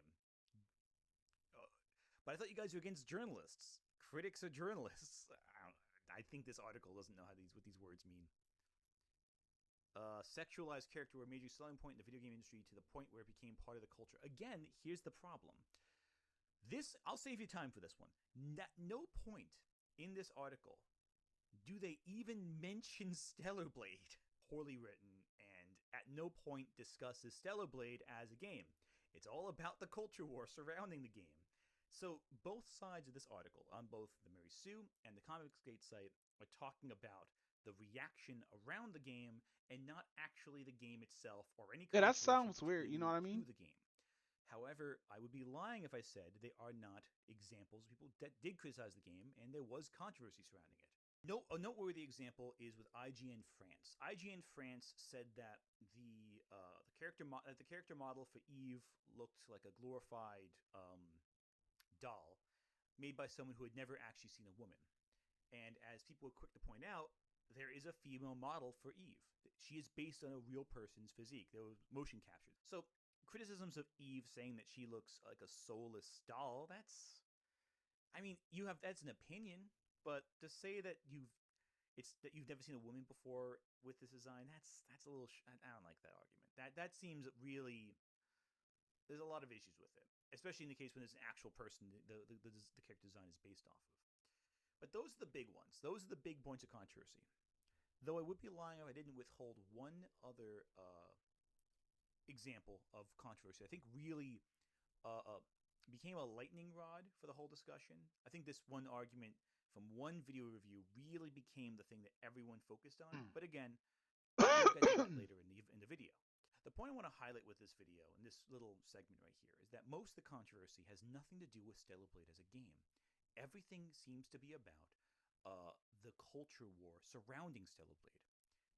Stellar Blade is entirely incidental in this discussion. It barely factors into its own controversy. And I think that's telling about the level of controversy we're discussing right here. This has nothing really to do with Stellar Blade. Stellar Blade as a game is a figurehead for both sides of this argument, though more vocally, I would say, the right-wing reaction, where they're acting like journalists and left-leaning people are furious and fuming with the game, when most barely seem to have any interest in discussing it. And that's a criticism of both left-leaning publications that responded to the game, but also that the game itself doesn't seem to be sparking all that much controversy inherently, but rather that there's a controversial discussion surrounding the game that the company seems to be exploiting in its interviews. Yeah. We'll get to that more later and why I think that's insidious. But for right now, rest assured, Stellar Blade is not the controversy. The conversation He's making sense by saying that, because a lot of people, especially journalists, are more upset about fucking the game than about the shit that's happening around the game. And people are trying to add in their own things just because a video game is pushing that out and whatnot. That's why there's a lot of people who are against these people who are saying this kind of shit. And no, he's making some truly valid points, dead ass. Before Stellar Blade even was announced is the controversy. For whatever reason, a lot of people have been spreading the belief that big gaming is censoring sexuality because of some cultural bias in the West. And I respected their viewpoint enough to kind of look into it. Senran Kagura is a popular action series. It became extremely popular in the 2010s. It focuses on ninjas doing ninja things, running around, fighting, fun stuff. I played a couple of them with friends years ago, and I thought they were good, but the main appeal is the fan service. It's shameless, it's right in your face, that's the appeal. And you can buy all these games right now on Steam, unlike Stellar Blade, you console exclusive. Damn, he really but mad. I was surprised to learn that they hadn't made a game in this series in a while. So I did a little research and found a couple different answers to explain why Senran Kagura has been missing for so long. The first comes from an interview with then president of Honey Parade, Kenichiro Takaki, when he discussed Senran Kagura 7. He claimed the issue with the 7th game was that it would not pass Sony's recently tightened rulings on sexual content. The other explanation comes from what happened shortly after this interview. Takaki left Honey Parade. Technically, Senran Kagura 7 is on the list of projects they're working on currently, but it has just not seen any development since its initial announcement. Ironically, this mention that the games would be censored heavily does not seem to apply to the PlayStation versions of the games that already came out, nor does it apply to the PC ports of all the games. And it's questionable what else they're referring to when talking about these tightened sexual restrictions. Because again, case in point, Stellar Blade. Sony wants to market to a larger demographic, and I think because since Senran Kagura is set up in the high school, it's not really appropriate to fucking whatchamacallit, fucking show like a lot of these like women, even though everything's supposed to be 18 plus here. We know how in Japan how stuff works out there and everything like that, and how we get in America and how sex sells. I don't think like Sony of America would like this kind of thing that would be going on because it's literally in the high school setting. But that's just me. I'm honestly like a little bit against like high school settings with like anime and like culture and whatnot because like I'm not in high school anymore. But like yeah, there are still characters I would watch that like if the show's good and they barely do the whole high school thing because like I hate it when watching some of these anime and they have to do like all this shit but still have to fucking do a fucking what you call that shit, a fucking finals or whatnot, or they have to do study or whatnot while people are being destroyed by like these monsters that you're the only person who could kill them. So I feel that's kind of weird, you know. Like, I know what it's for and why they do it, but like yeah. Not worth their effort. Or at least not worth the resources they can instead put into a game that would be more financially successful. And yeah, that makes sense, but it's disappointing. And I'm sure a lot of fans are upset that they're not making this game because they deemed it not suitable for a larger, wider audience. It is shameless fan service, but it's also fun, and games should be fun ultimately. So yeah, I get why people are disappointed by that, and that sucks. It really does. The problem with the gaming industry is that if a game doesn't appeal to the widest demographic possible, developers won't invest their money into said projects. Case in point, Darkstalkers. I'm a fan of Darkstalkers. It was a 90s Oh fighting damn, game he's from this kind of Capcom. fan. Morgan Ainsland, if you've seen that character. Yeah, sorry for everyone who's Darkstalker fans. I understand that y'all guys are not gonna get y'all game anytime soon. Cameos maybe, but not the game that you guys want. Apologies. Marvel vs. Capcom games. That's where that comes from. They made 3 games and they stopped making because Capcom believed that audiences wouldn't buy this incredible fighting game. And they based their market research on this based on re-releases of the game, right? They'd re-release it on like Steam or PS3 store, whatever. And because A, Capcom didn't market the game very well, and B, people already had the game on their PS1s, they didn't buy the re-releases. So Capcom was like, oh, people don't want new Darkstalkers because they won't buy our repackaged old Darkstalkers. That's how these corporations think, all right? That's a stupid way of thinking, by the general way. terms with money and all that, and it's nonsense. It's completely ridiculous. There's a lot of other factors at play here. But that means no more Darkstalkers, which is terrible and bad. And so Senran Kagura being discontinued, basically put on a shelf because Sony thinks that, and the developers think that it's Western audiences won't buy Necrozma. it. That's not too unusual in gaming. It's just an unfortunate circumstances when you are working in a profit-driven industry and you have to make the most money all the time and more than last year. If they think there's a roadblock in the way, they will cut funding and reinvest their money into a more successful property. That is why we get so few new IPs on the PS5 store. and why AAA gaming is the way it is right now. It's a profit-driven industry. The problem here isn't politics, it's capitalism. However, a lot of gamers seem to think that censorship is the issue. And undeniably, censorship happens. I'm not going to pretend it doesn't. There is censorship out there. So I'm not going to be foolish enough to say no game is censored anymore. I'm not going to make that statement. It's untrue. But I feel like the term is thrown around very willy-nilly and without a lot of focus on how it's used properly. While folks with big platforms will argue that there's some woke agenda, quote unquote, keeping your erotic games down, I don't think that's the case. I think the reality is these games don't sell particularly well, or, alternatively, not well enough for the bigwigs on top to continue funding it. So a game might sell millions of copies, but they might say, well, this other game is selling even more, so let's take the money we would spend on this lesser project that's about equal and put it into the bigger franchise. That's how their minds work. It's greed, not politics.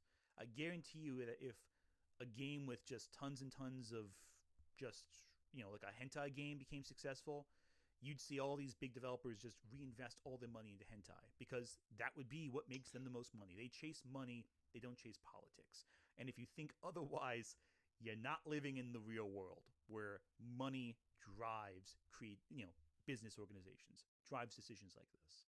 The problem is if your game has a very niche audience, you are not going to get the money.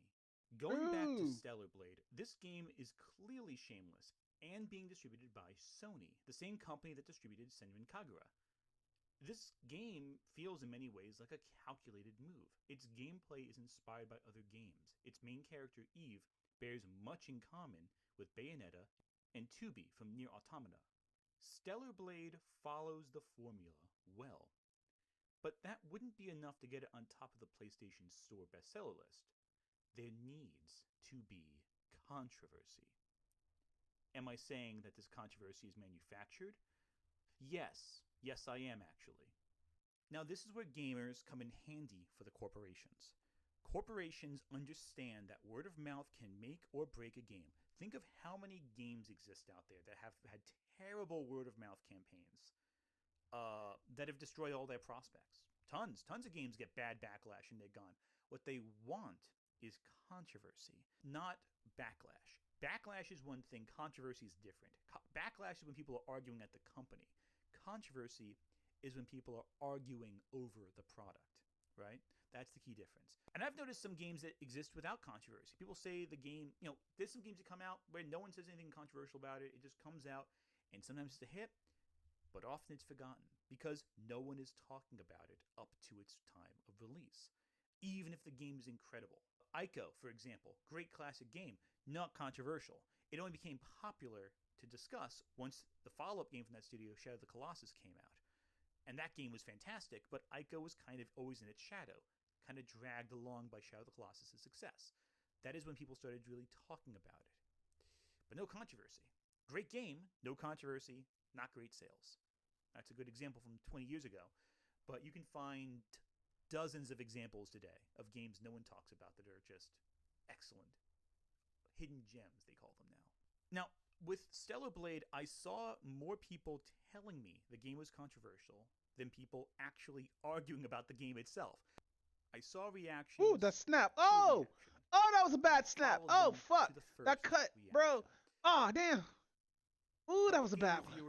I don't know, I have that issue too, but fuck, bro. Yeah. That shit was loud. Y'all guys didn't hear it. It sounds subtle, but like, he cut it in the sound audio peaked when he cut. And I mean, that's just your opinion, man. And he's a gaming journalist. So personally, and here's the thing. Full disclosure, I've written some journalistic stuff in the past. And let me tell you, their opinions mean nothing more than the average person's, right? They just have a platform, and that's it. Their opinion only matters as much as you give it value. Any person online has the same level of influence as a gaming journalist. The problem is you just give them the clout. We give them the clout. That's it. And look, I've reviewed games before for gaming outlets. Well, I've reviewed one game, and I didn't do it ever again because I didn't like the circumstances in which I had to review it. You're given the key about 2 or 3 days before the game comes out, and they expect you to have an opinion on it. If it's a long game, you need at least 40 hours to play that game, and you don't always have the time of day to play 40 hours in 2 days, right? You can't form a strong opinion about a game in such a short period of time. So I always found that a little messy. And, I always valued word of mouth over gaming journalist outlets, even when working in that industry. So I think word of mouth from the average person is far more valuable than what some game reviewer says. So personally, I don't take it very seriously. One guy says one thing, that's his opinion. Who cares? You move on with your life. A lot of people cared. A lot of people cared, apparently. Does Eve have a childlike that's face? crazy. No. She's based off of a real person, a real model, as far as I understand it. Her face looks fine. I don't particularly think it's the greatest character design in the history of character design, but it's cool. It's good. It's fine. It gets the job done. I don't care about this person's opinion. So for me, this controversy is a non-issue. But the problem is people took this gaming journalist's opinion and acted like everyone else on his political side of the spectrum agreed with them, that they're all in unison, that we all had a meeting in our secret underground lair and said, "Oh, Eve's childlike, that's bad." Like, I don't give a fuck, man. I really don't. I don't care. Like, who cares? It's not important to me. I ultimately don't care about gaming reviews from professional outlets. I care about word of mouth, as I just said. I don't think gaming journalists deserve to get harassed. That's not cool. But I do have issues with the structural institutions behind the relationship between gaming journalists and AAA companies. I think there's a lot of... that's another video for another day. Actually, let me know if you want to hear that. I can ramble on that for a while, but that's a whole discussion. So this is why I don't understand why anyone cares all that much. Because the side that's angry vehemently doesn't like gaming journalists. So why would you care? And the side that they're appealing to didn't watch the video. So they don't care either. No one cares. It's not an important opinion. So this controversy is over nothing. No one gives a fuck. No one cares. So, except for people mad. They really care. And they think you care too. But a lot of people really seem to care about character design all of a sudden. You see that a lot. People complaining that women in games just don't look like real women anymore. They throw out a few examples. Abby from The Last of Us 2. Aloy from Horizon Zero Dawn. And now, what? Someone from the new Star Wars games? That's the big target now? Mary Jane Watson from Spider-Man 2? Every time the controversy amounts to, I don't find this character attractive, so therefore it sucks. And look, character design is subjective. You're allowed to like what you like and not like what you don't like. That's fine. Damn, this guy's so damn based. The problem is when you make it model's problems, the actor's problems, when you send threats to the people making the game. That's not cool. Now, making it more complicated is that a lot of gamers turn this into an East versus West conflict, as if the West is preventing Japan and Korea and China from making erotic, sexy games, even though very clearly that is not the case. Sony is a Japanese company. If they're aiming for a more international audience, they're going to change their directives to appeal to the largest demographic possible because they want money. It has nothing to do really with censorship. It's all about capitalistic greed, cutting funding to projects they think of as lesser. Man, why does dude spit so much facts? Jesus Christ. It's not the left, it's not the right, it's money. And do not take your eye off that ball, because the problem is and always has been greedy corporations wanting to make money. People are saying that the West is refusing to make sexy games, which just doesn't make sense considering that one of the most popular Western games from last year featured a frog alien lady, a buff devil lady, and a tentacle erotica scene. And people ate that up. They were tons of thirst on that. But apparently it's okay to have a game where someone can have fun times with a man who turns into a bear, but it's Oh, so this is, thought it was a woman. Now, let's go back to that initial thread I made about Stellar Blade. Someone in that initial thread asked me if I could think of any recent games that featured multiple beautiful characters, multiple women specifically, who are shown to be sexy and powerful and look kick-ass and have appeared exclusively on a Sony console recently and are traditionally sexy. Not like... Apparently they cited Baldur's Gate 3 as not that, but whatever. I told him about the Final Fantasy VII Remake, the new one. That just came out recently. It came out like a week before this thread started. I'm thinking like Tifa, Aerith, Yuffie. And they're like, oh, well, what about original IP then? In which case I told them, what original IP? PS5 doesn't get original IP. What are you talking about? Damn, that's crazy. They that's don't. A big issue too. People are seeing their favorite franchises shift over the years to become more marketable, to become more accessible to the mainstream audience, and then not seeing new things come out.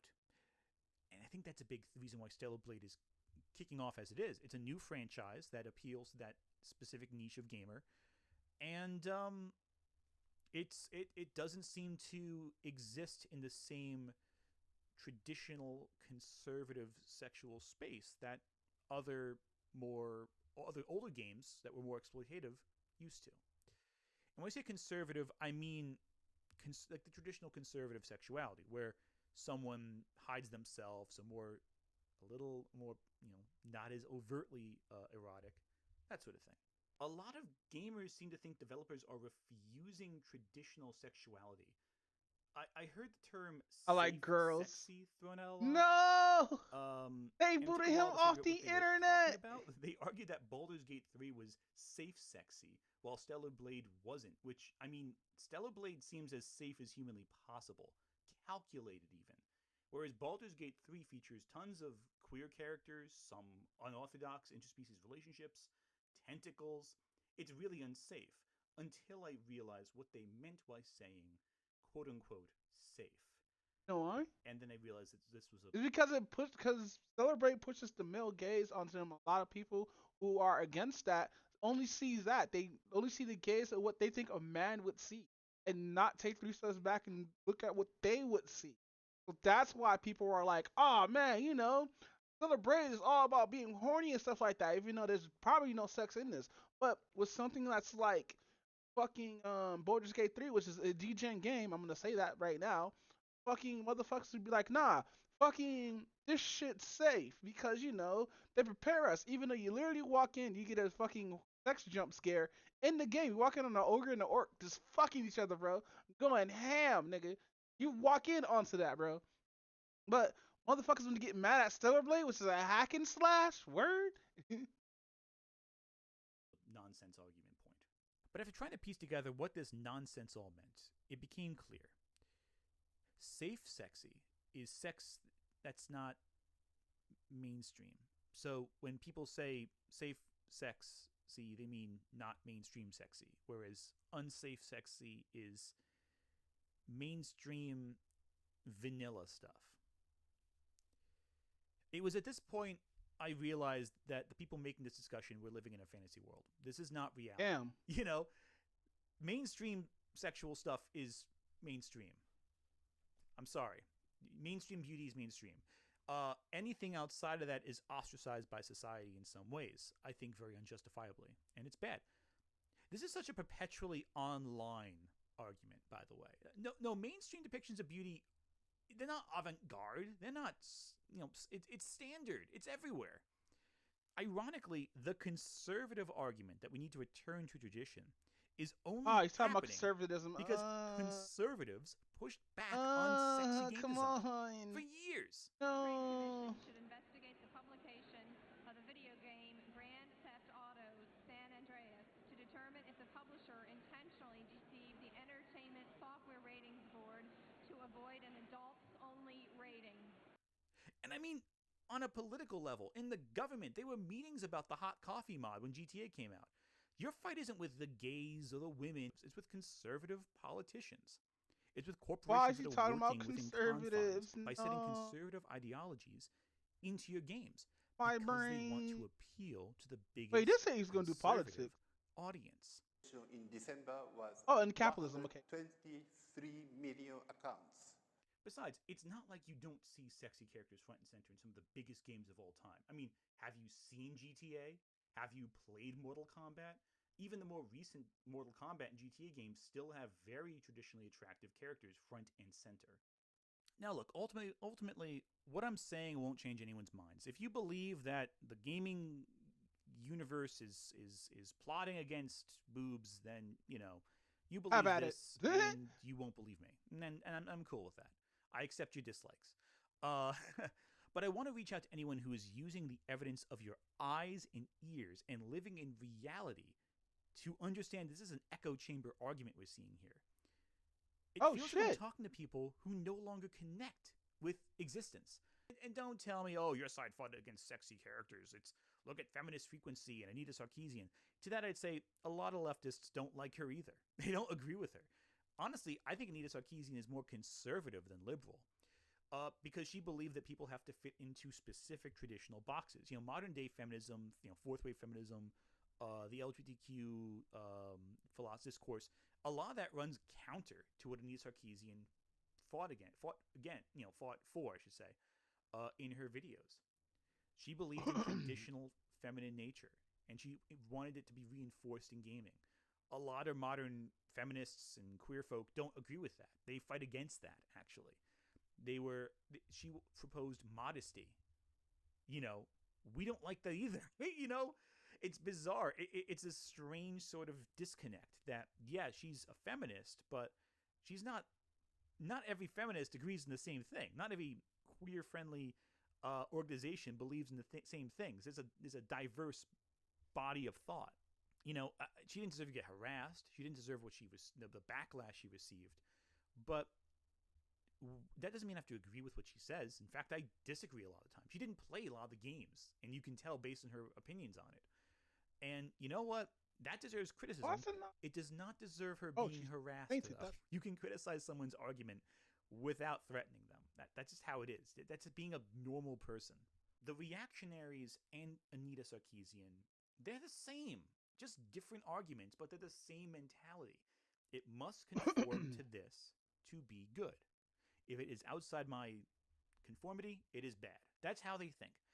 And I don't believe that. I think just, you know, the intention he believes of that the artist should be drifting? clear. Let's go. If you want to make a thing, be upfront about it. Tell us what you want to make and make it. That's what I think you should do. I think it's a reasonable belief. And, you know, regardless of how extreme your game is, just have fun with it. Make it cool. Make it interesting. Make it dynamic. Make it stand out in some way. And I think Stellar Blade is doing that. I just don't like this bizarre positioning of it as like the last bastion against, you know, the left or whatever. It's ridiculous. It's dumb. It's a game. Get over it. Play the fun game and have fun with it. It doesn't have to be the Jesus greatest- Christ, this man's it so doesn't have to be based. a war front to fight on. The problem is developers are averse to risk, not beauty. They also know that a subset of all gamers will complain if a character doesn't appeal to them entirely and directly. And they want to market off of that. Controversy sells. And if you think you're fighting the corporations by complaining like this, you are sadly mistaken. All you're doing is lining their pockets. They simply do not care if you're mad. They care if you're talking about them. If you see a game you don't like, be strategic. Don't play it. Don't engage with it. Don't post about it online. Don't make it trend. Make it forgotten. Make it fade into obscurity. If you really don't like a game, don't engage with it. But the gaming companies already have you pegged. They know you're not going to do that. They know you're going to complain. They know you're going to rage. And that is there by design. You are playing their game. Take a game like Forsaken, for example. Yes, early discussions were what you... Isn't Forsaken or Forspoken? Whatever. It's Forspoken. Everybody calls... Dude, it's not just me that call it Forsaken. It's it's Forspoken. It's just not me. If you're talking about them. If you see a game you don't like, be strategic. Don't play it. Don't engage with it. Don't post about it online. Don't make it trend. Make it forgotten. Make it fade into obscurity. If you really don't like a game, don't engage with it. But the gaming companies already have you pegged. They know you're not going to do that. They know you're going to complain. They know you're going to rage. And that is there by design. You are playing their game. Take a game like Forsaken, for example. Yes, early discussions were what you'd expect. It was woke. It was bad. Whatever. Writing bad. Yeah. But when the game finally came out, people played it and realized the game wasn't bad because it was woke. It was bad because it wasn't very good. It was a bland, awkward, unremarkable game. The whole thing about games censoring that beauty, it's done to appeal to a larger audience. It's not really censorship. It's just trying to... It's based on market research. That's it. It's based on knowing demographics, seeing what people buy. That's it. There's no agenda beyond making money. There's no conspiracy. It's just they want your money. If you're upset that Games is taking, then put your money in the hands of indie developers or smaller teams. outside the AAA system. Or, mod the games when they come out. I like her. She looks like she could throw me over her shoulder and carry me to safety, should the need arise. Some of you might know her as the artist who made the infamous Oh shit! song. Next video. All right, so this video didn't know it's gonna just pop off like that.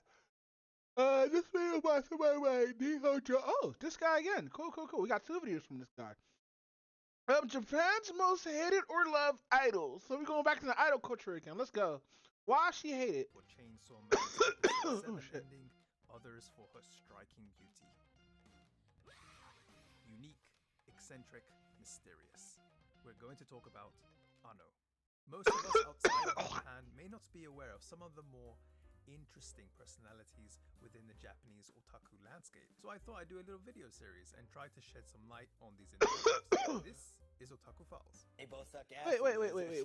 What? May not be aware of some of the more interesting personalities within the Japanese otaku landscape. So I thought I'd do a little video series and try to shed some light on these individuals. Oh, she's definitely wearing a yeah, I forgot what that's called. Is Otaku Files. They both suck ass, the losers.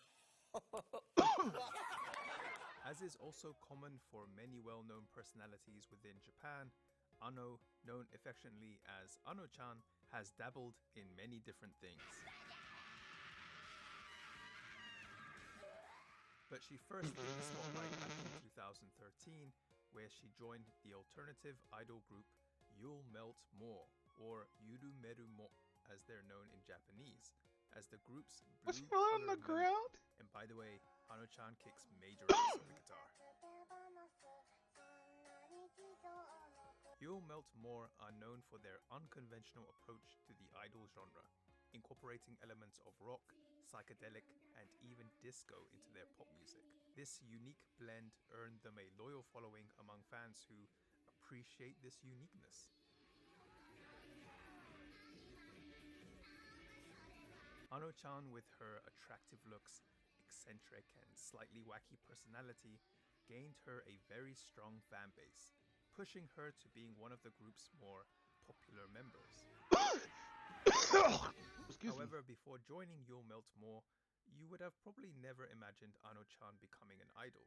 Having a pretty rough time in middle school, finding herself unable to blend in with others, she ended up mostly skipping class and spending her days at home. She even ended up quitting high school as soon as she entered it. It was almost like she was on the path to becoming a NEET. And if you want to know what a NEET is, you can check out the video I made. Yo, all of them dressed in Not wanting fucking to gear. down Let's the go. NEET path or becoming a hikikomori, Ano-chan decided to do some part-time work to try and find herself some sort of space within society.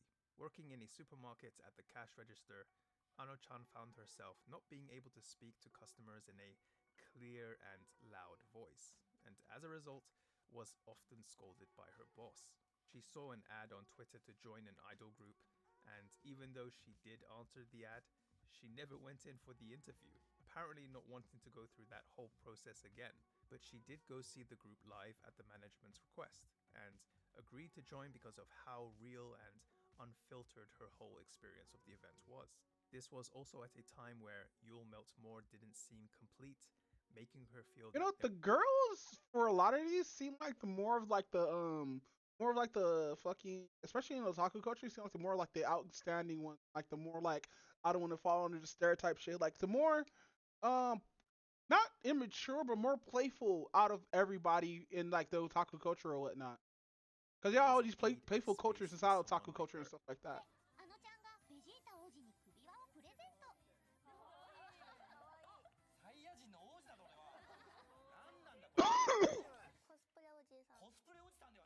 As Ano-chan started appearing in TV shows along with the rest of the group, she attracted more and more attention, and her fan base just continued to grow. Ano-chan has a pretty unique way of speaking. She speaks in a more relaxed tone, not always fully enunciating her words. She also refers to herself using the personal pronoun boku, which is typically used by men rather than women. Oh, also she's a known to speak tomboy. informally regardless if the I'm person she assuming. is speaking to is higher in status or even if they were older than her. This way of speaking and communicating with others is actually a big reason why Ano-chan became quite popular. Instead of wearing the quote-unquote social mask and reading between the lines, with her stinging comebacks, Ano-chan doesn't seem to mask her feelings, telling people exactly how she feels. Oh shit, excuse me guys.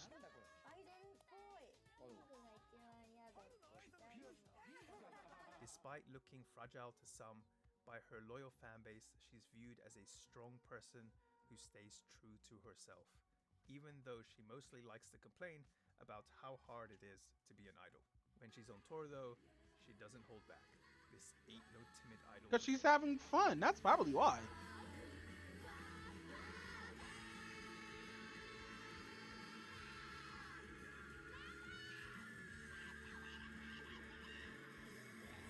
Just her distant yelling is However, funny as for fuck. the same reasons I just mentioned, Ano-chan also has her fair share of haters. Ano-chan's fan base and the people that look up to her are typically those into fandoms that are, well, alternative. For example, the infamous Jirai K fashion. or Right, we just watched a video on that. Let's go. Generally things that are not as well accepted in the mainstream. You'll also notice that these are things that generally young people like, not the older generation who are typically the ones that are watching TV. Because of this, along with her peculiar way of speaking, her honest and open attitude, some of her haters view her as a representative of quote-unquote all the problems with Gen Z. Some also think that she is just making up some sort of character and that she is just acting. This has also led some to spread rumors that Ano-chan has some sort of learning disability or is battling mental illness, pointing out that Ano-chan sometimes seems to have difficulty engaging well in a conversation, and in general doesn't seem to be what some may deem to be normal. This can also be related to what I mentioned before about Ano-chan having difficulties at school and working. However, at most, these are just rumors, and even though Ano-chan herself has admitted she has difficulty communicating with others, it is more likely that she just has a more introverted and eccentric personality. But who's to say? And quite frankly, I couldn't care less. She's perfect as she is. Despite all the haters and negative press, Ano-chan's popularity still continued to grow, and even after leaving You'll Melt More back in 2019, she continued pursuing her love of music, becoming a very successful solo artist, as some of you might very well know. She's also a very successful model and very regularly blows up Yeah, Instagram she's with her dead unique ass just a fashion tomboy. sense. Everything's And her quite screams out recently, tomboy. It was announced that I she don't was know. set to star in the live-action movie adaptation of Oshinoko too.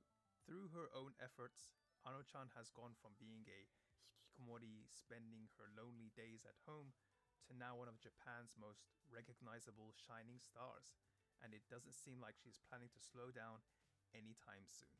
Thank you so much for watching this video, guys. I really appreciate it. I am so close to 1,000 subs. I can't believe it. If you did like this video and you want to see more, please feel free to hit that. All right, so when was this video made? He's close to 1,000 subs, right? Oh, this was made 2 months ago. Damn, you already hit 5.5k subs? That's crazy. All right, next video is gonna be by Kira TV. Imagine this. Your work. The disappearance of Chinese most wanted. So I watch a lot of Kira TV because he does talk about a lot of Japanese, a lot of Asian culture and stuff like that, including stuff that's happened in Japan. In your regular shift at a local Chinese food takeaway, just doing what you must to make a living. Minimum wage, minimum effort. You lay down in the basement of that same Chinese takeaway that you rent for cheap. Suddenly, when scrolling social media, you see an advert. It's a wealthy individual looking for a personal butler. Why not apply? What's the worst that could happen? You schedule a meeting with this interesting fellow from your home country of China, and suddenly, your life changes in an amazing way. From living in the basement, being paid a few dollars an hour to make Chinese food, to buying 6-bedroom mansions, flying first class across the globe, buying expensive jewelry, and living life to the fullest. everything is amazing. Life is a fairy tale. Until the British police raid your home, confiscate your Bitcoin while your boss hops the fence, leaving you to face the music alone. Now you can't locate her, you're broke, and you are going to prison. Suddenly, the basement of the Chinese takeaway doesn't seem so bad. This is the true story of Zimin Xian, the Bitcoin supervillain, her decade-long multiple billion-dollar heist, and the ongoing evasion of multiple governments. In 2014, a new technology company popped up in Beijing by the name of Tianjin Lantian Jiru Electronic Technology. This business promised customers a swift return of 300% on any money invested. How, you ask? Well, obviously this is fiction, but they claimed, as many Ponzi schemes do, to have a huge Bitcoin mining farm. Unlike her competitors in the world of fraud, Xian went much further in building the lie. You see, most Ponzi scheme operations are lazy, and they will claim to have a product. She actually put in work? That's crazy. Good enough, no one's ever going to check. After all, they're offering unrealistic returns on purpose to weed out the type of person who would ask hard questions or demand proof. They typically aim specifically for the most greedy and gullible only. Xian decided to do things a little different. She bought office space as well as old, mostly defunct, inexpensive and useless mining equipment for the fake Bitcoin farm. Though she set it up to look as legit as possible and invited prospective investors to view the operation before making any big decisions. Then, she bought a bunch of low ring. Oh wow! This must cost her a lot though, dead ass. And continued with the age-old confidence play of fake it till you make it. The operation grew very quickly, and soon LGET had a considerable number of staff on the books. Zimin Xian never herself was on these books. Instead, she used associates to fill in for her as proxies, paying them handsomely to pretend they oversaw the business, told fantastical lies about what would happen if anything went wrong, how she could come down and save them from any legal consequences. Don't worry, just take this $111,000 as a bonus, and trust me, she would tell them. So they did. But by July of 2017, LGET and their amazingly profitable business of mining Bitcoin had come under the scrutiny of the Chinese government. Obviously, the only solution for Qian was to escape, and luckily, she'd been preparing for this since the very beginning. After all, the second you start a Ponzi scheme, there is an invisible fuse that is ignited. Eventually, siphoning off funds while paying out early investors to maintain the illusion of legitimacy will result in only one outcome. People will get paid out less and less until the wheels fall off and the journey comes to an inevitable end. This is the guaranteed conclusion of the fraudulent business model. Whether it takes a week, a month, 1 year or 10, it will eventually end. But for Qian, she hadn't just paid employees to shroud her identity and involvement, she'd also paid them to open verified identity cryptocurrency exchange accounts for her, using their own details. Within those accounts was where she was then depositing the user funds. So when the Chinese government came sniffing around, Qian simply grabbed her black Lenovo laptop, filled a bag with clothing, and hopped on the first flight out of Beijing. Damn, that's crazy. Get the fuck out of there. Had been used to accumulate stolen funds. It was empty. Instead, they saw massive transfers flowing to a wallet that was now safely stored on that black Lenovo laptop. It was sitting inconspicuously in the overhead compartment on a flight to Laos. Little did anybody know, this was one of the most expensive laptops on the planet. Given that even in 2017 when this happened, that single Bitcoin wallet stored within would have been valued around $175 million. Jesus! After arriving in Southeast Asia and getting her ducks in a row for a few months, Qian and her newly obtained forged identity documents flew from Laos to the United Kingdom, landing in September of 2017 with the newly assumed name of Zhang. Now, due to the easily tracked nature of Bitcoin, Qian didn't have much of an opportunity to convert any of the Bitcoin into cash within those few months, which was lucky for her because by the time her feet touched the ground in London, that Bitcoin had already roughly doubled in value, and that was just the beginning of the madness. Qian's original scam had promised to triple her client's investment, and ironically, had they just bought Bitcoin instead of trusting her, they would have shared in Qian's excitement when December rolled around, and that Bitcoin was now worth $15,000 each, up from the $2,000 when she first left China just months ago. Given that the money kept growing, and Qian, now living as Zhang, felt comfortably safe in the UK, she needed to find a way to convert This is those why I shouldn't ill-gotten invest gains in into cryptocurrency when I real, had the chance. tangible worth. So, just like before, she set out to build a network of helpers, as she'd done with the first fraud back home. Instead of putting out adverts and hiring traditionally, Zhang posted to the social media app WeChat, looking to attract a local but fellow Chinese expat. This advert wasn't looking for a money launderer or some other villainous role, just a simple butler. Interviews were organised and conducted at a local 5-star hotel in Kensington, where Zhang was staying. This is when Jian Wen arrived, looking to better her life, going from a minimum wage fast food worker to hopefully something better.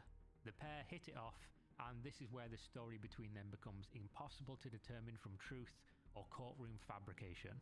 Wen would go on to claim that from this point onwards she knew nothing of Zhang's life, of the crime in China, of the stolen funds, or of the criminality in any of their dealings.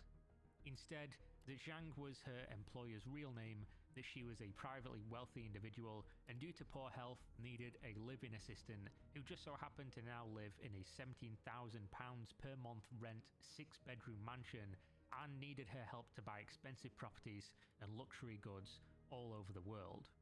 All the while paying her just £500 a month. However, whether she knew or not doesn't change how the story continues. Within months of meeting, Wen's life had changed forever, like something out of a Disney movie. In this story, however, there was no crystal slipper or magical beans, but there was a wicked witch who needed Wen's assistance to jet set around Europe, trying to find ways to buy assets with stolen magical internet money known as Bitcoin. The pair always arrived together in different countries, but Zhang was always using different names, and strangely, they just happened to avoid any country that had an extradition agreement with China. Never did the pair appear in pictures together, not when they flew to Zurich to buy diamonds and watches, not when they were in London buying hundreds of thousands of dollars of clothes, or in Dubai to buy property. So you might think, with this level of money and criminal mastermind, that they were quiet about their operation. But you'd be wrong. They weren't quiet or particularly intelligent about how they tried to launder the goods. They weren't using cash-heavy businesses like laundromats you'd see in a movie, just two individuals buying everything with increasingly valuable Bitcoin transactions and leaving a growing paper trail that led right to their doorstep. Though, in a recurring fashion, Zhang was leaving much of the transactions in the name of her new butler Wen, who likely had no idea that her previous pawn, along with dozens of other former employees, were now sitting in a Chinese prison, paying for their association with her boss, who they knowingly or unknowingly helped steal a reported 40 billion yuan, which is around $5.6 billion. And she just disappeared? But now you've heard the come up, how they got the money, what they were doing with it. But what went wrong? How did they get caught? Well, just like other criminals who make it up as they go, they were simply too sloppy and inexperienced to handle such a large sum of stolen money. This is something that requires a lifetime of experience and finesse. Almost every financial system on the planet has anti-money laundering policies in place, and despite the United Kingdom being one of the hubs of dirty money invested in real estate, it's much more complex than meets the untrained eye. Within a year of the pair working together, Wen, at the behest of her boss, had tried to purchase incredibly expensive real estate with the stolen funds, ignorant of the fact that a pure cash purchase of such a large and expensive, reportedly £26 million property would be heavily scrutinised by lawyers. After all, you don't just show up at someone's doorstep and hand them a suitcase of money, or in this case a USB of Bitcoin, and suddenly own the property. Anyone selling something of that value would need the transaction to be done through legitimately practicing law firms with signed documents, proof of fund sources, and guarantees. When Wen failed these simple checks, the lawyers turned over the information to the police, which led to the first raid on their £17,000 per month. Yeah, so they fucked up just by fucking During not this raid, being Wen like reportedly deleted texts while the Yeah, they fucked up by just not being smart with them. Like, buy an apartment. Police arrived outside, and her boss, despite being described in court Why by do Wen motherfuckers as try to being show out with the bed money and bound whatnot? for 20 hours of the day with poor health, used an unexpected burst of agility to escape the premises and leave her employee to face the music alone. Funnily enough, this raid didn't result in the end of their criminal life. For whatever reason, the police seized electronic devices, but didn't arrest either of the women or even know the extent of what was being seized. Oh no. The police had no idea that the laptop now sat in the evidence lockup contained 61,000 Bitcoin, worth, at that time, roughly $390 I know that shit's gone, bro. Investigations continued with another raid in 2020, but somehow, just like in 2018 and the year before in China, Qian managed to escape once more, just in the nick of time. On this occasion, it was 2 days before she was scheduled to attend an in-person interview regarding the case. Instead, she boarded a plane and vanished, leaving Wen alone, again, with nothing but her Gucci bag and brand new Mercedes. The 3,000 Bitcoin that her boss gifted her for whatever reason had been seized by now, leaving her slightly wealthier than her time in the Chinese fast food joint in Leeds, but now facing years in prison for an ever-elusive Bitcoin criminal employer. The Metropolitan Police continue to investigate who her boss could be, and as they followed the paper trail, discovered the link to the Chinese investor fraud. It wasn't until mid-2021 that the police discovered how the digital devices confiscated in 2018's raid was considerably more valuable than they thought. It was at this time that the still-on-the-run Xian's lawyer submitted an appeal on her behalf, claiming that her client had a right to the peaceful use of her Bitcoin under the Human Rights Act. An appeal that, if successful, would have handed over access to a device that now contained around $2.5 billion of Bitcoin. This appeal didn't end in their favor, but at the end of it all, Wen went to court, where she took the stand and told a story about how she was the unwilling patsy for a manipulative mastermind, how she knew nothing of the ongoings, and that she was just doing what her bedridden, sickly, wealthy employer instructed. The prosecution presented evidence that showed Wen searching for very specific terms, such as what is the definition of money laundering, how to buy a house in Bitcoin without showing where it came from, and which countries have an extradition agreement with China whilst travelling through Europe by ground, as well as text logs recovered from her device that proved she lied about having contact with her boss after the disappearance. For this, Wen was found guilty on multiple charges relating to money laundering and will be sentenced on May 10th, 2024. As for her boss, well, much like other Ponzi scheme operators who somehow managed to escape the law, such as the elusive Ruja Ignasova, from the Yeah, she's missing too. She's been missing since like cool minute, bro. The world famous OneCoin scam, Zimin Qian Zhang, or whatever other name she's now using, is still missing, now on the run from two governments, and likely soon to be on some of the world's most wanted lists. For people like these scammers, the world is shrinking, and so too is their war chest of stolen goods, with increasingly common seizures of linked properties, accounts, and arrested accomplices. After all, if it's on the chain, it's easily trackable. In this case, it's publicly not known how much she has left, or if the people helping to secret her away will do her harm before the governments catch up on the trail. But that's the life of a criminal. They built it for themselves. In this specific case, it's a life much different than Xian wrote about in her diary that was read aloud in court during the trial of her employee Wen. That diary called out the people who had laughed at her for being poor, proclaiming she would grow millions, which did come true. She also said that the Dalai Lama would announce her as a reincarnated goddess, as well as buying a $5 million royal scepter and crown, while taking up her place as the Queen she's of this kind of Liberland. person. Liberland, if you don't know, is an unrecognized microstate bordering Croatia and Serbia, where the occupants believe themselves outside the jurisdiction of the world, which brings in many Bitcoin or cryptocurrency dreamers to their shores. That part of the dream is unlikely to come true, but who knows? Maybe Liberland will receive a new resident with another new passport and enough Bitcoin to really become their ruler. For now, the 61,000 Bitcoin seizure, which is worth a little over $4 billion as I write this video, sits in the hands of the UK government, making them suddenly one of the largest holders of the digital currency and one of the few governments with billions of dollars accumulated through criminal seizures. But it's impossible to tell how much more Xi'an had access to and whether she'll remain free for long enough to try and launder it into another luxurious living once again. Though we can tell from her history that if she does, it will likely be through another pawn who will find themselves without a chair to sit on once the music stops playing. Just like Jian Wen, the Chinese takeaway worker, as well as her other employees in China. With that being said, this marks one of the largest seizures of Bitcoin ever, as well as an interesting story how somebody who seems to have very poor operational security or understanding of money can somehow steal billions of dollars and evade multiple governments. Though who knows for how long. Thanks for watching.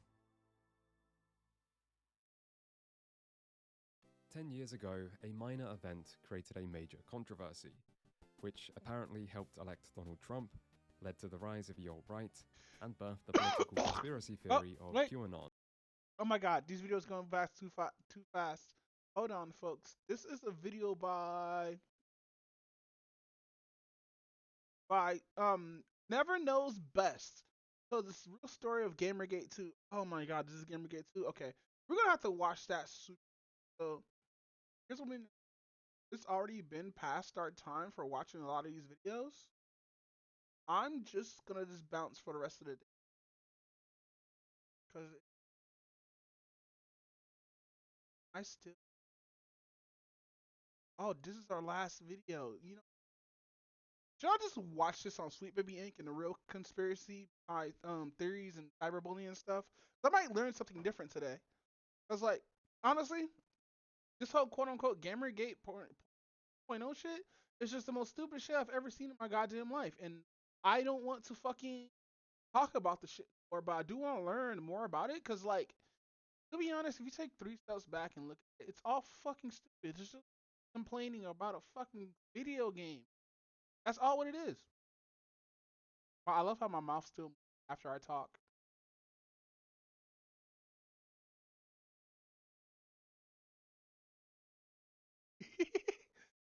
But nah, this is Gamergate just fucking stupid, girl. That's all it is. Oh shit, I should get up and stretch. You know what? We're gonna hit the be right back button. I'm gonna go take a mad piss. ご覧のスポンサーの提供でお送りしました。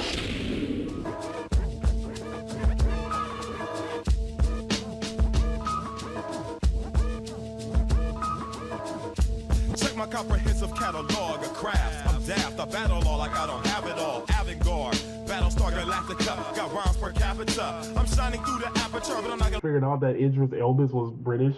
Oh, that fucked me up. That fucked me up. None of us no caps for ya. That's another genre. I'm the black bomber, track charmer, sack burner, distract burdens. If it ain't that urgent, nerve prince, word sentinel, invisible, infidel, interstellar, hella clever endeavors, immeasurable with only heaven. Music power.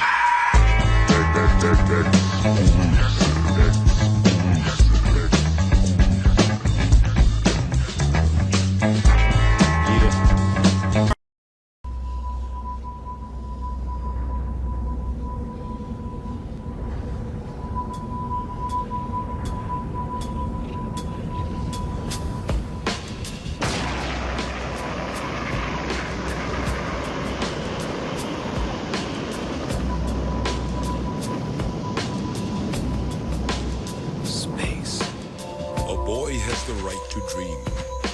There are endless possibilities stretched out before him. To trust in your own power. Whatever happens from now on, you stand firm and face your destiny without fear, but with courage. What awaits him down the path, he will then have to choose. No one's gonna give you a map. You've got to walk your own path. The children leave their homes in search of this quest. What is thy desire? As they search, they are always asking questions. What's out there? What's waiting for me? Why was I made? Who made me? And what did they make me for? Are you gonna go up into space with your old man or not?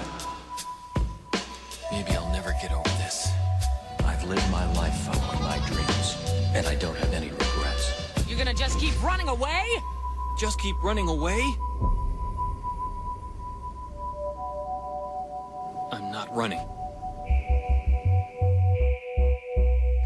8, 7, 6, 5, 4, 3, 2, 1, 0.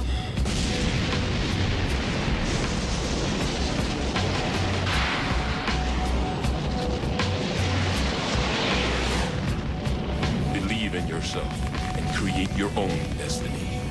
Don't fear failure.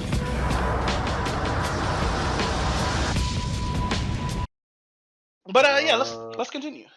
Slice of Life Anime of the Year, Whack Ass Dress Up Darling, number 1. How is Dress Up Darling whack? I honestly don't like it. I'm back after not washing my hands. Let's do this. As well as many other things, apparently. Pizzagate, the firing of James Gunn, the mantra of Learn to Code, the creation of Post-Truth, the criticism of that Netflix movie Cuties, the January 6th US Capitol attack, the creation of weaponized memes and doxing, the popularization of white replacement theory, the reason why people called Amber Heard Amber Turd in the Johnny Depp trial, a golden age of disinformation and unapologetic fascism, the Black Pill movement and incels, the attack on Nancy Pelosi's husband, the pushback against woke corporations. Yep, it was all connected. All of it.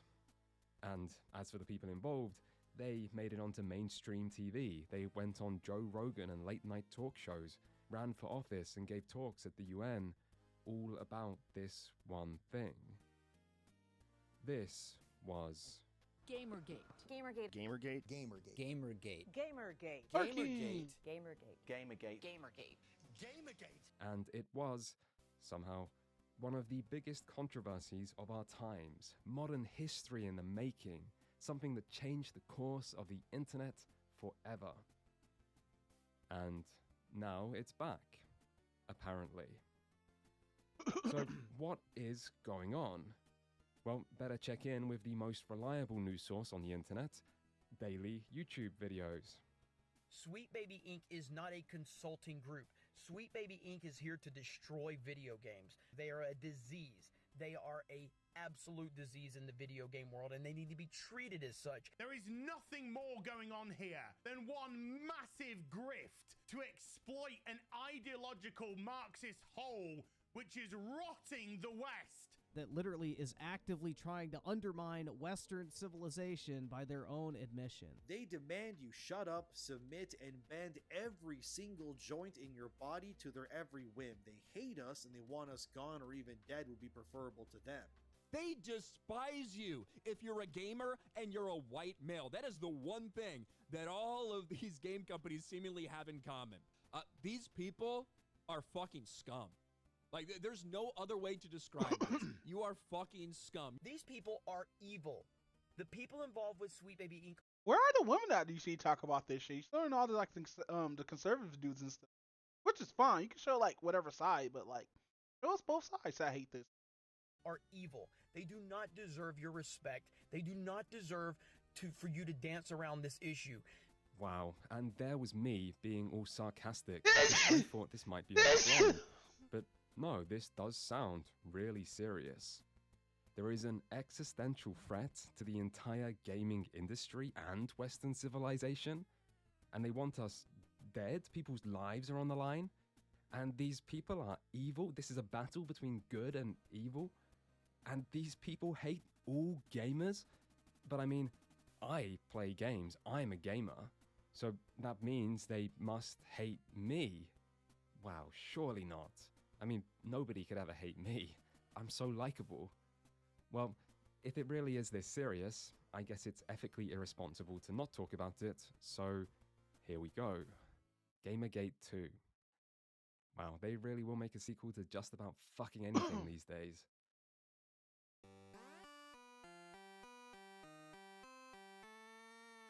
Gamergate was about controlling the narrative. That's why it blew up, and why it kept going, and why people keep talking about it even years later. You see, there were two sides, and one said this was a movement about ethics in games journalism, and the other said this was a misogynistic harassment campaign pushing back against women in gaming. These two narratives contradicted and were in competition with each other, and so people fought to try to prove their side right and the other side wrong.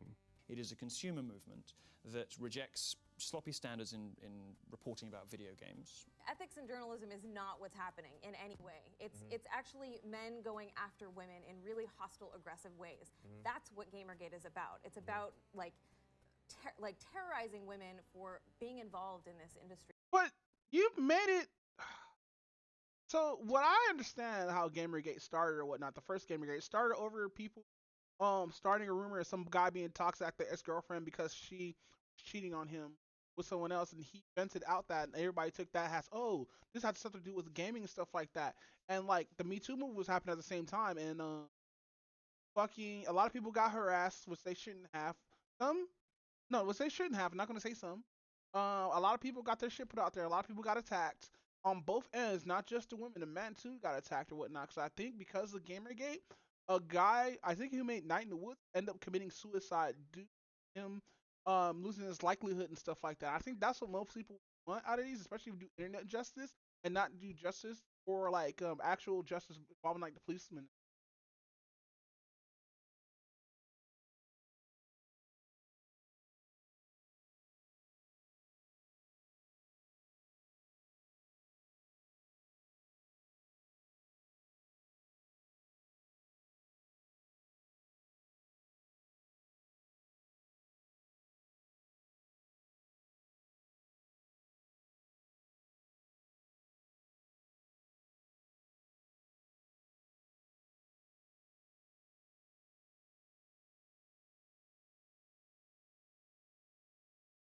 No, sorry.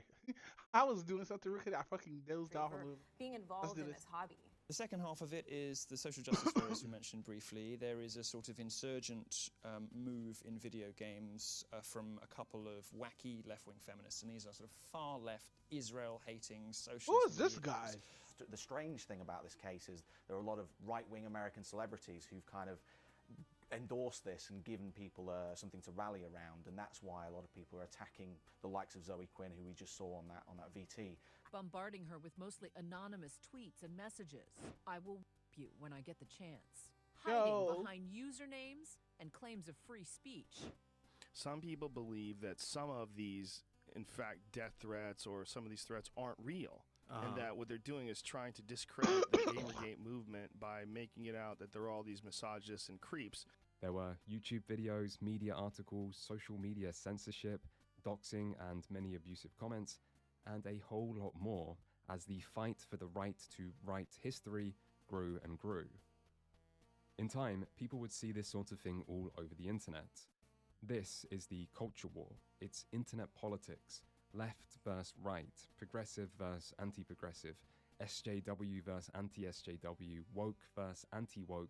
The names might change, but many things still remain the same. And while it does feel a little silly to see Gamergate being invoked continuously, year after year, on all sorts of other culture war issues, there is a connection. The mistake these articles tend to make is in portraying Gamergate as the cause, whereas in reality it was actually just an earlier symptom of the real thing connecting everything. Still, there was something that did make Gamergate a bit different, which was that it was early enough in this great culture war of ours that people could pretend it wasn't about politics. I mean, ethics in games journalism isn't a left-right issue, and surely both the left and right can agree that sexism and harassment are bad, and that death threats and doxing are going too far. And at the start, Gamergate wasn't about politics. It was one minuscule event that snowballed and Streisanded its way into the mainstream. That event was a single blog post in August 2014 that one game developer made about his ex, Zoe Quinn, claiming she had cheated on him multiple times.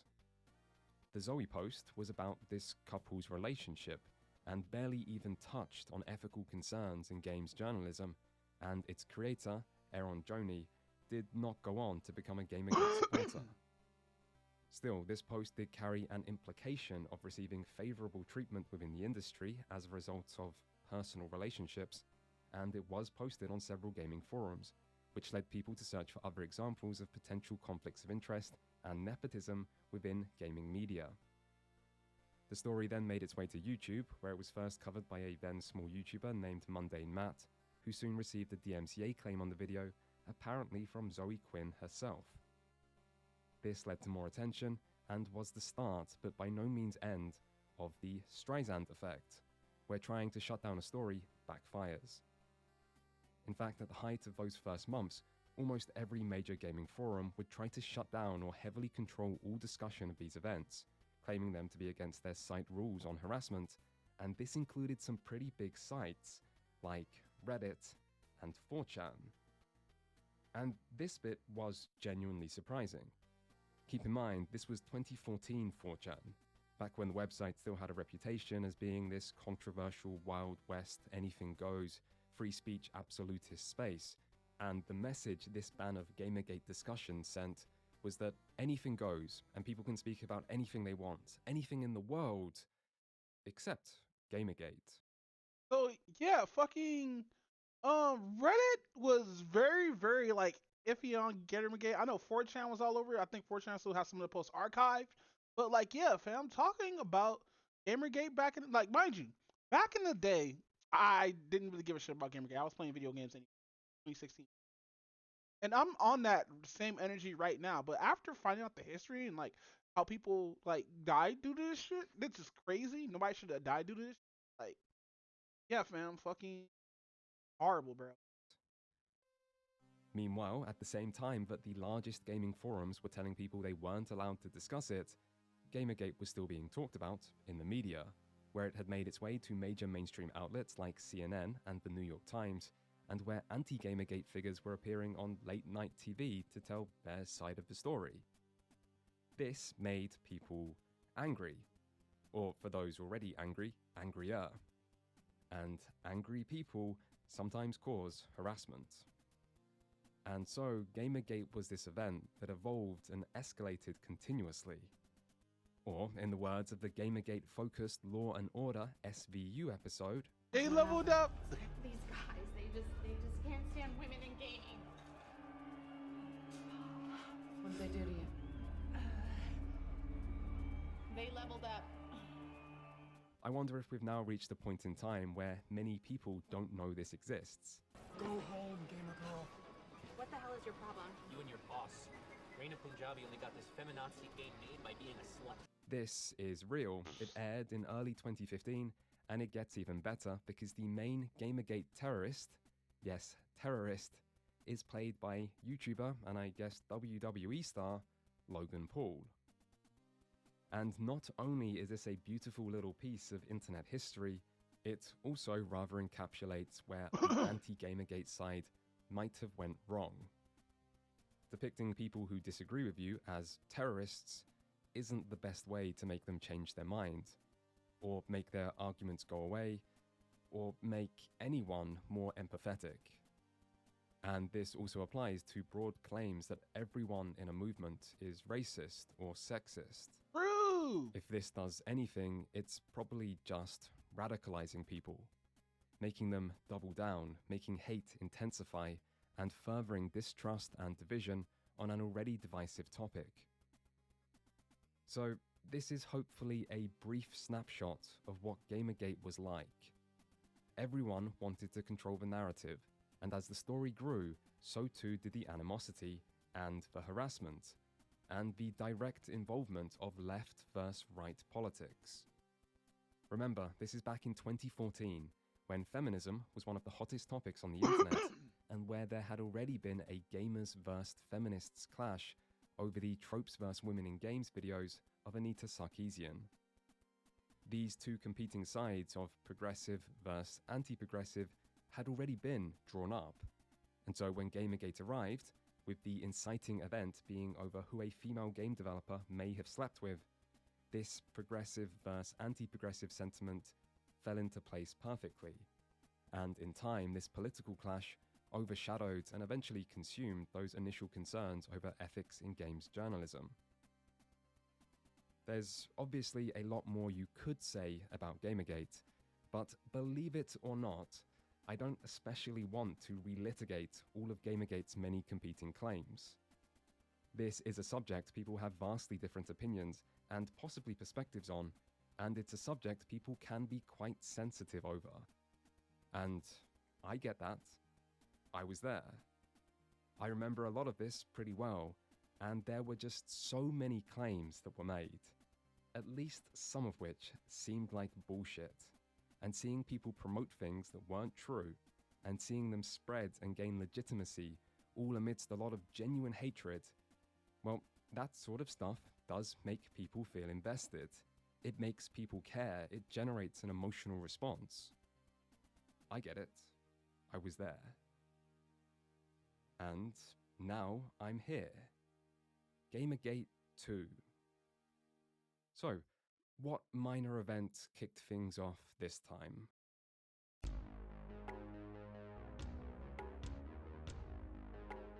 Sweet Baby Inc. are a small narrative development and consultation studio who place a particular emphasis on diversity and inclusivity. The current, still ongoing controversy took off after an employee at Sweet Baby Inc. asked his followers on Twitter to report a Sweet Baby Inc. detected Steam group, as well as its creator, for harassment. Yeah, see, if Chris didn't do this shit, deadass, none of this shit would have been going down right now. People would have ignored that, deadass. This happened on Press and February effect, 29th, live. 2024. But while this was when the controversy exploded, it wasn't when it started. And it wasn't when I first saw people talk about this company. Sweet Baby Inc. became a subject of discussion on 4chan after the release of Marvel's Spider-Man 2 and Alan Wake 2 in October of last year. Both of these games included Sweet Baby Inc. in their credits, and both of these games featured progressive or woke elements. The original threads on this are hard to find due to 4chan not being great for archived content, but the Kiwi Farms thread they led to does still exist, and as of writing this thread now has over 6,000 replies and almost 1 million views, meaning it has been quite widely seen. The thread begins by giving credit to a user of 4chan's video game board and calling this one of the biggest scandals in gaming history. It then includes a lot of images taken from threads on 4chan, such as screenshots of Sweet Baby Inc.'s website, screenshots of games they've worked on showing their progressive elements, and information on some of the people who work at the company, like Kim Belair, Sweet Baby Inc.'s CEO, who is described as a Jewish woman destroying video games as we speak. I feel it's worth pointing out that I don't think Kim Belair actually is Jewish, and the only evidence provided is a screenshot of a different person who is a professor of Jewish literature. Yeah, I think she's African American, Kim I Belair showing believe. up under people also viewed, but maybe I'm just missing something here. Still, it's the accusation of being Jewish that I think is more relevant than its accuracy.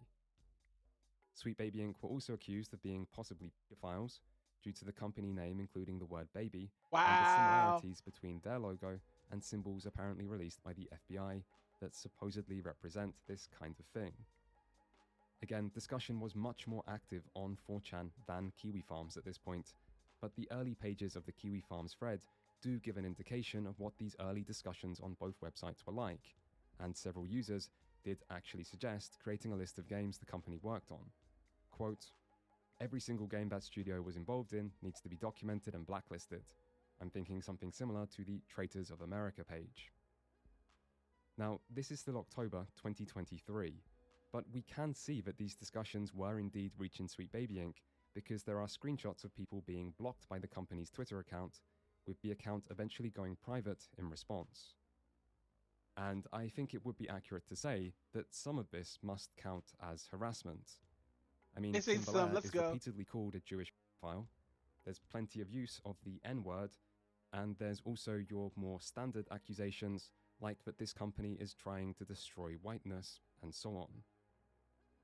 Still, this is all a minor event at this point, mostly limited. Wait, you're not gonna talk about how? I hope he talks about how some of the comments they made towards White Out. Mind you, I don't give a shit some black dude. I usually like would get an uproar if somebody talks about a black dude, but nobody cares when a black dude discriminates versus white people nowadays, because when a white person can, everybody gotta go for the hills and defend white people and shit. And I'm not saying they shouldn't be defended or whatnot. Defend whatever the fuck you want, but like it seems like when nowadays, and I see this in the video a lot, when somebody who's fair skinned versus somebody who's black or versus somebody who's like colored or whatnot gets scrutinized, people who scrutinize the non-black person, everybody would jump on them instead of a person who's going after the black people in the community. I don't know, maybe because I'm race pilled. Limited to 4chan, but some YouTubers did either see this or hear about it and decided to make videos covering it.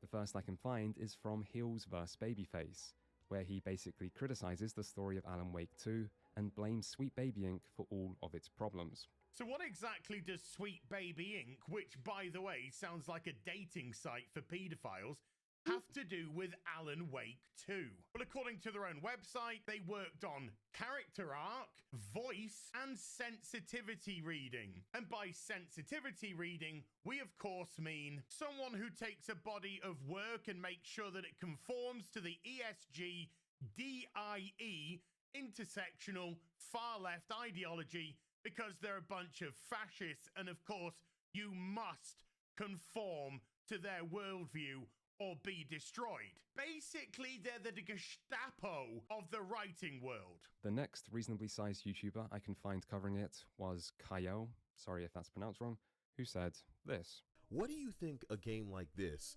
Alan Woke, and BlackRock 2 have in common? They all slid through this self-described narrative consulting company. It was also covered on the podcast Side Scrollers soon after, who made 3 videos about Sweet Baby Inc., the first being titled This Company is Why Your Video Games Suck, where they literally just showed screenshots of 4chan threads to describe what the company is and does. And finally, it was also covered multiple times by YouTuber Griffin Gaming. If you're familiar with the company Sweet Baby Inc., you would understand exactly why this story unfolds the way it does, as with so many other Sony games and video games in the industry at large. Griffin Gaming's next video is good at showing how conspiratorial the Sweet Baby Inc. discourse was in this early stage. Today, what we're going to be talking about is pretty crazy, dude. And if you would have asked me a year ago if I oh my god, I hate this game type, bro. I don't know if I would, because it just seems really outlandish, but I 100% can assure you that it is actually happening. Now, given the sensitive nature of this topic and the fact that the previous video I so much as mentioned this organization that we're going to be talking about in got age restricted last time, I decided not only to script this video for the sake of my channel, but also to demonstrate whether or not this organization has such close ties with the tech industry where they can actually influence a company like YouTube or other social media platforms to suppress any mention or criticism of them. So Griffin Gaming suggests this company is so powerful they can force Google to censor videos on their behalf, citing his previous age-restricted video. It has been brought to my attention recently that an organization named Sweet Baby Inc. has been working behind the scenes for over half a decade at this point, with the one goal of injecting woke political ideologies into video games where they previously didn't exist or belong, to further the message. As we typically see from the most sinister actors in any industry, they often hide behind a harmless or infantile, in this case, mask to conceal their true intentions. But make no mistake, this organization has completely and fully infiltrated the industry and has its hands in over 70 different video game projects and has a clientele across the majority of the video game industry's major publishers and platform owners. I have to admit, I do quite like this video because Griffin Gaming regularly says things like, this isn't some conspiracy at this point. This isn't some opinion or subjective take on this entire issue. This is an objectively provable fact. This isn't some conspiracy at this point. This is an objectively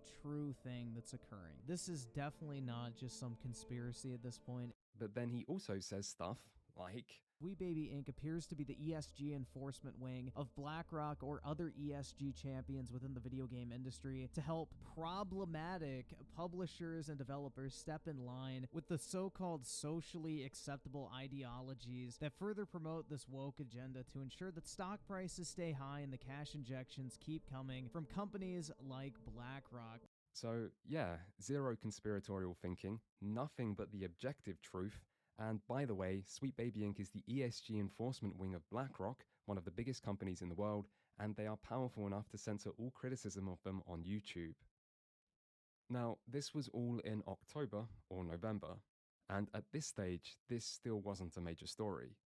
But it is possible that Sweet Baby Inc. might have felt this new negative attention.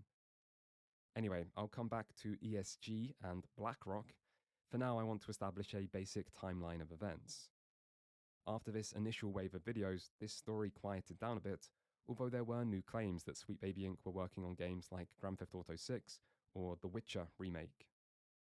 Things didn't really pick up again, though, until the release of the next big game Sweet Baby Inc. had actually worked on, Suicide Squad Kill the Justice League, at the end of January 2024. This led to a new wave of videos, some from people already mentioned and some from new channels.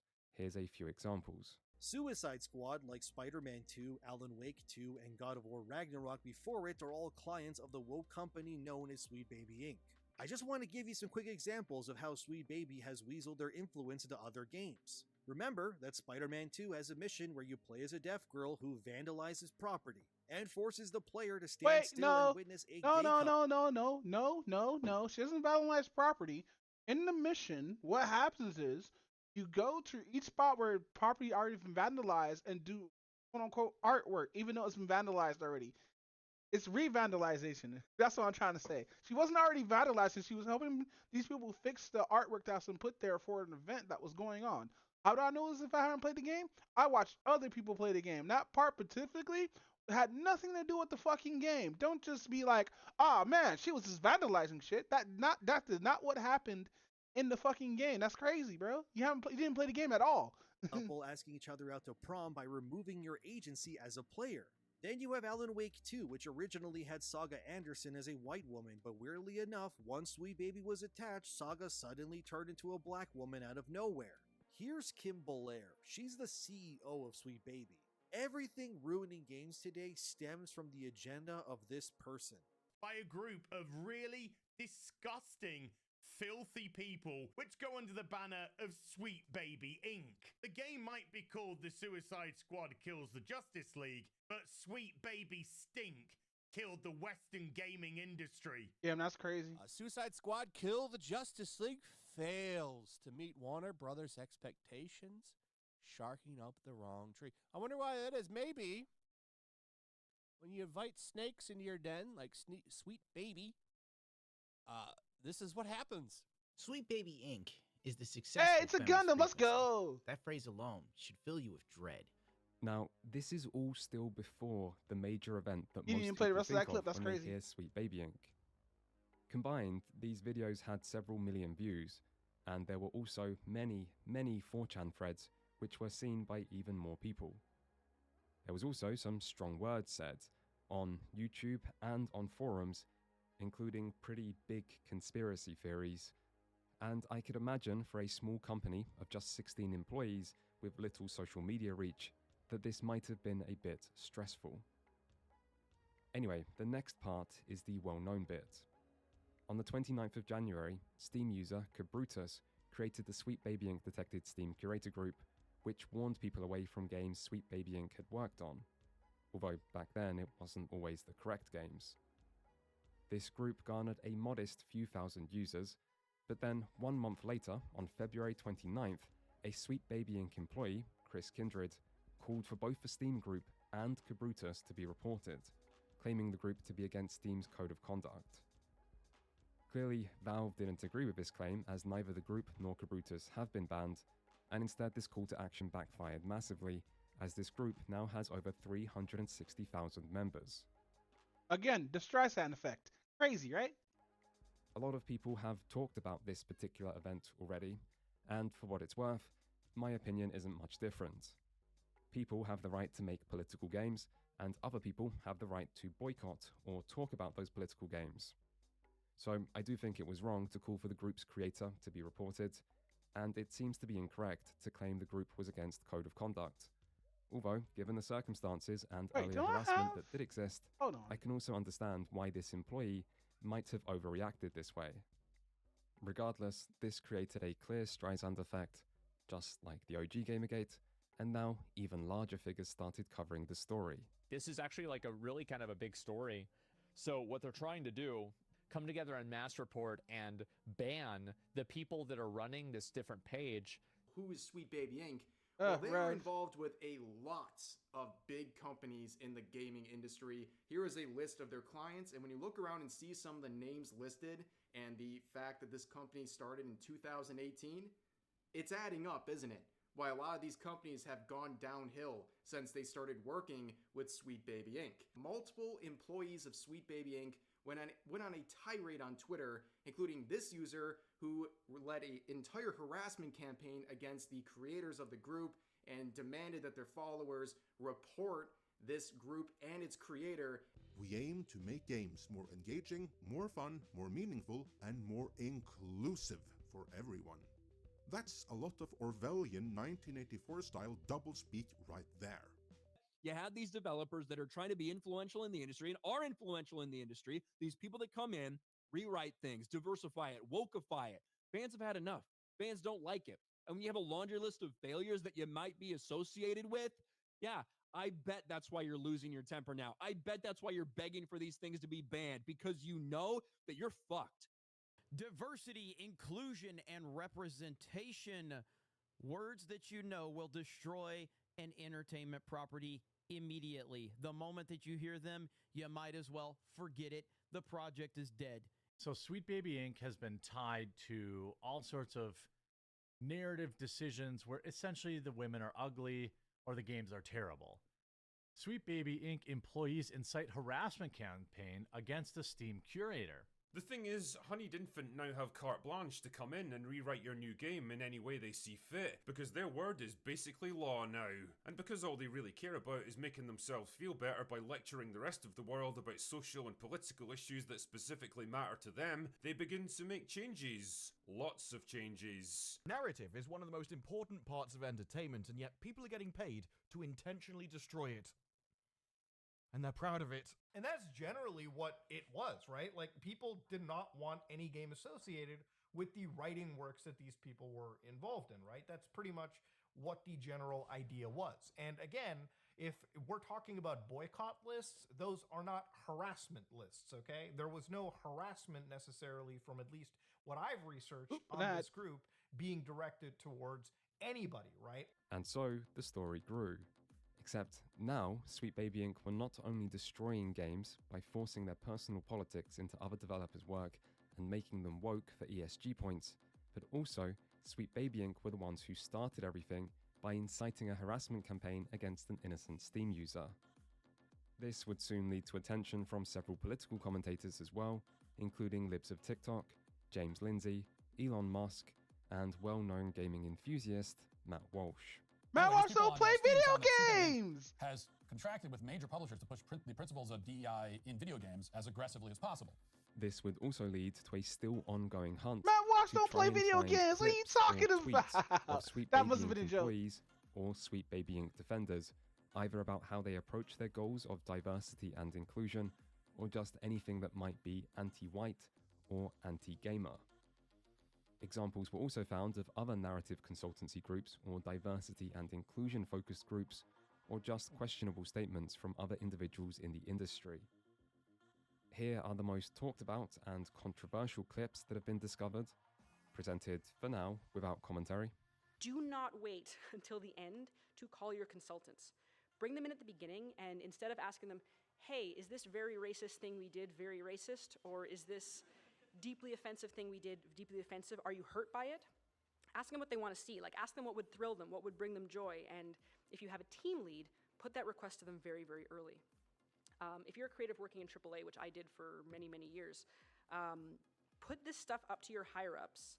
And if they don't see the value in what you're asking for when you ask for consultants, when you ask for research, go have a coffee with your marketing team and just terrify them with the possibility of what's going to happen if they don't give you this what doesn't you age want. well, by the way. Because they have to consider, like, I say that all out as a joke, but it's actually very, very true, because Validate has a team of mostly all people of color. We have no. Oh, he does talk about it. Let's go. I did that because I wanted to create a safe environment, and I know the best way for an environment to be safe is to be around people who are just like me. And I'm not saying that white people in the industry are creating unsafe environments. I'm not saying that. That is not what I'm saying. I am saying that sometimes it is hard to work with white people because they think that something made it okay, but it was really a microaggression. And no one wants to deal with that while they're trying to make a game that they love. We still look at our core demographics and say, okay, Yeah, they're that's white, crazy. cis, hetero males. And we cater almost exclusively to them. And the problem is that we don't just cater to them like, you know, here's something that we think you'll enjoy. We cater to them the way that we cater to like a picky baby. We feed them the same thing that we know that they love, and we keep on feeding it. We're like, here you go, you love it, eat this, eat this, eat this, so that then when they get anything else, they react as a picky baby would, which is be like, oh no, thank you, I do not want this. Then there are the most controversial tweets. One followed the death of Dragon Ball creator Akira Toriyama, saying Toriyama gave us the best and worst black characters in anime, with the worst presumably referencing Mr. Popo, who does look Mr. a little Popo's like old blackface Indian! cartoons. Oh my god. But I this hated still it. led to lots of YouTube videos expressing outrage at Sweet Baby Inc. for disrespecting Toriyama after his death. Then there was a tweet of one developer, not related to Sweet Baby Inc., saying that none of their default characters in their demo were white males, which again produced a major response. Another tweet from an Xbox employee about minorities existing in gaming was also discovered and got a similar response. Controversy also centered around another group, Black Girl Gamers, who focus on growing the influence and representation of black women in gaming. The Black Girl Gamers discourse led to another controversial tweet from a BBC presenter who said, quote, "Can we agree that for round 2 of this, it can be the final purge of these kinds of gamers?" Which led to widespread Always white accusations girls that she or was black girls invoking doing this shit. genocidal and Nazi rhetoric against gamers. During this period, some other games media articles also caused controversy for promoting progressive or woke ideas. One article from IGN calling for Capcom to address racism in a potential Resident Evil 5 remake received a lot of negative attention over the claim of racism. Discussions around the protagonist of upcoming action game Stellar Blade got even more attention and was again centered on an IGN article, this time from IGN France, which referred to the protagonist as, quote, bland and a doll sexualized by someone who has never seen a woman. Damn. The outrage caused by this led to a retraction and official apology from IGN. Really though, at this point there have been too many minor controversies to cover everything. Many YouTubers were, and likely still are, creating daily YouTube videos on these events and all the problematic things people have found, meaning there are thousands of videos by this point, hundreds of which come from sizable creators, all expressing a certain amount of outrage at the woke games industry, or woke developers, or woke journalists. And speaking of journalists, much like with Gamergate before it, there has, quite predictably, been a media response to these events that involved siding with Sweet Baby Inc. The first article came from Kotaku, and was titled Sweet Baby Inc. doesn't do what some gamers think it does. This article doesn't mention the call to report the Sweet Baby Inc. detected Steam group at all, and instead focuses on Sweet Baby Inc.'s work, claiming that Sweet Baby Inc. doesn't force anything into games and that diversity is happening naturally, claiming that the influence of Sweet Baby Inc. on narrative consultants in general has been greatly exaggerated, and claiming that statements from developers who have worked with Sweet Baby Inc. directly contradict the claims made against them. For example, one of the most widespread accusations is that Sweet Baby Inc. changed the race of one of the main characters in Alan Wake 2 from white to black. The evidence used to support this claim is a teaser from the 2016 game Quantum Break that shows what seems to be the same character as white, as well as an interview that confirmed Sweet Baby Inc. were involved with refining this character's voice and story arc. In response to this, Alan Wake 2's director said this claim is, quote, absolutely not true, but many responded by accusing him of lying. Something similar would happen with people who worked on Suicide Squad and Spider-Man 2. Further articles would come from PC Gamer, Eurogamer, Aftermath, The Guardian, Wired, The Verge, CBC, and more. And while these articles are not all the same, I don't think it's worth explaining each of them individually. In general, they are fairly similar to the first article, and maintain the idea that Sweet Baby Inc. is Crazy how this man had a fade and all that. Then they gave him like dreadlocks for no reason and made him super feminine. That's wild. not forcing developers to change their games, does not have as much influence as has been claimed, and that this series of events is primarily a harassment campaign against Sweet Baby Inc. and other progressive voices in the industry. And at this point, I think it's worth remembering Gamergate and how it quickly became about people doing whatever they could to control the narrative. This led to gaming media and the gaming industry being completely united on one side and Gamergate supporters pushing back on the other, with both doubling down and doing everything they could to win the argument. And now, here we are again. Except, it doesn't seem the same this time. In the years since Gamergate, the relevancy and reputation of game journalists has been diminished. Games media has become very political, which has alienated some, maybe a lot, of their potential audience, and making fun of game journalists has become a pretty common pastime on the internet, with even not usually political figures being happy to dunk on game journalists whenever they mess up. And as this has been happening, traditional media in general has declined, and so it doesn't seem like games media has the power to affect the narrative to the extent that it might have in the past, and the media response in general has been much smaller and quieter this time round. On YouTube, however, it is the exact opposite. Making YouTube videos is much more lucrative now than it was in 2014, with YouTube itself being bigger than ever. And this time, it's not new or small channels that are at the forefront, but rather large established channels that have already built an audience specifically around criticizing woke elements in media. Twitter has also changed since Elon Musk took over, with it now seeming less popular with people on the left and more popular with those on the right.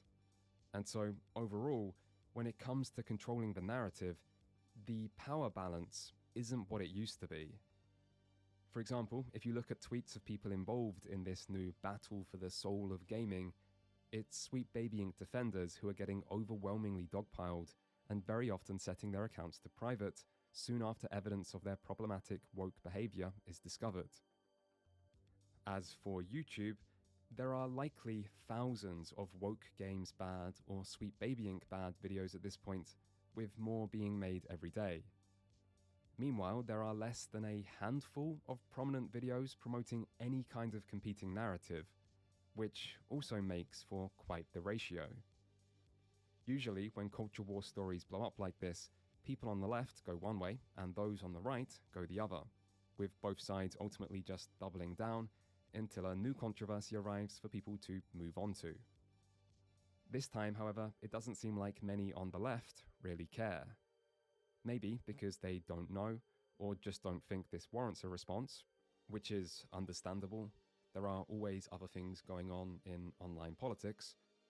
But it does seem strange to me that so many usually loud progressive voices within the online gaming world haven't said a word about any of this.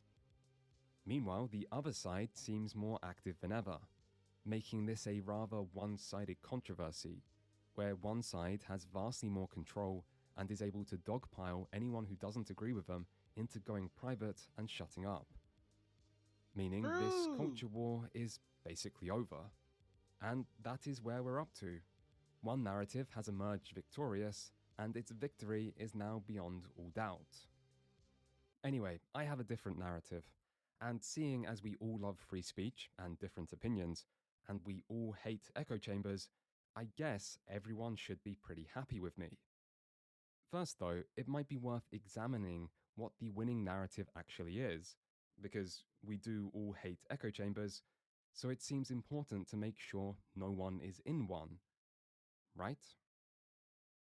I'm in the echo chamber. Everybody's in fucking echo chambers, especially after COVID. That's where everybody started echo chambering up. Narratives do change over time, and not everyone covering these events will believe or say the exact same things.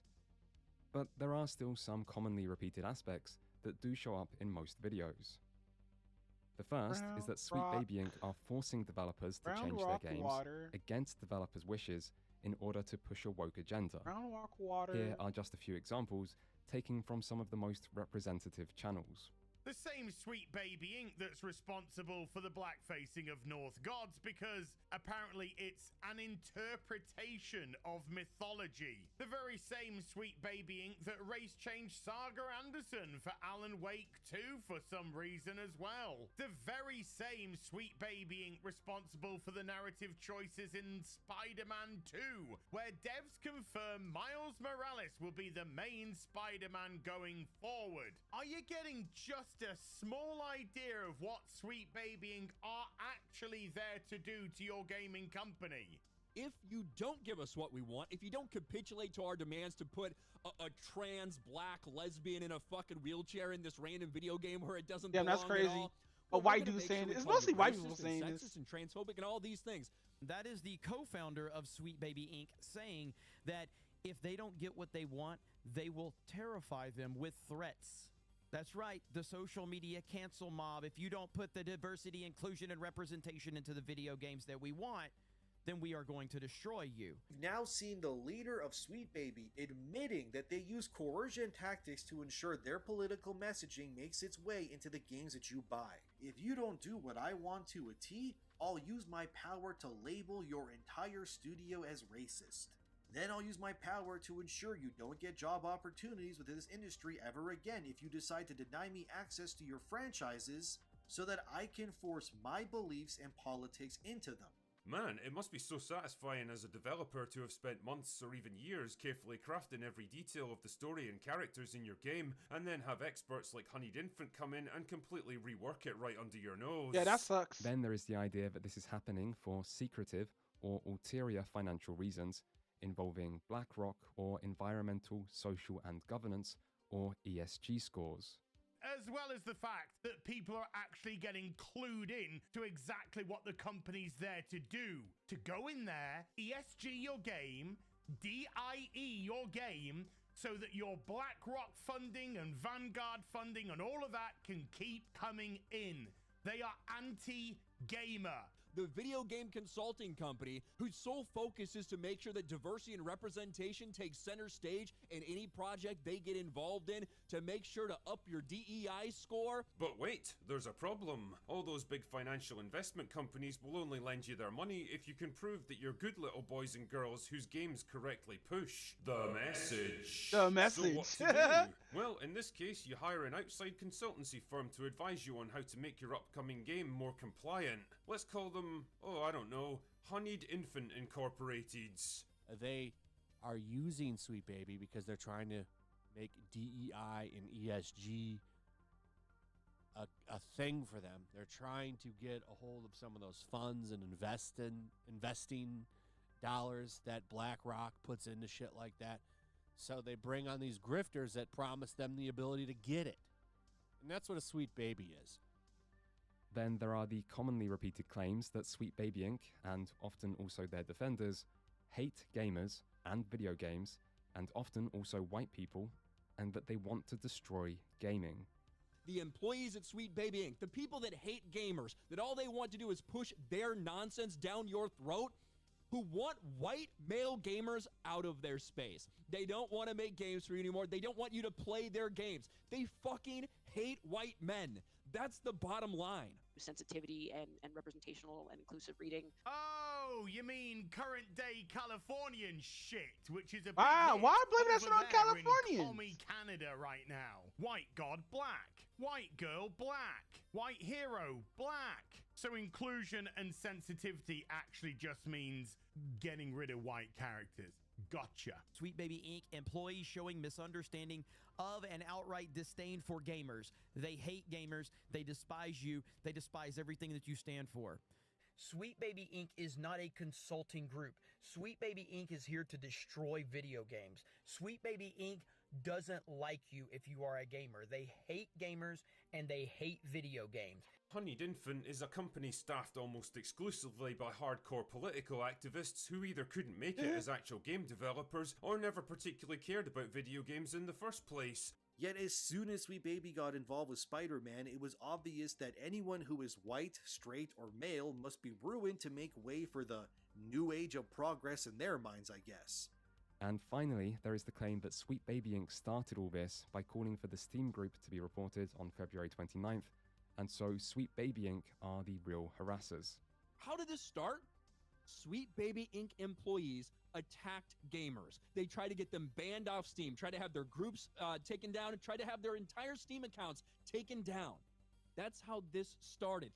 Sweet Baby Inc. I think that's are how it the was harassers. noticed. They are the reason this is happening. They are the harassers. All you need to do with the slightest bit of research, and you would know that. Now, what kicked all of this off was this Steam curator that says, hey, we're going to let you know if Sweet Baby worked on a game. That all of this started with criticism being directed towards a Sweet Baby Inc. employee who started a harassment campaign against the Steam group that was tracking their company's games and clients. That's how it started. Now, I do have a history of criticizing certain over-the-top progressive elements in games, and sometimes also criticizing games media, as well as criticizing the culture war. So you could say I'm quite sympathetic to the idea of woke elements in gaming going too far. That said, there is a lot about this dominant narrative that seems biased, inaccurate, or just greatly exaggerated. I mean, for starters, there's no reason to believe that Sweet Baby Inc. are forcing developers to change their games against developers' wishes, and this is something that has been directly refuted by people who worked on these games multiple times. It also doesn't make sense that a narrative consultant, i.e. a contractor hired to do specific work, would have this level of absolute power to override creative decisions. The main piece of evidence used to support this claim is the Terrify Them clip from Kim Belair. If you're a creative working in AAA, which I did for many, many years, put this stuff up to your higher-ups, and if they don't see the value in what you're asking for when you ask for consultants, when you ask for research, go have a coffee with your marketing team and just terrify them with the possibility of what's going to happen if they don't give you what you want. In context, however, this isn't about cancelling game companies or extortion. In fact, straight after this, Kim says she's basically joking, and her actual point is what's shown on screen. Are you sure saying that? Because they have to consider, like, I say that all out as a joke, but it's actually very, very true, because if you start to consider the people who are player and audience facing and who have to deal with mitigating harm and with keeping the sentiment around their game and their project positive, there's like a genuine value that you can impress upon them with both ethically and financially. You can say this is important. And it's also a valid discussion to have, because if you're working with a very thin narrative budget and you work in AAA, I think you'll be pleasantly surprised or dismayed by the amount of money that marketing can give you. Now, I don't necessarily agree with this, but this hardly seems like proof that Sweet Baby Inc. has the power to do whatever they want to a game and are overriding other developers. Then there is the idea that this is all happening because of ESG and/or BlackRock. Conspiracy theories about BlackRock have been around on the internet for a while, which is clearly not new to me, as I've had jokes about BlackRock in videos as far back as 2020. That said, these are conspiracy theories. BlackRock does have a lot of assets, but this isn't a sign of conspiracy, it's because they're a financial asset manager. And they give out, the thing with BlackRock is, I think BlackRock said they give out allowances to these people or incentives to do certain things like ad inclusion. I hope he actually does mention that though. People like you or me to invest in parts of the stock market via index funds. These index funds track specific indices like the S&P 500 or the Nasdaq, and all information for them is publicly available. BlackRock isn't playing favorites here or picking and choosing who gets money, and they don't tank a company's share price to punish naughty companies for not doing what they want, like including enough diverse characters in a video game. Surprisingly enough, the stock market is quite strictly regulated, and something like this would be easily visible. And people do tend to pay attention to the stock market. As for ESG, it certainly is real, and an ESG score could potentially impact certain investors who wish to prioritize ethical concerns or responsible investing over maximizing returns. There are a few problems with the ESG narrative, however. For starters, most of the companies shown as Sweet Baby Inc. clients aren't publicly listed, i.e., they are not on the stock market, and therefore, they don't even have an ESG score for Sweet Baby Inc. to improve. And as for the other companies, it's hard to see how exactly hiring Sweet Baby Inc. would improve an ESG score. I mean, feel free to go read about how ESG scores are determined if you want. I have, it is really fun reading, but basically, ESG measures many different things, one of which includes diversity. But when it says diversity, it means in relation to hiring practices and anti-discriminatory measures in the workplace, not the skin color of video game characters.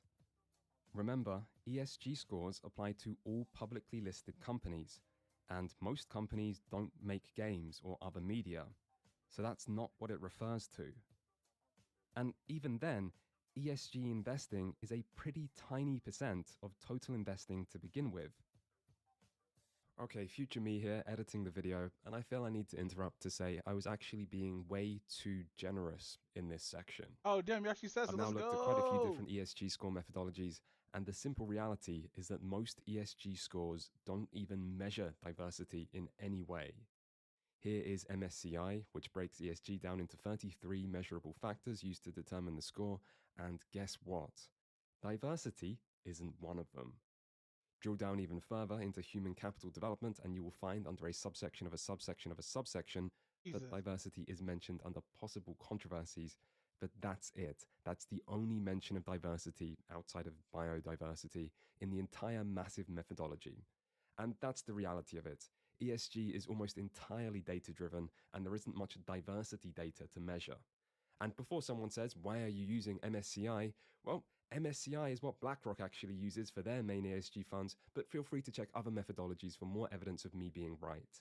The entire ESG thing is a dumb conspiracy theory pushed by people who don't even seem to understand what ESG is. Right, back to the video for me to say that last bit in a more polite way. So ESG just seems to be being used as a convenient boogeyman to fuel conspiratorial thinking. And if it is more than this, then surely the onus is on the ones making the claim to provide evidence of this, which no one has done. On the other hand, Kim Belair has been asked directly whether there is any connection between Sweet Baby Inc. and ESG funding, and she has, on record, said that there is no truth to this and that it's frankly absurd.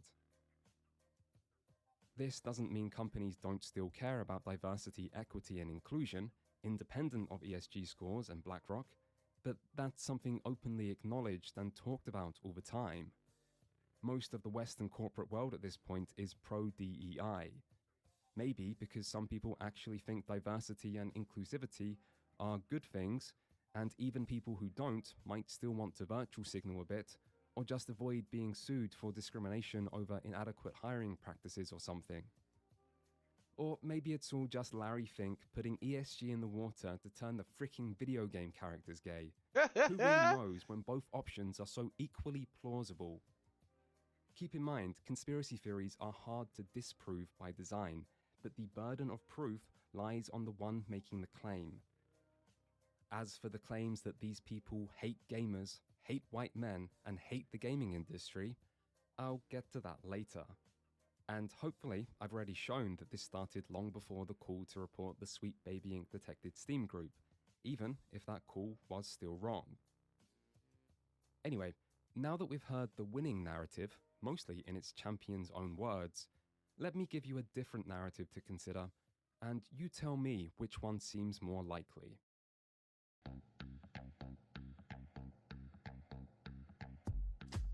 There are a lot of progressive people in the video game industry. That's it. That explains all parts of this story.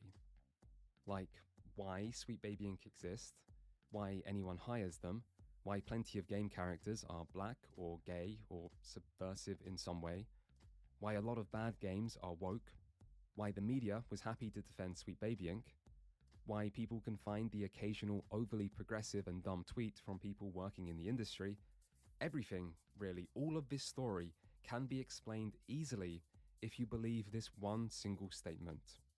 A lot of people working in the games industry are progressive. So I guess the vital part is proving this statement. I mean, you could do a statistical count of how many game developers have pronouns in their bios or something, but is that actually necessary? Does anyone even need proof of this? Everyone who knows much about the industry knows it's true. Evidence for it is literally everywhere, and even if it wasn't, most people working in this industry are young and college educated, two demographics that lean strongly left. Hell, this is an industry where when Disco Elysium won a Game Award, one of its writers thanked Marx and Engels, and the audience cheered. The games industry is full of left-wing people. And what happens if you have a lot of progressive game developers? Well, they make games that reflect their personal beliefs and politics, i.e. they make progressive or woke games. So if most game developers are woke, it logically follows that most games will have woke elements. No conspiracy needed. And as games, like most things, follow a standard distribution where most things are of mediocre quality, it also makes sense that the majority of disappointing games will be woke, because that's how statistics work. If most things are A and most things are also B, then most things that are A will also be B, but that doesn't prove a causal link, and it applies just as much if you swap disappointing with successful. Go woke, go broke is just a political slogan that people repeat because they wish it was true. It's always relied on cherry-picking examples to support it, which is exactly what people did with both Sweet Baby Inc. and video games in general. I mean, of the big games Sweet Baby Inc. worked on, 3 of them were successful, and 1 of them was not. And yet the success of these other games just gets conveniently ignored. Really though, a 75% hit rate is pretty great. But forget about reality and just focus on the one game that bombed. Please just focus on this one game. Woke games must go broke. Please don't question the message.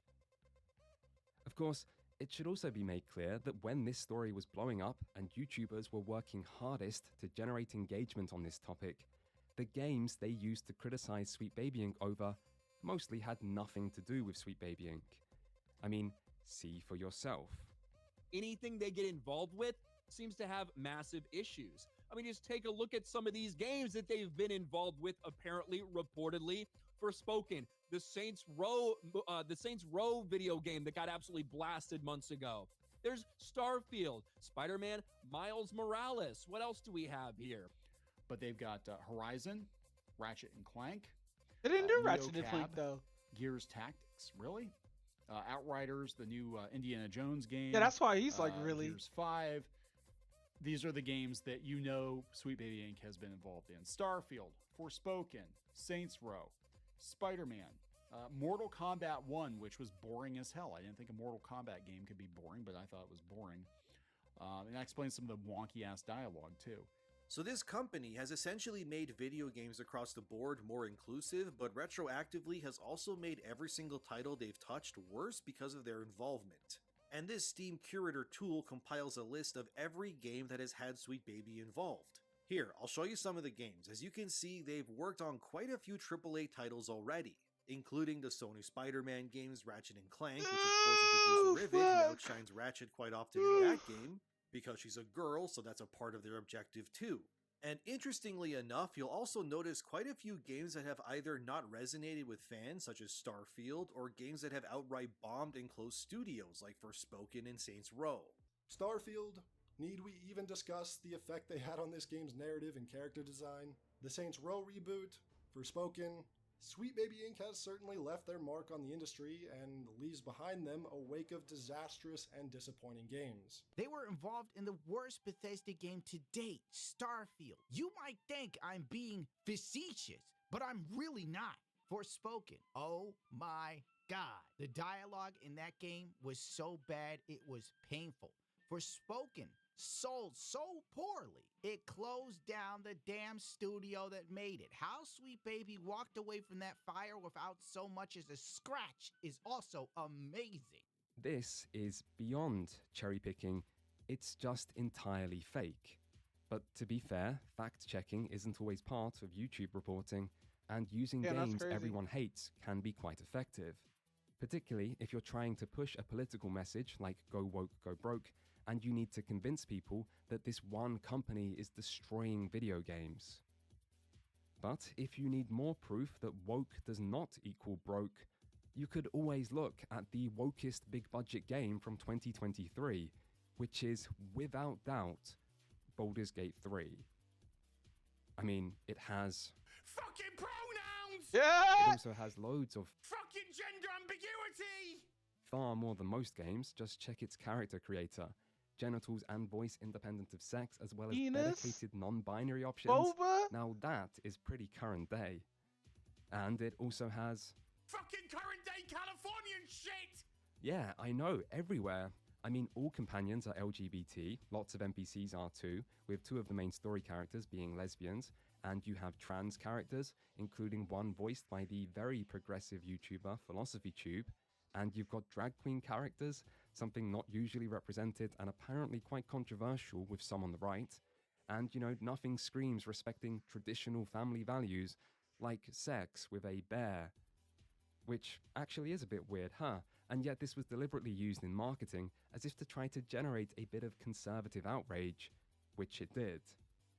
And of course you have the developers and people who actually worked on the game regularly making many progressive statements on social media, even in this very controversy where they have spoken against it multiple times. And Baldur's Gate 3's leading the charge for the Gay Ming Awards. The Gay for, Ming? you know, What? being so openly progressive. Oh, and then there's all the strong women, the worst wokeness of all. I mean, how many girl bosses do we need? Am I right? It's fine to have a girl boss as long as you're not a married Sue. Fallout, the new Fallout, shows that you can be a girl boss and still get your ass slapped around. Right. In fact, all female companions in this game are strong women. Literally, they each have crazy high strength scores. Meanwhile, all men are weak. All of them. They each have low strength scores. Yeah, why is Could that? they be any more obvious? Hell, this is even true for Minsk. 1893 strength Minsk starts Baldur's Gate 2 by bending steel bars with his bare hands, Minsk. And now he has 12 strength and needs to be rescued like a damsel in distress? Now that is disrespect for legacy characters, all to force the woke agenda? Unbelievable. And in a legendary game series that doesn't even belong to Larian. How dare they? No wonder this guy is so angry about this game. Yeah, getting called out, that's crazy. We're so fucking boring! Oh, wait, no, that was a different game. And actually, anti-woke people seem to avoid talking about Baldur's Gate 3 as much as possible because it quite clearly doesn't fit their narrative. No, it does. And this is the reality of the situation.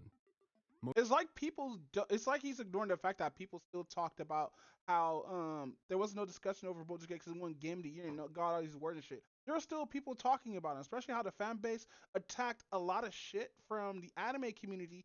Even I say this, even though they have dead ass sex on here with bears and shit like that, you don't see that in any other animation game or any other anime game like that unless it's a hentai game that's now getting put out on Steam, guys. Most people don't care about internet culture war bullshit. True. That's why Go Woke, Go Broke relies on so much cherry picking. That's why Baldur's Gate 3 can still be hugely successful despite being hugely woke. And that's why the massive Hogwarts Legacy boycott didn't seem so massive when sales were revealed. Internet outrage isn't remotely representative of normal people. But if you do want to make money from internet outrage, it sure helps to have a scapegoat to blame all your problems on. Like, I don't know, a small, obviously progressive narrative consultant that people can, and already have, made up wild conspiracies about. And Sweet Baby Inc. are clearly very progressive, that part is true. And they are offering a service that seems designed to appeal to other progressive people in the industry. that part's also true. The act of game developers outsourcing writing is pretty normal by now. Over the last decade, outsourcing and contractors have become bigger and bigger parts of AAA game development, presumably because games continue to grow in size and the manpower needed during development varies throughout production, meaning this might be preferable to hiring people that would later need to be fired. Generally, though, you'd expect this type of outsourced work to be the least important parts of a game, and this does seem to be part of what Sweet Baby Inc. are there for, but they also offer other services, like sensitivity reading and representation-focused consultation, things that have existed and been controversial in the publishing industry already, and things that progressives might see value in, but a lot of non-progressives might not. And that includes me. I don't really understand how any of the material in these games is so sensitive it requires sensitivity readers. Unlike, say, a genuinely culturally sensitive historical war book or something. And I don't understand why gaming companies are even making diverse characters if they themselves don't feel capable of making them feel authentic. So I would never pay money for this type of service, and I don't even see a problem with referring to it as a grift, in the sense that this company is trying to make money through this. But we're not really talking about me or you. Sweet Baby Inc. is allowed to offer this service, regardless of how others feel about it, and game developers are allowed to pay them for this service if that's what they want to spend their money on. This is all part of freedom of expression and free speech. Just like how Cabrutus is allowed to make the Sweet Baby Inc. Detective Curator group. People are allowed to boycott whatever game they want, for whatever reason they want, as that's their freedom of expression. And so developers can make progressive games, and players can dislike progressive games, and ultimately, the free market will decide who's right. Some people genuinely do like progressive or woke games, and some people don't. There is demand for both sides, as different people have different political beliefs and backgrounds. And if there really are far too many progressive games, which might be true these days, then supply will outpace demand, and these games will perform worse, creating a clear financial incentive for developers to not do this. Likewise, if most players really do just want modern politics kept away from video games, then more apolitical games will perform better, as there is high demand and low supply. So, for once, this is a problem that the free market can and will take care of by itself, and all this performative culture war outrage is unnecessary. But at least all of this outrage and engagement farming must help the situation, right? Surely this will at least make video games a little better. I mean, just look at the original Gamergate. That led to loads of outrage, and everyone knows that afterwards, all problems in games journalism just disappeared, and video games instantly became less political. It hasn't. Oh, wait, no, it was actually the opposite. The games industry responded directly by becoming way more progressive and openly political, while starting to view non-progressive voices more negatively due to their association with the worst elements of Gamergate. This is what actually happens in the culture war. People double down and division grows. But hey, maybe this time will be different. After all, everyone talking about this seems so calm and reasonable. An ideological Marxist hole which is rotting the West. That literally is actively trying to undermine Western civilization. They hate us and they want us gone or even dead would be preferable to them. These people are fucking scum. Like, there's no other way to describe this. You are fucking scum. These people are evil. The people involved with Sweet Baby Inc. are evil. And there was me worried this would just turn into sensationalist engagement farming. Well, surely this will save gaming. You know, any day now. We probably just need a few more YouTube videos about how game developers are evil and they hate all gamers and they want us dead, particularly white men. And then guess what? All those game developers are going to turn around, abandon all of their political beliefs, and start catering to the people depicting them as evil, hate-filled racists. because everyone knows the best way to win a political argument is just call everyone who disagrees with you a racist. Wait, what? That's it? That's the big grand strategy of Gamergate 2?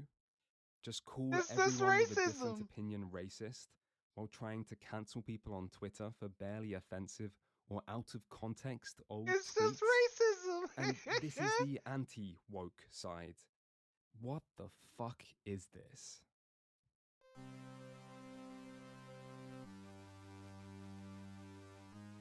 So, oh shit, there's more here's parts. how it started. As a man who enjoyed the early 2000s, let me tell you something. People today are so easily offended, it's hard for me to believe anyone when they say, this person is a racist or a misogynist. Huh, I agree. People today can at times be too easily offended. And it is hard to take some people seriously when they cry racist all the time. Anyway, here's that same person 2 weeks later calling 4 different people racist. Does this article mention anything about the Sweet Baby Inc. CEO being a full-blown racist? Because I have a feeling this article doesn't mention that. Lego Butts is psychotic, and racist is all get up and go. The same day, everyone on Twitter finally took notice of the fairly racist developer that's now working for EA that used to work at Sweet Baby. What do the white developers do that's so evil? She can't tell you. They're just existing, and she's a racist. There you go. The Sweet Baby Inc. CEO being a full-blown racist is a claim that has been repeated constantly, by the way, and the source for this claim is just the Picky Baby clip from earlier. Yes, forget lynchings and apartheid and stuff. This is the full-blown racism, saying that gamers are a bit like picky babies who only want to eat the same food. YouTubers have been crying racist constantly over the last weeks, while frequently saying things that seem deliberately designed to just saying stir that up. you don't hire a certain race because you don't feel safe around that race is part of racism, right? Like, honestly, as black people, we're supposed to be a little bit better at that than say some shit like that, right? Now, saying you don't hire these type of people there, it shows that you have a negative bias because of those people who are there. So technically, what she said was racist. I don't think she's actually racist now, but what she said was racist. So saying that, like, saying that just kind of seems like that's a new word everybody's been using. This seems like Racial animosity like this. They despise you if you're a gamer and you're a white male. That is the one thing that all of these game companies seemingly have in common. Who want white male gamers out of their space. They don't want to make games for you anymore. They don't want you to play their games. They fucking hate white men. That's the bottom line. These people who go out there and openly say, I fucking hate gamers. I fucking hate white people. I hate white men. So inclusion and sensitivity actually just means getting rid of white characters. Gotcha. Norse mythology a bit too white? Let's blackface it. Saga Anderson, well, unfortunately, that Scandinavian woman looked a bit too white. Let's blackface her as well. Well, thank you so much for letting us know how much you hate white people and despise white people. Sweet Baby Inc. is full of racist. Nobody in the mainstream media reports this. You can discriminate, alienate, and push people out of industries as long as they're white men and women, I guess. Person in charge of the entirety of Xbox's marketing also believes that white male players are the devil, but their community manager hates white people. They just straight up hate them. Because these people, unequivocally, they hate you if you're a white person. Still, at least early on in this controversy, there were actually some examples the Great Witch Hunt produced that did seem a little bit racist, or at least rather dumb. For example, saying you can't be racist against white people is not a helpful thing to say at the best of times, but particularly not in this context. Complaining that white people can be difficult to be around because they cause microaggressions does, I guess, raise questions about that person. And there was one tweet from 2012, first discovered in the original Gamergate, which resurfaced, and yeah, that one's actually offensive, I guess. Although it's hard to know how offensive without any context. See, Phil's talking about Jade. But anyway, what was the punishment for a 12-year-old offensive tweet again? But this was just the start. So let's skip ahead to today being the day I'm writing this, to look where the witch hunts have got to now.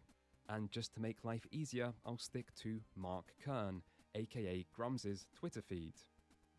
This is a man who has spent years and years talking about how much he hates cancel culture. And yet now that he has a little bit of power and influence himself, he spends all day, every day, that's crazy, trying to get game developers cancelled for things he finds offensive. So I guess I'll just go down Mark's timeline chronologically so that there's no cherry picking on my side. So, the first offender is a community manager for Helldivers 2, with hardly any followers, who has committed the crime of problematic tweets. In the first, she calls Helldivers pretty woke, and says that it's a satire of jingoism.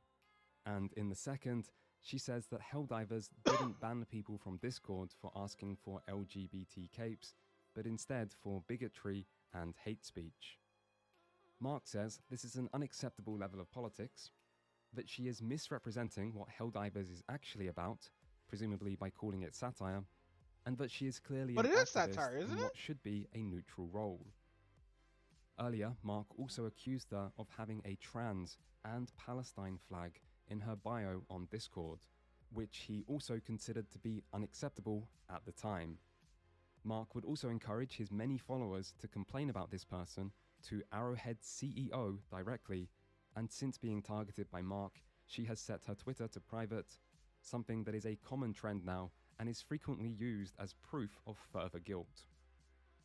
Next up, i.e. a few minutes earlier, Mark found evidence of a Ubisoft CM who used the word cracker in a tweet from 2017. Context is hidden here, and the message seems friendly and very likely not racial, but Mark says cracker is a hateful slur regardless of context. Sorry, cracker industry, I guess you're not allowed to exist. Thanks, Mark. Okay, so seeing how he has a British voice and all that stuff, actually, cracker is a term that's used disable white not towards the food crackers, but towards like slave masters when they used to crack whips. So the term crackers actually is derogatory towards white people. White people don't see it as derogatory. Nowadays they are, but like a lot of white people don't really see the term cracker as a derogatory term. But like seeing how he's a British person, I don't know if he's gonna go through that history. He probably gonna go through that list of that like right after I press this play or whatnot. But I doubt he is gonna do that. But let's keep listening. Mark.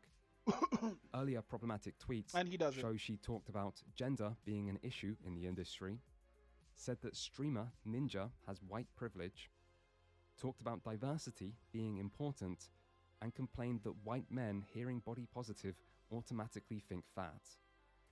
This person has since deleted their entire account after being targeted by Mark, so she must be extra guilty, I guess.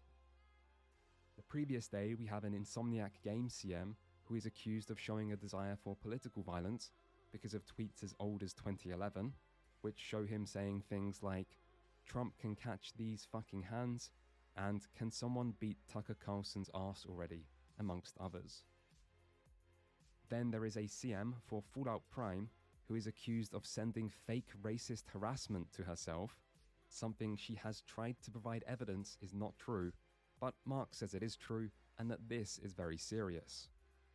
I think it's worth pointing out that the top poster accusing her of faking this racist harassment has a reference to hating N-words in their profile, and their own timeline is mostly just many clips of proud white supremacist Nick Fuentes. But according to Mark, this is actually all a lie to make gamers look bad. Next, there is an ex-CM from Conan Exiles who Mark says hates gamers, especially the white ones. The evidence of this is 2 tweets, one from 2019 saying the scales are tipped in favor of white men, and the other from 2014 saying playing as a regular ass white guy is boring. So, yeah, this is just an example of some of the most recent people Mark has been targeting. Now, keep in mind that these are not people who have targeted or interacted with Mark in any way. These are just strangers that he thinks needs to be publicly highlighted and shamed to be made accountable for the bad things they've done, like have different political opinions and sometimes voice them while working in the gaming industry in a public-facing role.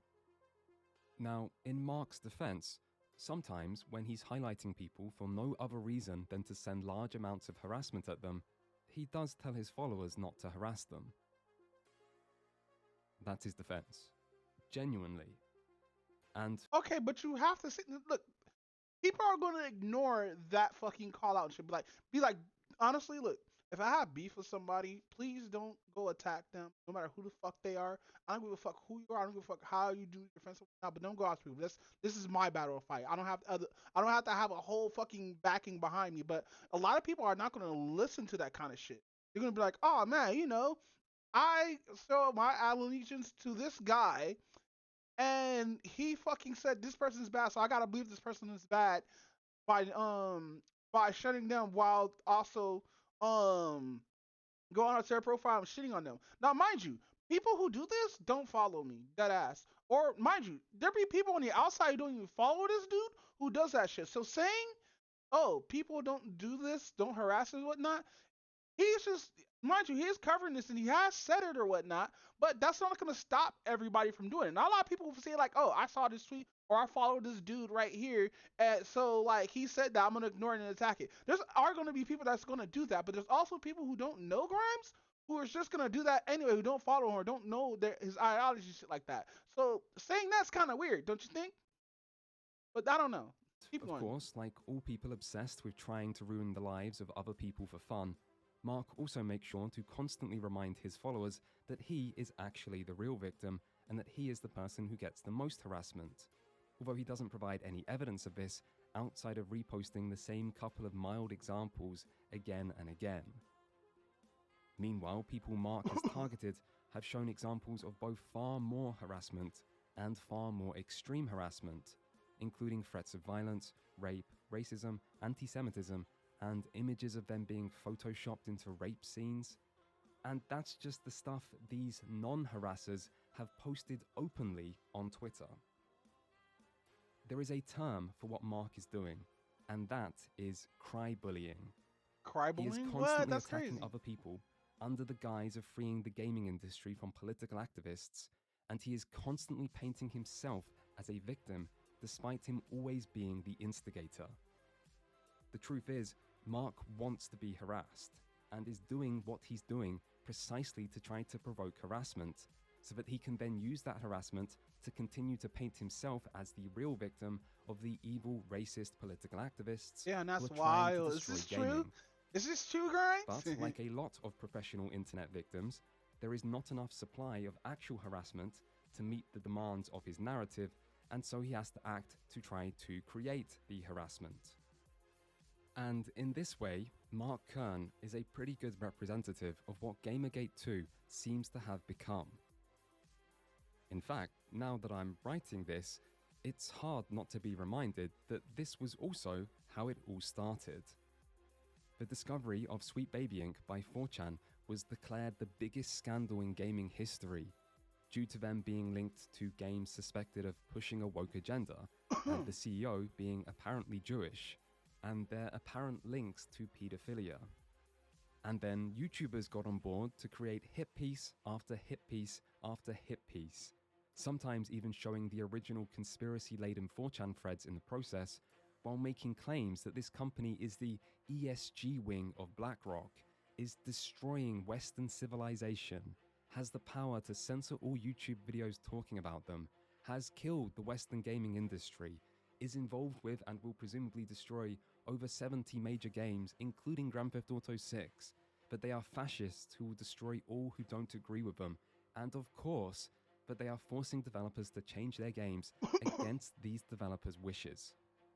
Hit piece after hit piece, conspiracy theory after conspiracy theory, month after month, millions of total views, easily hundreds of total threads, and yet the very first time a Sweet Baby Inc. employee makes a response, suddenly everything before this is conveniently removed from the narrative to paint Sweet Baby Inc.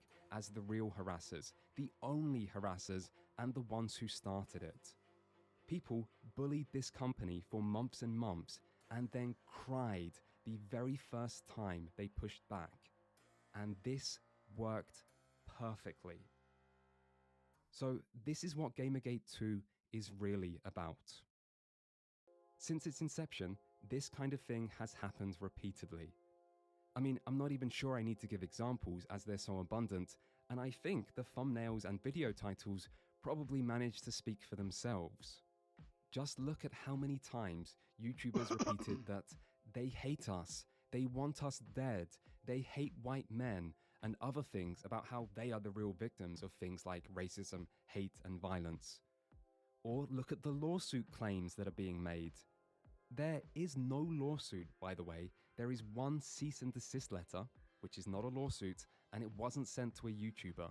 And yet YouTubers turn this into multiple videos about a lawsuit against them that is trying to silence them, because they need to paint themselves as the real victim. Or look at Revsay's, Thesu's, and other people's completely fake tweets that they just make up to show off the terrible things their enemies have said. Or the terrible things they wish their enemies had said, because sometimes you need to fake a tweet to prove you're the real victim. And then there is the obsession these YouTubers have with the word gaslighting, where every time they see someone present a different opinion to them, they just accuse them of gaslighting. Homeland Security branch will gaslight you into believing that it isn't Sweet Baby's fault? And these companies and security groups will defend these people who are openly racist while condemning and gaslighting the millions of players out there. This Gamergate 2 Electric Boogaloo nonsense all started because a consulting group attempted to silence the voice of a person for making a search engine optimization tool. That's what it is. So they can gaslight you, lie, and try to shift the truth in whatever way they want to, but the truth is that no one is going to believe these lies. Because of course, different opinions are basically the same thing as prolonged emotional abuse. At least they are if you need to always portray yourself as a victim. And so the entire movement has come to be built around constant cry-bullying and self-victimization, usually involving race, where the goal is to try to provoke a response from the people being targeted so they can create more content, farm more engagement, and earn more money. And this only works so well because one side is far bigger than the other, and so they actually can control the narrative, at least on YouTube. And speaking of YouTube, I think it's worth at least showing what happens when a YouTuber goes against the narrative, as was the case with Bellular when he accidentally committed the horrendous crime of not talking about Sweet Baby Inc. on a video about venture capital in gaming that included Kotaku's switch to focusing on guides. This video is largely critical of Kotaku, mostly because Bellular claims the switch to guides is about trying to artificially game SEO and Google search results to get more hits with lower quality work. But the video does also say that Kotaku has done good work in the past. Here's an example. Specifically with Kotaku, where, yeah, there have been some really clownish articles or just, you know, pop culture wank that's just kind of clickbaity bullshit. Amidst that, there is plenty of, like, decently real coverage. Within the last, like, week and a half, 2 weeks, they broke the story of the Overwatch single-player content effectively being canned. So the video did say some positive things about Kotaku's work, and it didn't mention Sweet Baby Inc. at all. Now, the Gamergate 2 narrative is that Kotaku switched the guides because of the backlash over their coverage of Sweet Baby Inc. The problem with this is that there is loads of evidence of Kotaku having major problems and bleeding senior staff long before this controversy started. So presumably this gaming news channel that doesn't usually talk about culture war politics didn't think it was necessary to talk about culture war politics here. And yet... Actually, no, he has though. But he didn't say who. I think that's crazy. He brushed over the fucking Starfield stuff, but that's okay. For one man, this type of non-political news coverage is just unacceptable. Yes, obviously it was Mark Kern. If cancelling is going on in gaming right now, it's almost always being started or led by Mark. Anyway, Mark wasn't the only one. Lots of other YouTubers joined into Dogpile, like YouTuber Kyle, accusing Bellular of being shills, defending racists, acting inhuman, and being cancer. Kyle made quite a few tweets about this, where he maintains that his side are the ones being kind. If you want to know what kindness looks like, by the way, just scroll down from this very tweet for some examples. You know, just kind things like accusing Bellular of being a paedophile. You know, just your basic kindness. Yeah, Bellular's not a Things would pedophile. get That's crazy. Even worse for Bellular, however, as it turned out that the publisher for his game had once worked with a different studio that had once worked with Sweet Baby Inc. And so he was also guilty of being connected to Sweet Baby Inc. by this association. Damn, that's crazy. Anyway, this led to many hit pieces on YouTube. These YouTubers also directed their own audiences to brigade Bellular's videos while using the dislike ratio to support their narrative, which is why you can see the dislike ratio grow as more videos are made. And again, they are getting ratioed on this channel once again for this disastrous take. And the like to dislike ratios basically prove that point exactly. And that dislike ratio speaks more volumes than anything else you could possibly imagine. But this ass kissing has not gone well for Bellular, as they have gotten ratioed pretty damn bad and may have destroyed their own channel. Now, you may wonder why ratioing videos on YouTube has become more popular in the past couple years, and why certain YouTubers keep going on about it. And I do feel I have a bit of an obligation here to tell you that it's because dislikes on YouTube are fake now. The return YouTube dislikes extension only works for videos from 2021 and older. For videos newer than this, the extension has no actual data and only works by creating an estimate based on the activity of people with the extension installed, which is the vast minority. This means you only need a small number of people to brigade a video to create a really big dislike ratio, and that's why this type of brigading has become so much more Well, everybody uses that though. Deadass. Even Bellular, so popular. Of course, us YouTubers know this or can easily check because we have access to the real dislike numbers and can see that they're very often different. But viewers don't know this. So this is an effective way to artificially inflate dislikes to support. yeah, but like, how are we gonna go to other videos and look at that? That's the thing. We only have stuff to our own videos and can post that, but we can't go into other videos and look at that without that extension. Now, mind you, I did understand that the extension did have some kind of randomness. Every time I re-upload, I mean not re-upload, but reload a page, the numbers would change ever so slightly. Not even like up or down, just 400s. Certain narratives. Anyway, luckily, Bellular didn't engage much further, which is good, as if he pushed back, these channels would just do their normal cry-bully, we're the real victims routine to get even more content. But this does give you an indication of what happens when someone simply commits the terrible crime of not talking about this subject. Because this is all about us versus them, and if you're not 100% with us, you must be the enemy and should be treated as such. So do not sit there and pretend that they are anything other than what they are. They are a disease. They are a absolute disease in the video game world, and they need to be treated as such. And when you're going to sit there and just dance around these topics and pretend that there's something else, you even talked about the Sweet Baby Inc. employees, and you danced around that. This is absolutely insane to me. Not only are we seeing the actual schism between journalists and gamers separate and grow even further with Gamergate 2, we're now seeing it happen with, in fact, YouTubers, where many people are now being what I would consider to be compromised and are defending these journalists and these practices rather than actually understanding who, in fact, pays their AdSense and their bills. That is you, the viewer. You know, nothing says we're the good guys and our arguments are correct, like trying to bully and silence all opposition thought while declaring any different opinions to be insane or compromised. And if this is how they treat people being neutral, imagine what they would do if someone were to actually disagree with them.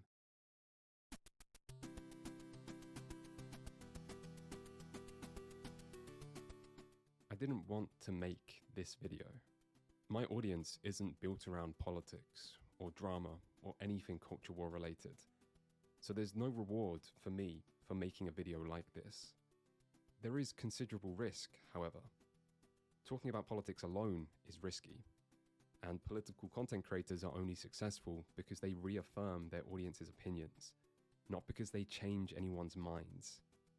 Trying to change minds on the internet is hard, particularly when people have had months to poison the well against their enemy, and everyone's minds have long been made up.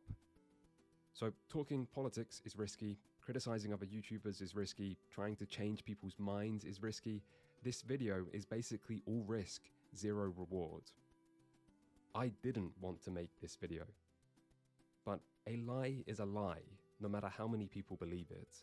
And this whole movement was built on lies, and I watched it happen. For some people, Sweet Baby Inc. is something they've only heard of relatively recently, but I saw the early 4chan threads. I saw people create this conspiracy of a secretive organization run by Jews and funded through BlackRock, who were the reason for the downfall of modern gaming. And I saw YouTubers pick this conspiracy up, remove the Jewish part while keeping everything else, and feed this to an audience who ate it up eagerly. And I guess that alone isn't that surprising. Anti-woke sentiment has been building for years, with the dislike only growing in intensity over time, and now YouTubers were finally telling people who was to blame. This one little company destroying all your favorite games. So that part didn't surprise me, but I have to admit, the way this story would later blow up and be covered by genuinely large figures, with the narrative always being heavily controlled to paint Sweet Baby Inc. as the villains, while anyone who spoke in their defense was immediately shut down and often bullied into silence amidst a witch hunt that embodied the worst parts of online politics that was being carried out by the people who are meant to be the most critical of this.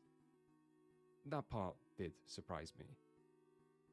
Still, even if misinformation was used extensively to control these events, none of this would have worked if the message being pushed didn't resonate with people.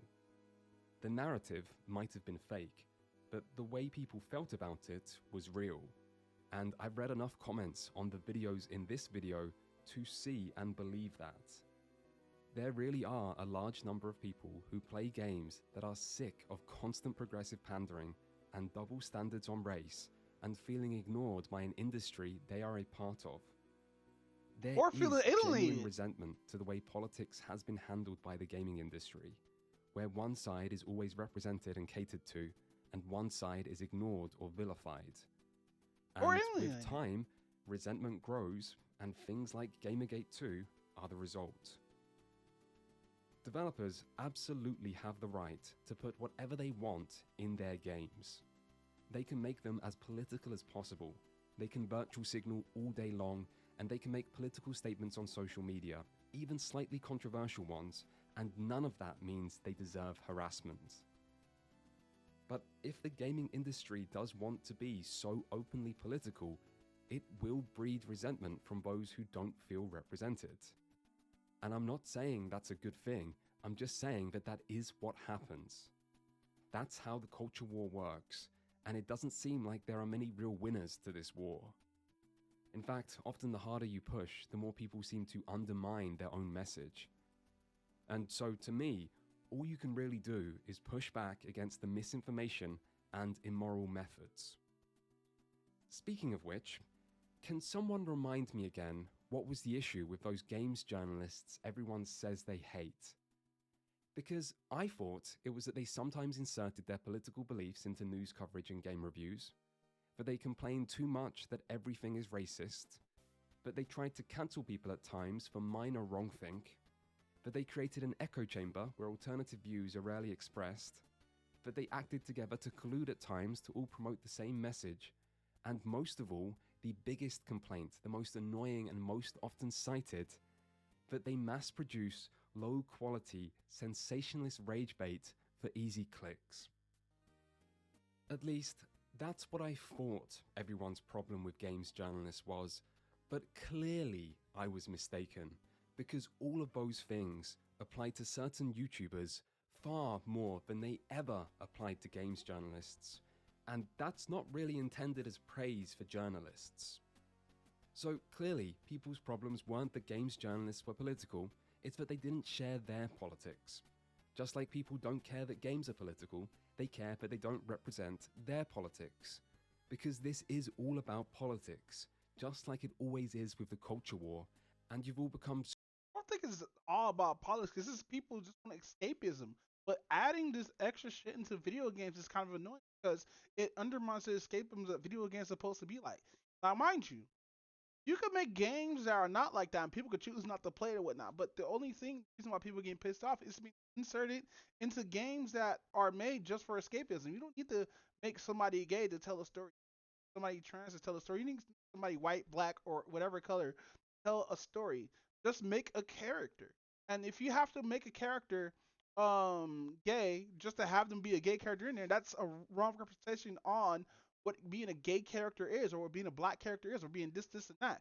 That's why the shit's so annoying to a lot of quote unquote gamers, is because you insert something that is based off into weird politics type shit, gender culture type shit, and it does piss people off, yes. But a lot of people are just gonna ignore that and play the game. Like people were saying, the only reason why Forspoken was a trash game because it was actually a trash game. It wasn't about how the female looked. It had terrible writing, really terrible fucking writing. It had terrible Save the Cat ideologies in there, because if you know what Save the Cat is, has a screenplay, you know what the fuck I'm talking. Has a screenwriter, you know what the fuck I'm talking about. It had this whole little thing of like just being a really bad game. Now, yeah, the game looks fun to play and all what you're doing and everything like that, but it's just the character was just ass. Like, there was weird motivations for its character and everything like that. But that's besides the point. The reason why, like, Suicide Squad failed is because it was a live service game. It didn't have to do with anything with DEI or anything like that. The reason why because, like, mind you, everybody saw Baldur's Gate and was like, oh, man, everybody got to follow that now because Baldur's Gate made that weird-ass fucking quote. But nah. I guess people was gonna do things what they dislike, because you know the toxic people have bigger voices than those who are non-toxic. And mind you, this seems like a defense video towards Sweet Baby and all that shit and whatnot. But like both sides are fucking super fucking toxic. Now, mind you, if you're gonna fight diversity and stuff like that, you don't have to be like, oh, I hate X, so X should not be allowed in a video game or whatnot. People should be able to make what the fuck they want. Dead ass. I know we're almost finished here, but like, let's continue. So consumed by the culture war, but you don't even realize you're guilty of all the same things you apparently stand against. I mean, you report the news in as biased a way as possible, and your audience cheers you for it. You've built yourself one of the most insulated echo chambers on the entirety of YouTube. Everything is us versus them, where you depict people with different views to you as evil, literally, sometimes. You use selective representation to paint everyone on the other side as racist over a handful of examples, many of which aren't even that offensive. You try to cancel people over years-old tweets, many of which are also barely offensive. In fact, you're all so desperate for things to be outraged over that for Stellar Blade, you had to find something in French to have something to cry about, and you all kept crying about it for weeks and weeks. And of course, no matter what you do, no matter how much you harass or how much you hate or how much you instigate, you always claim that you are the real victim. I am genuinely sympathetic to people who don't feel represented by the gaming industry and have problems with the political nature of games media or video games themselves. But that sympathy runs out when you act worse than the other side. And I know that the other side sometimes does bad things too, and I haven't focused on that much in this video. But there is no doubt in my mind over which side has acted worse in Gamergate 2. It's not about acting worse. And honestly, it's not even close. Thank you for watching. Alright, GG, that was from normal viewers. I Never am knows sorry best. that this isn't the Baldur's Gate video. I know that this isn't what most people subscribe for. I know you don't like politics or drama or whatever. I know, I've heard you before, I know. But it is the times when no one else speaks out on an issue that I feel in the deepest recesses of my being that I have to say something. And I felt like I had to make this video. Sorry. Alright, that's it for me. Hopefully not for the final time of my career. We'll find out, eh? I'll see you in the next video, which, you know, the Baldur's Gate video that will probably 100% probably be next. Maybe.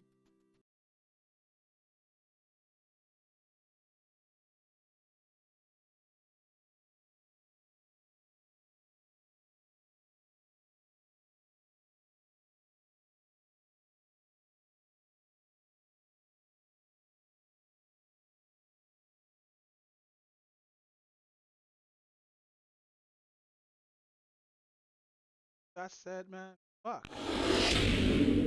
This has been a 6-hour fucking. I thank everybody who came in here. Akumatron, thank you for coming here. Like the 8th consecutive day, fam. I love you for that. But no, I think there was a lot of shit left out of that. But that's besides the point. People have their own views or whatnot. I'm not gonna just that or whatnot. But he did leave out like some things. Like he didn't go through each one. He just went through like the major cases, which is fine. You should go over the major cases. But no, learning about this whole Gamergate 2 it's still fucking stupid in my eyes. Just fucking stupid. Like I said it on the podcast, I'm gonna say it again. This shit's fucking retarded. This Gamergate 2 should not exist. Gamergate 1 had way much more stakes into it or whatnot because like even though it started off from somebody's just some little drama, everybody just took that and ran with it and somebody died because of it. Wild. What is this? What is this?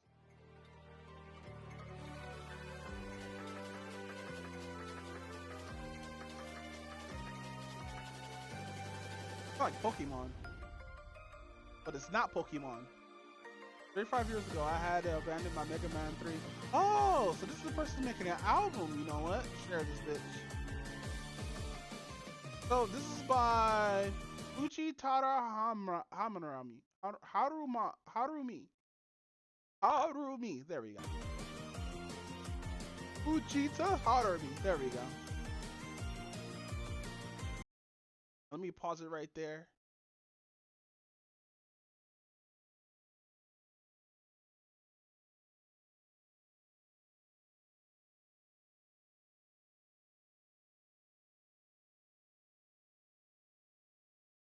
All right, with that said, I'm going to get out of here, guys. I am fucking tired and sleepy. If I were coming in, I'm about to go watch this.